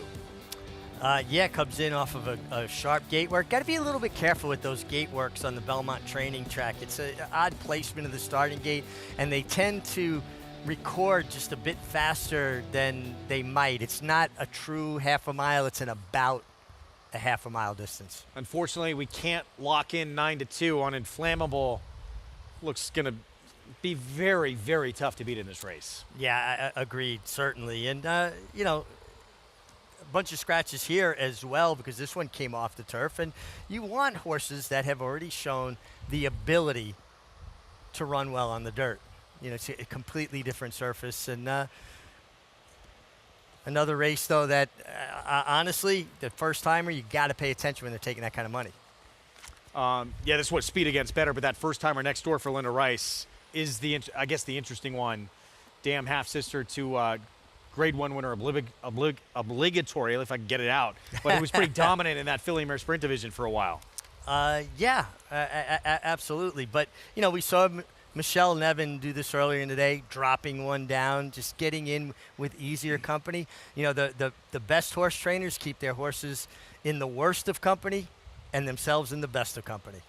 Talked about the clear, it's probably wrapped up at this point, certainly with a win in the Coaching Club American Oaks. It is good night. She's a champion. Torpedo Anna, maybe, as you alluded to, the best 3-year-old period in the country. She is on a roll right now for Kenny McPeak. Kentucky Oaks winner, Acorn winner as well, and actually lost a shoe in this race pretty early on. Yeah, which is remarkable, as easy as she won, because that can certainly affect a horse's performance in a negative way. She's so light on her feet. She has multiple gears. She does things very easily. Going fast comes easy to her. And as of this moment, you have to think she's got a stranglehold on this on this division. Foot was a little bit tender after this race with that right front shoe coming off, but she's A-OK. Had a maintenance half-mile move at Saratoga on July 20th, but she has just proven herself to be absolutely dominant in this 3-year-old filly division with those back-to-back performances. Even leading into that prep, coming back in the fantasy at Oaklawn. She's been untouchable. She was good that day. I was there. Me and Paul were covering it, and we were watching her in the post-race that day, and she got a little worked up, a little heated up. We thought that might be a negative. I think it was just all that nervous energy from being off and coming back off the layoff. And she's just very good. She's special. I'm a fan. I think she's one of the better fillies I've seen over the last decade. So Coaching Club American Oaks, which is going to be the first of our Fox Saturday programs this summer at Saratoga, is going to be next for her. And then, as we talked about, Kenny McPeak going to make the decision, will she go to the Alabama against her own sex, or will she tackle the boys potentially, leaving that open on the table in the Travers? And a nice decision to have to make, to have a filly with that kind of ability and have the Derby winner in your barn as well. A tremendous accomplishment by Kenny McPeak, winning the Derby in the Oaks. He and Brian Hernandez becoming the first jockey trainer duo to do it since 1952. Eddie Arcaro and Ben Jones. That is lofty. company. And for people that weren't as familiar with Brian Hernandez before this Triple Crown season, they need to know that this guy is a world-class rider, one of the best in the country, and I love to see hard work rewarded. All Brian Hernandez does is show up every day and go to work. There's no drama. There's no nonsense. He is a pro's pro, a rider that other riders root for. And she seems like she's still going strong. We remember a couple of years ago, we saw Secret Oath and Nest, and Secret Oath kind of dominated that first half of the year. Things completely changed second half of the year. But I don't know if that's going to happen this year. Well, yeah, I mean, obviously we're halfway through the season. We still got plenty of racing to go. As of this moment, Torpedo Anna stays in her current form. I don't see anybody being able to unseat her for Champion 3-Year-Old Filly honors. And it'll be interesting to see if she steps out of that division, if she makes a run at even Horse of the Year, because we've seen fillies and mares pull that accomplishment off in the past as well. Excited to see her back. July 20th at Coaching Club American Oaks, her next spot for the Oaks and Acorn winner. We're going to take a timeout. We'll be back. Current favorite, first-time starter for Rob Atras, Manny Franco with the mount. We'll have more on the finale when we come back.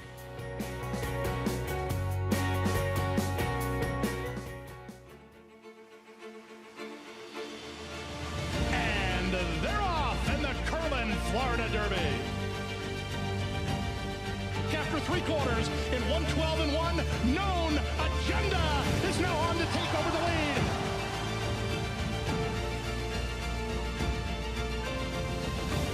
It's Known Agenda for St. Elias Stable. Florida Derby winner, Known Agenda.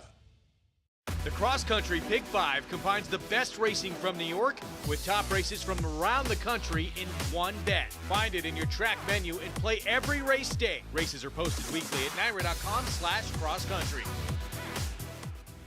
RaceLens is the most in-depth product in horse racing, with unique features found nowhere else. True odds, predictive analysis, and pace projection. RaceLens. It will change the way you follow horse racing and take your game to the next level.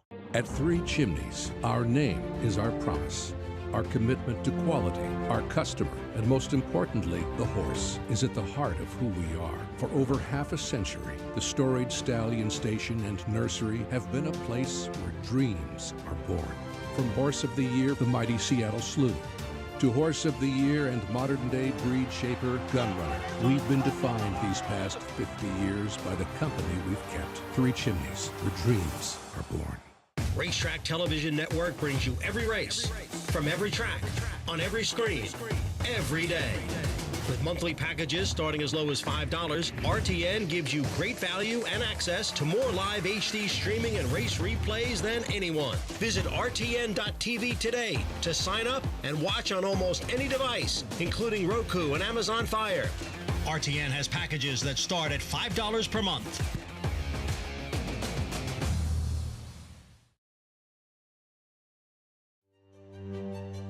So War Dancer is a yearling that we bought at the Fasig-Tipton sale in 2011, and then he took us on a journey beyond our wildest imagination.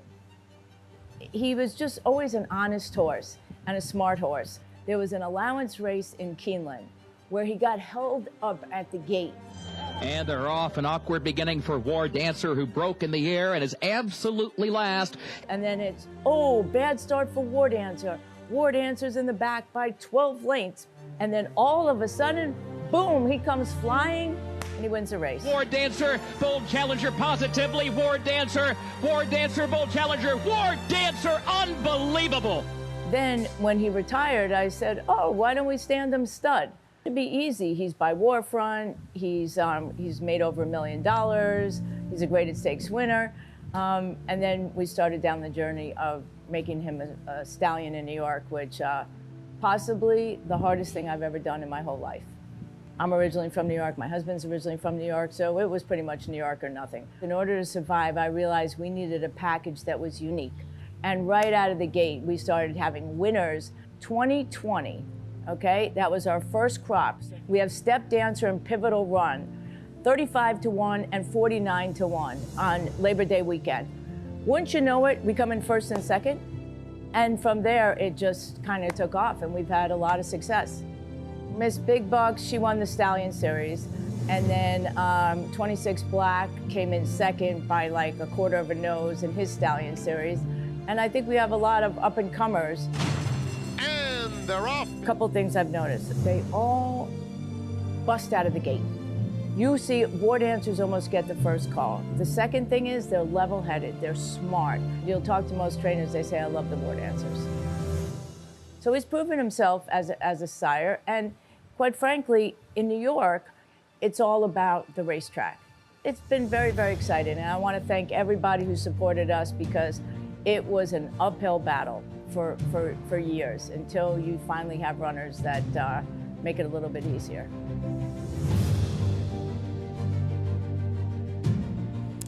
And there's a daughter of War Dancer who will be making her debut, who was briefly the favorite, co-favorite right now, Majulu, trained by Rob Atras, and Manny Franco will ride. Yeah, this is a really pretty gray daughter of War Dancer. Gets that pigment from her mother's side of the family, Tainted Angel, also gray. And listen, when a first-timer takes money, it's significant. You've got to pay attention to it. It means they've shown in the mornings they have ability. Let's get Acacia's thoughts on this first-time starter.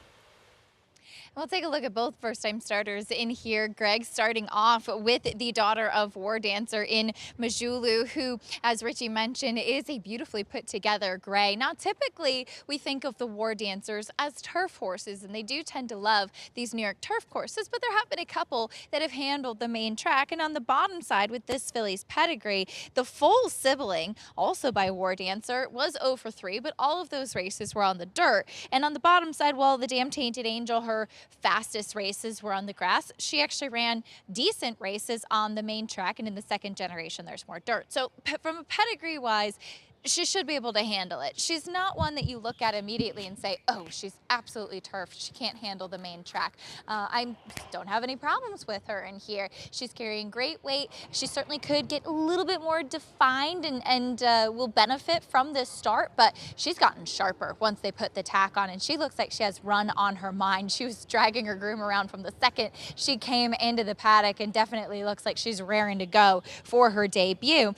All the way towards the outside, one of the main track only runners is a first-time starter in Strong Play, debuting for Linda Rice. This filly by Wesco sold at the 2-year-old sale last year in April after working 21 and 2. And typically, when you see horses work an eighth versus a quarter, sometimes if they work a quarter mile, it's because they're kind of the longer, lankier type that want more distance. That is absolutely the case with this filly by West Coast. She is tall, she is leggy, she has a very long body to her, a long frame, and probably just took some time to kind of come into herself. Not necessarily the type that would overall be suited at a 2-year-old sale, but she was purchased for $140,000 that day. She does debut with a pretty good sized blinker cup on, and she's been sharp since coming in here. As Greg mentioned, there is pedigree, the Dam Sister to Grade 1 winner obligatory. I don't see any physical resemblance at all, but this filly definitely looks like she should be ready for her debut, but she also strikes me as a horse that wants more distance just with how long everything about her is. Now a second-time starter, the 2 Fit as a Fiddle. She debuted on the turf, and she was a big price that day, the winner wiring the field on the turf at a point in the season when you definitely wanted to be forwardly placed on the grass. She has definitely strengthened overall a little bit from first to second start. She comes in with cotton in her ears, and they do add shortcut blinkers on. She was pretty sharp while saddling, but settled down. So she has benefited from first to second start. Now, I didn't think in her debut that she looked overly turf meant from a physical standpoint, so we'll see how she handles it. I thought in first race that because she was a little bit lighter in her hind end, she probably moved over the turf a bit better, and now that she's a bit stronger, maybe she will be able to take to the dirt. But sometimes the turf is just a kinder surface and easier for those lighter frame type horses. Greg? Keisha, thank you. Get to our post parade here in just a moment as we approach the 7-minute mark to post. Here in our finale, we start with that first-time starter, the daughter of War Dancer, and Manny Franco aboard. Yeah, a couple of really sharp works. 147 and change, a couple back off the pole, and then another 147 and change out of the starting gate at Belmont Park. dirt debut for Fit as a Fiddle, who debuted on grass against Better. Blinkers on. Yeah, by Bolt de Oro gets 16% with dirt sprinters as opposed to 8% with turf sprinters. So this one's switching to the dirt. Bruce Levine Barn with Rialto. Yeah, improved in the second start, making the first start for Bruce Levine, but trying grass for the first time. Tone of Silence for Juan Bernardini. Trevor McCarthy rides. You're going to have to improve off of what we've seen so far. 15-1 right now. Dreaming of Carly. Ruben Silvera gets the pickup mount. A horse that has flashed speed in the past, and you expect with Ruben Silvera aboard, this horse will show speed. Strong play, first time out. Linda Rice and Jose Lescano rides. Entered for the main track only. Linda's so good at identifying these spots to place a horse where they can excel. Again, the dam, half-sister to a Grade 1 winner. And then here's Inflammable, who should control from the outset. Big drop in class, and clearly the one to beat. Yeah, that drop in class. We saw Michelle Nevin win with this move earlier in the day. Romero Mirage has been riding in good form, and this horse has speed. And speed is always a good commodity to have, particularly in these situations. 5-2. Pretty enticing on Inflammable. It looks like she's going to control from the moment the gates open. Our finale on this Thursday card when we come back on our FS1 coverage. In this sport, it takes just one special horse and a lot of people that believe in him. By Champion Arrogant from the family of Broodmare of the Year, Better Than Honor, rose to prominence in the Grade 3 Peter Pan, displayed power in the Grade 1 Belmont, cemented his 3-year-old championship in the Grade 1 Travers, defeating a champion 2-year-old, Kentucky Derby, and Preakness winners. And the Eclipse Award goes to Arcangelo. Arcangelo, standing at Lane's End.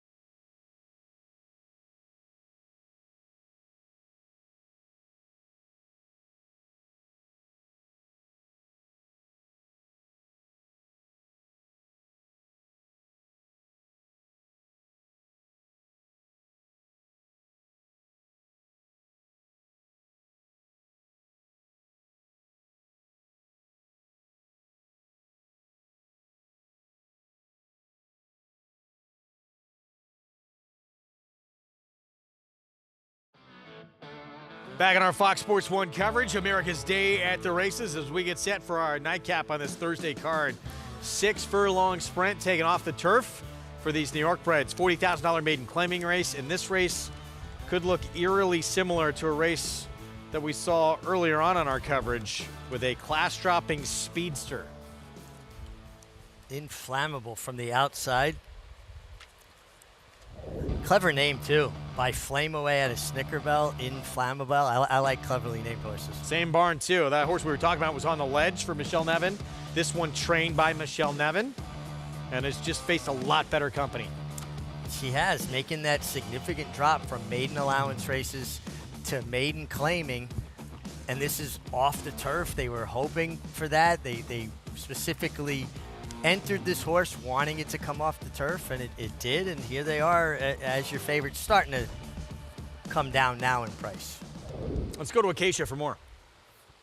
And as far as Inflammable is concerned, yeah, you guys are absolutely right. It could be deja vu with what we saw from On the Ledge just 2 races ago. And this one definitely looks like, much like her stablemate, she has plenty of early speed, which really could be a big benefit. Now, when you look at horses, particularly as they're running on the main track, you look to see how well muscled they are in their hindquarters. And typically with sprinters, you're going to see them be a little bit rounder, a little bit more well-built. That's their engine. Horses push off from behind. And so when we talk about horses having a lighter hind end or being well developed in their hind end, that's why it's so important, and that's why you often see these types of physical horses break so sharply. And Inflammable is exactly that. As soon as she came in, I kind of looked at her and said, wow, she's got a lot of power there, and she is just taking a drop in class, just having faced significantly tougher. There were some big warm-ups out there on the track. Romero Mirage took Inflammable, just kind of gave her a contained solo gallop, but he kept her moving, kept her kind of putting in circles, just constantly going forward, which I love to see. She, with that speed and her overall dirt form, very much is the horse to beat, Greg. No question, and you would think she's going to be alone in front.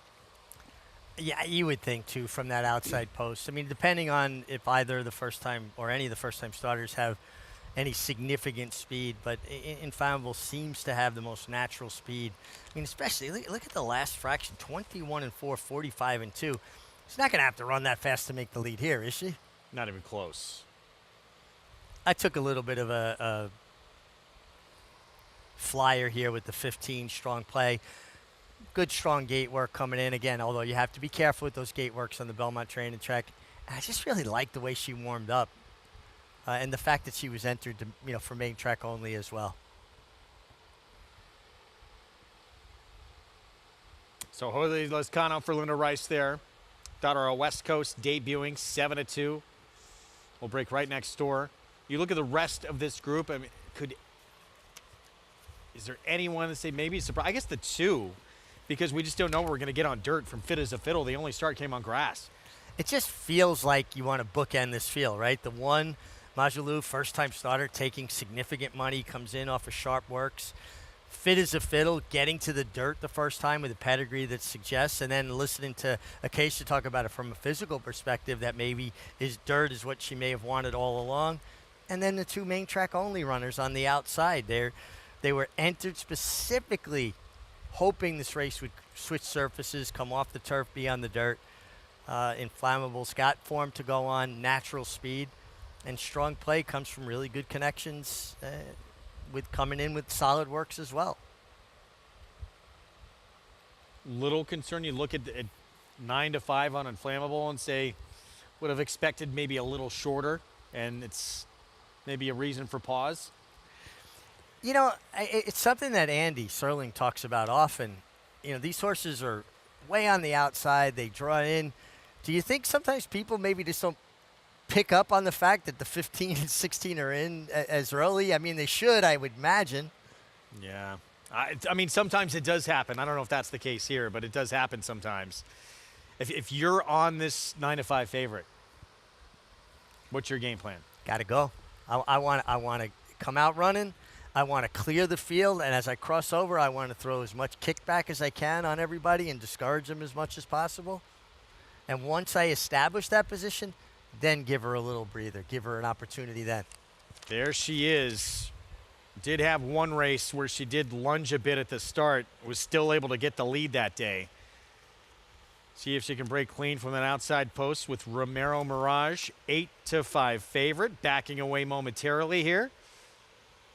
But holds the cards with the big drop in class and should control up front. Nightcap from this Thursday card. Belmont at the Big A. Let's go upstairs to Chris Griffin. Stepping forward.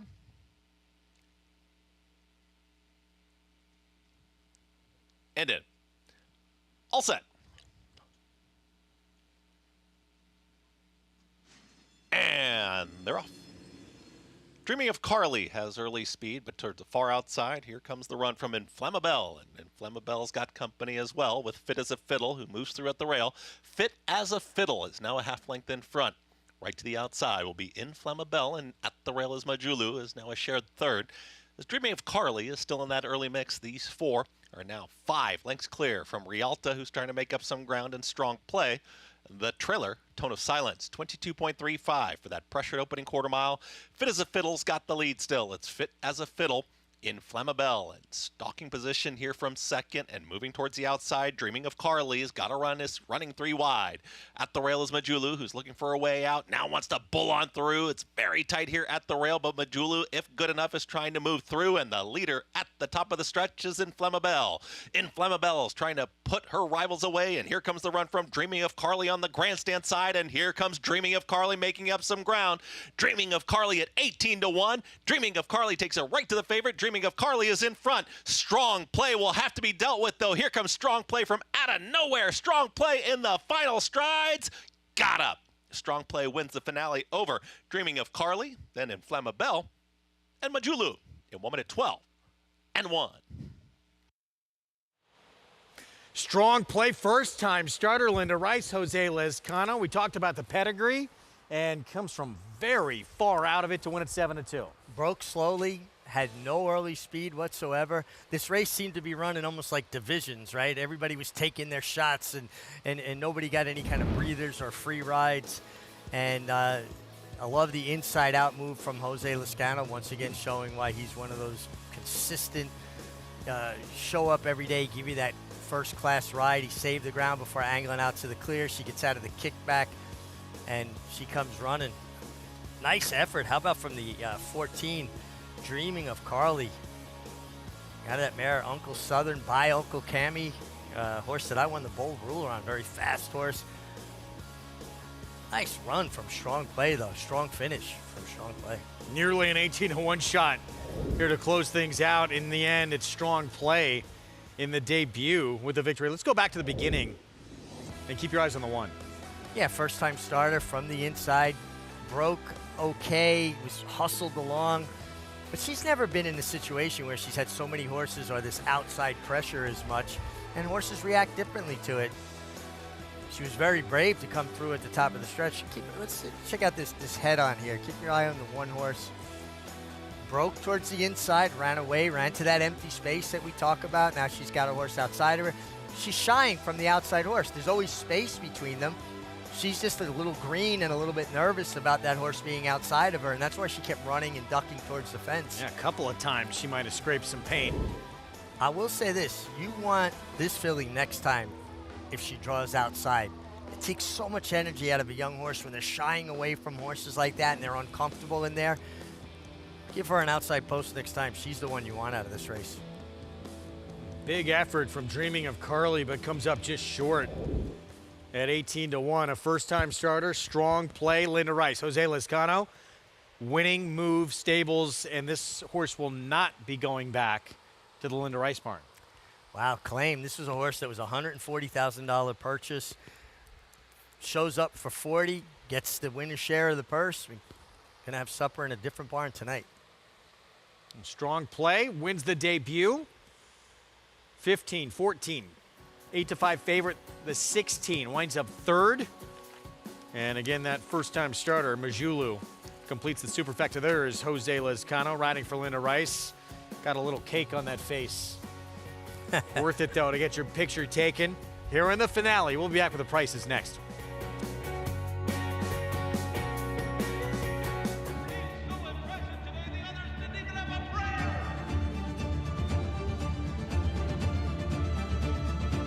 Catholic boy rolls in the run. Happy Travers.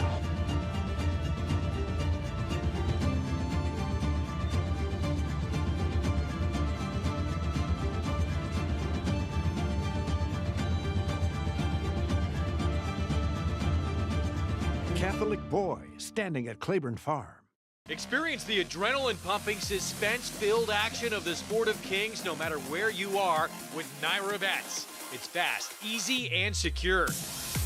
Download the app today and start winning with our lucrative weekly promotions, thrilling handicapping contests, and a one-of-a-kind VIP rewards program. Don't just watch horse racing, be a part of the action with Naira Bets.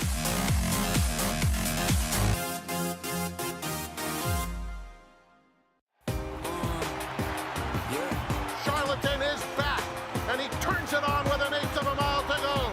Express Train moves into second. Nashville dropping out of it, and then Collusion Illusion. What a spectacular return for Charlatan, who will romp in the Run Happy Malibu Stakes by 4.5 emphatic lengths. Charlatan, ultra impressive. It's a new day for a new king. Thoroughbred racing is taking vital steps to make our sports safer.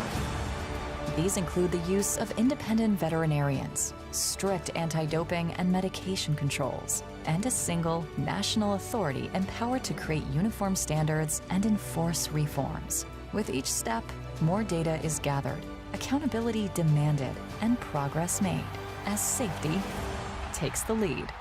Visit ntra.com/safety for more. Aqueduct is the only racetrack within the confines of the 5 boroughs of New York City and faced intense competition from several other tracks located in the vicinity. True to its nature, the racetrack not only survived, but thrived. Aqueduct underwent an extensive 3-year overhaul and reopened on September 15, 1959, to much fanfare, as it was one of the most modern facilities of its kind. In 1960, Aqueduct presented its first Wood Memorial. The race is New York's premier prep race for the Triple Crown and remains one of the track's signature events, along with the Cigar Mile Handicap and Remsen Stakes. Aqueduct was the first and only track to have a triple dead heat win in a stakes race when Brownie, Bousset, and Wait a Bit hit the wire in tandem. In 1965, it was the site of the largest crowd ever to witness a thoroughbred race at that time in the Empire State, when more than 73,000 packed the stands to see Gunbow in the Metropolitan Mile. The legendary Cigar began his famous 16-race win streak at Aqueduct. He scored impressively in the 1994 Naira Mile as part of that win streak. The race was named in Cigar's honor after he retired in 1997. The last racetrack Secretariat placed his hooves upon was Aqueduct. He was retired there before commencing his stud career at Claiborne Farm.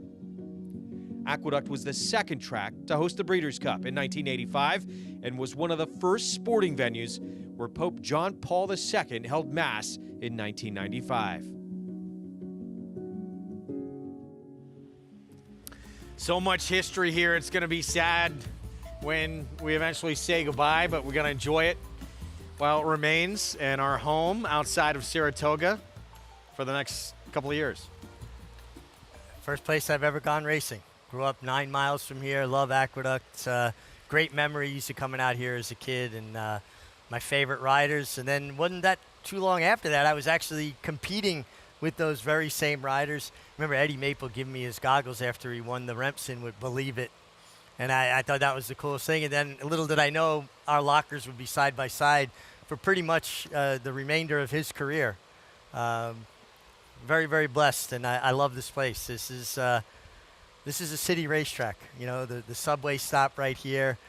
It's always a little gritty, but true racing fans have a great appreciation for Aqueduct. And if you've not had an opportunity to come out here and sit in these seats, there is not a better view of a race anywhere in the world.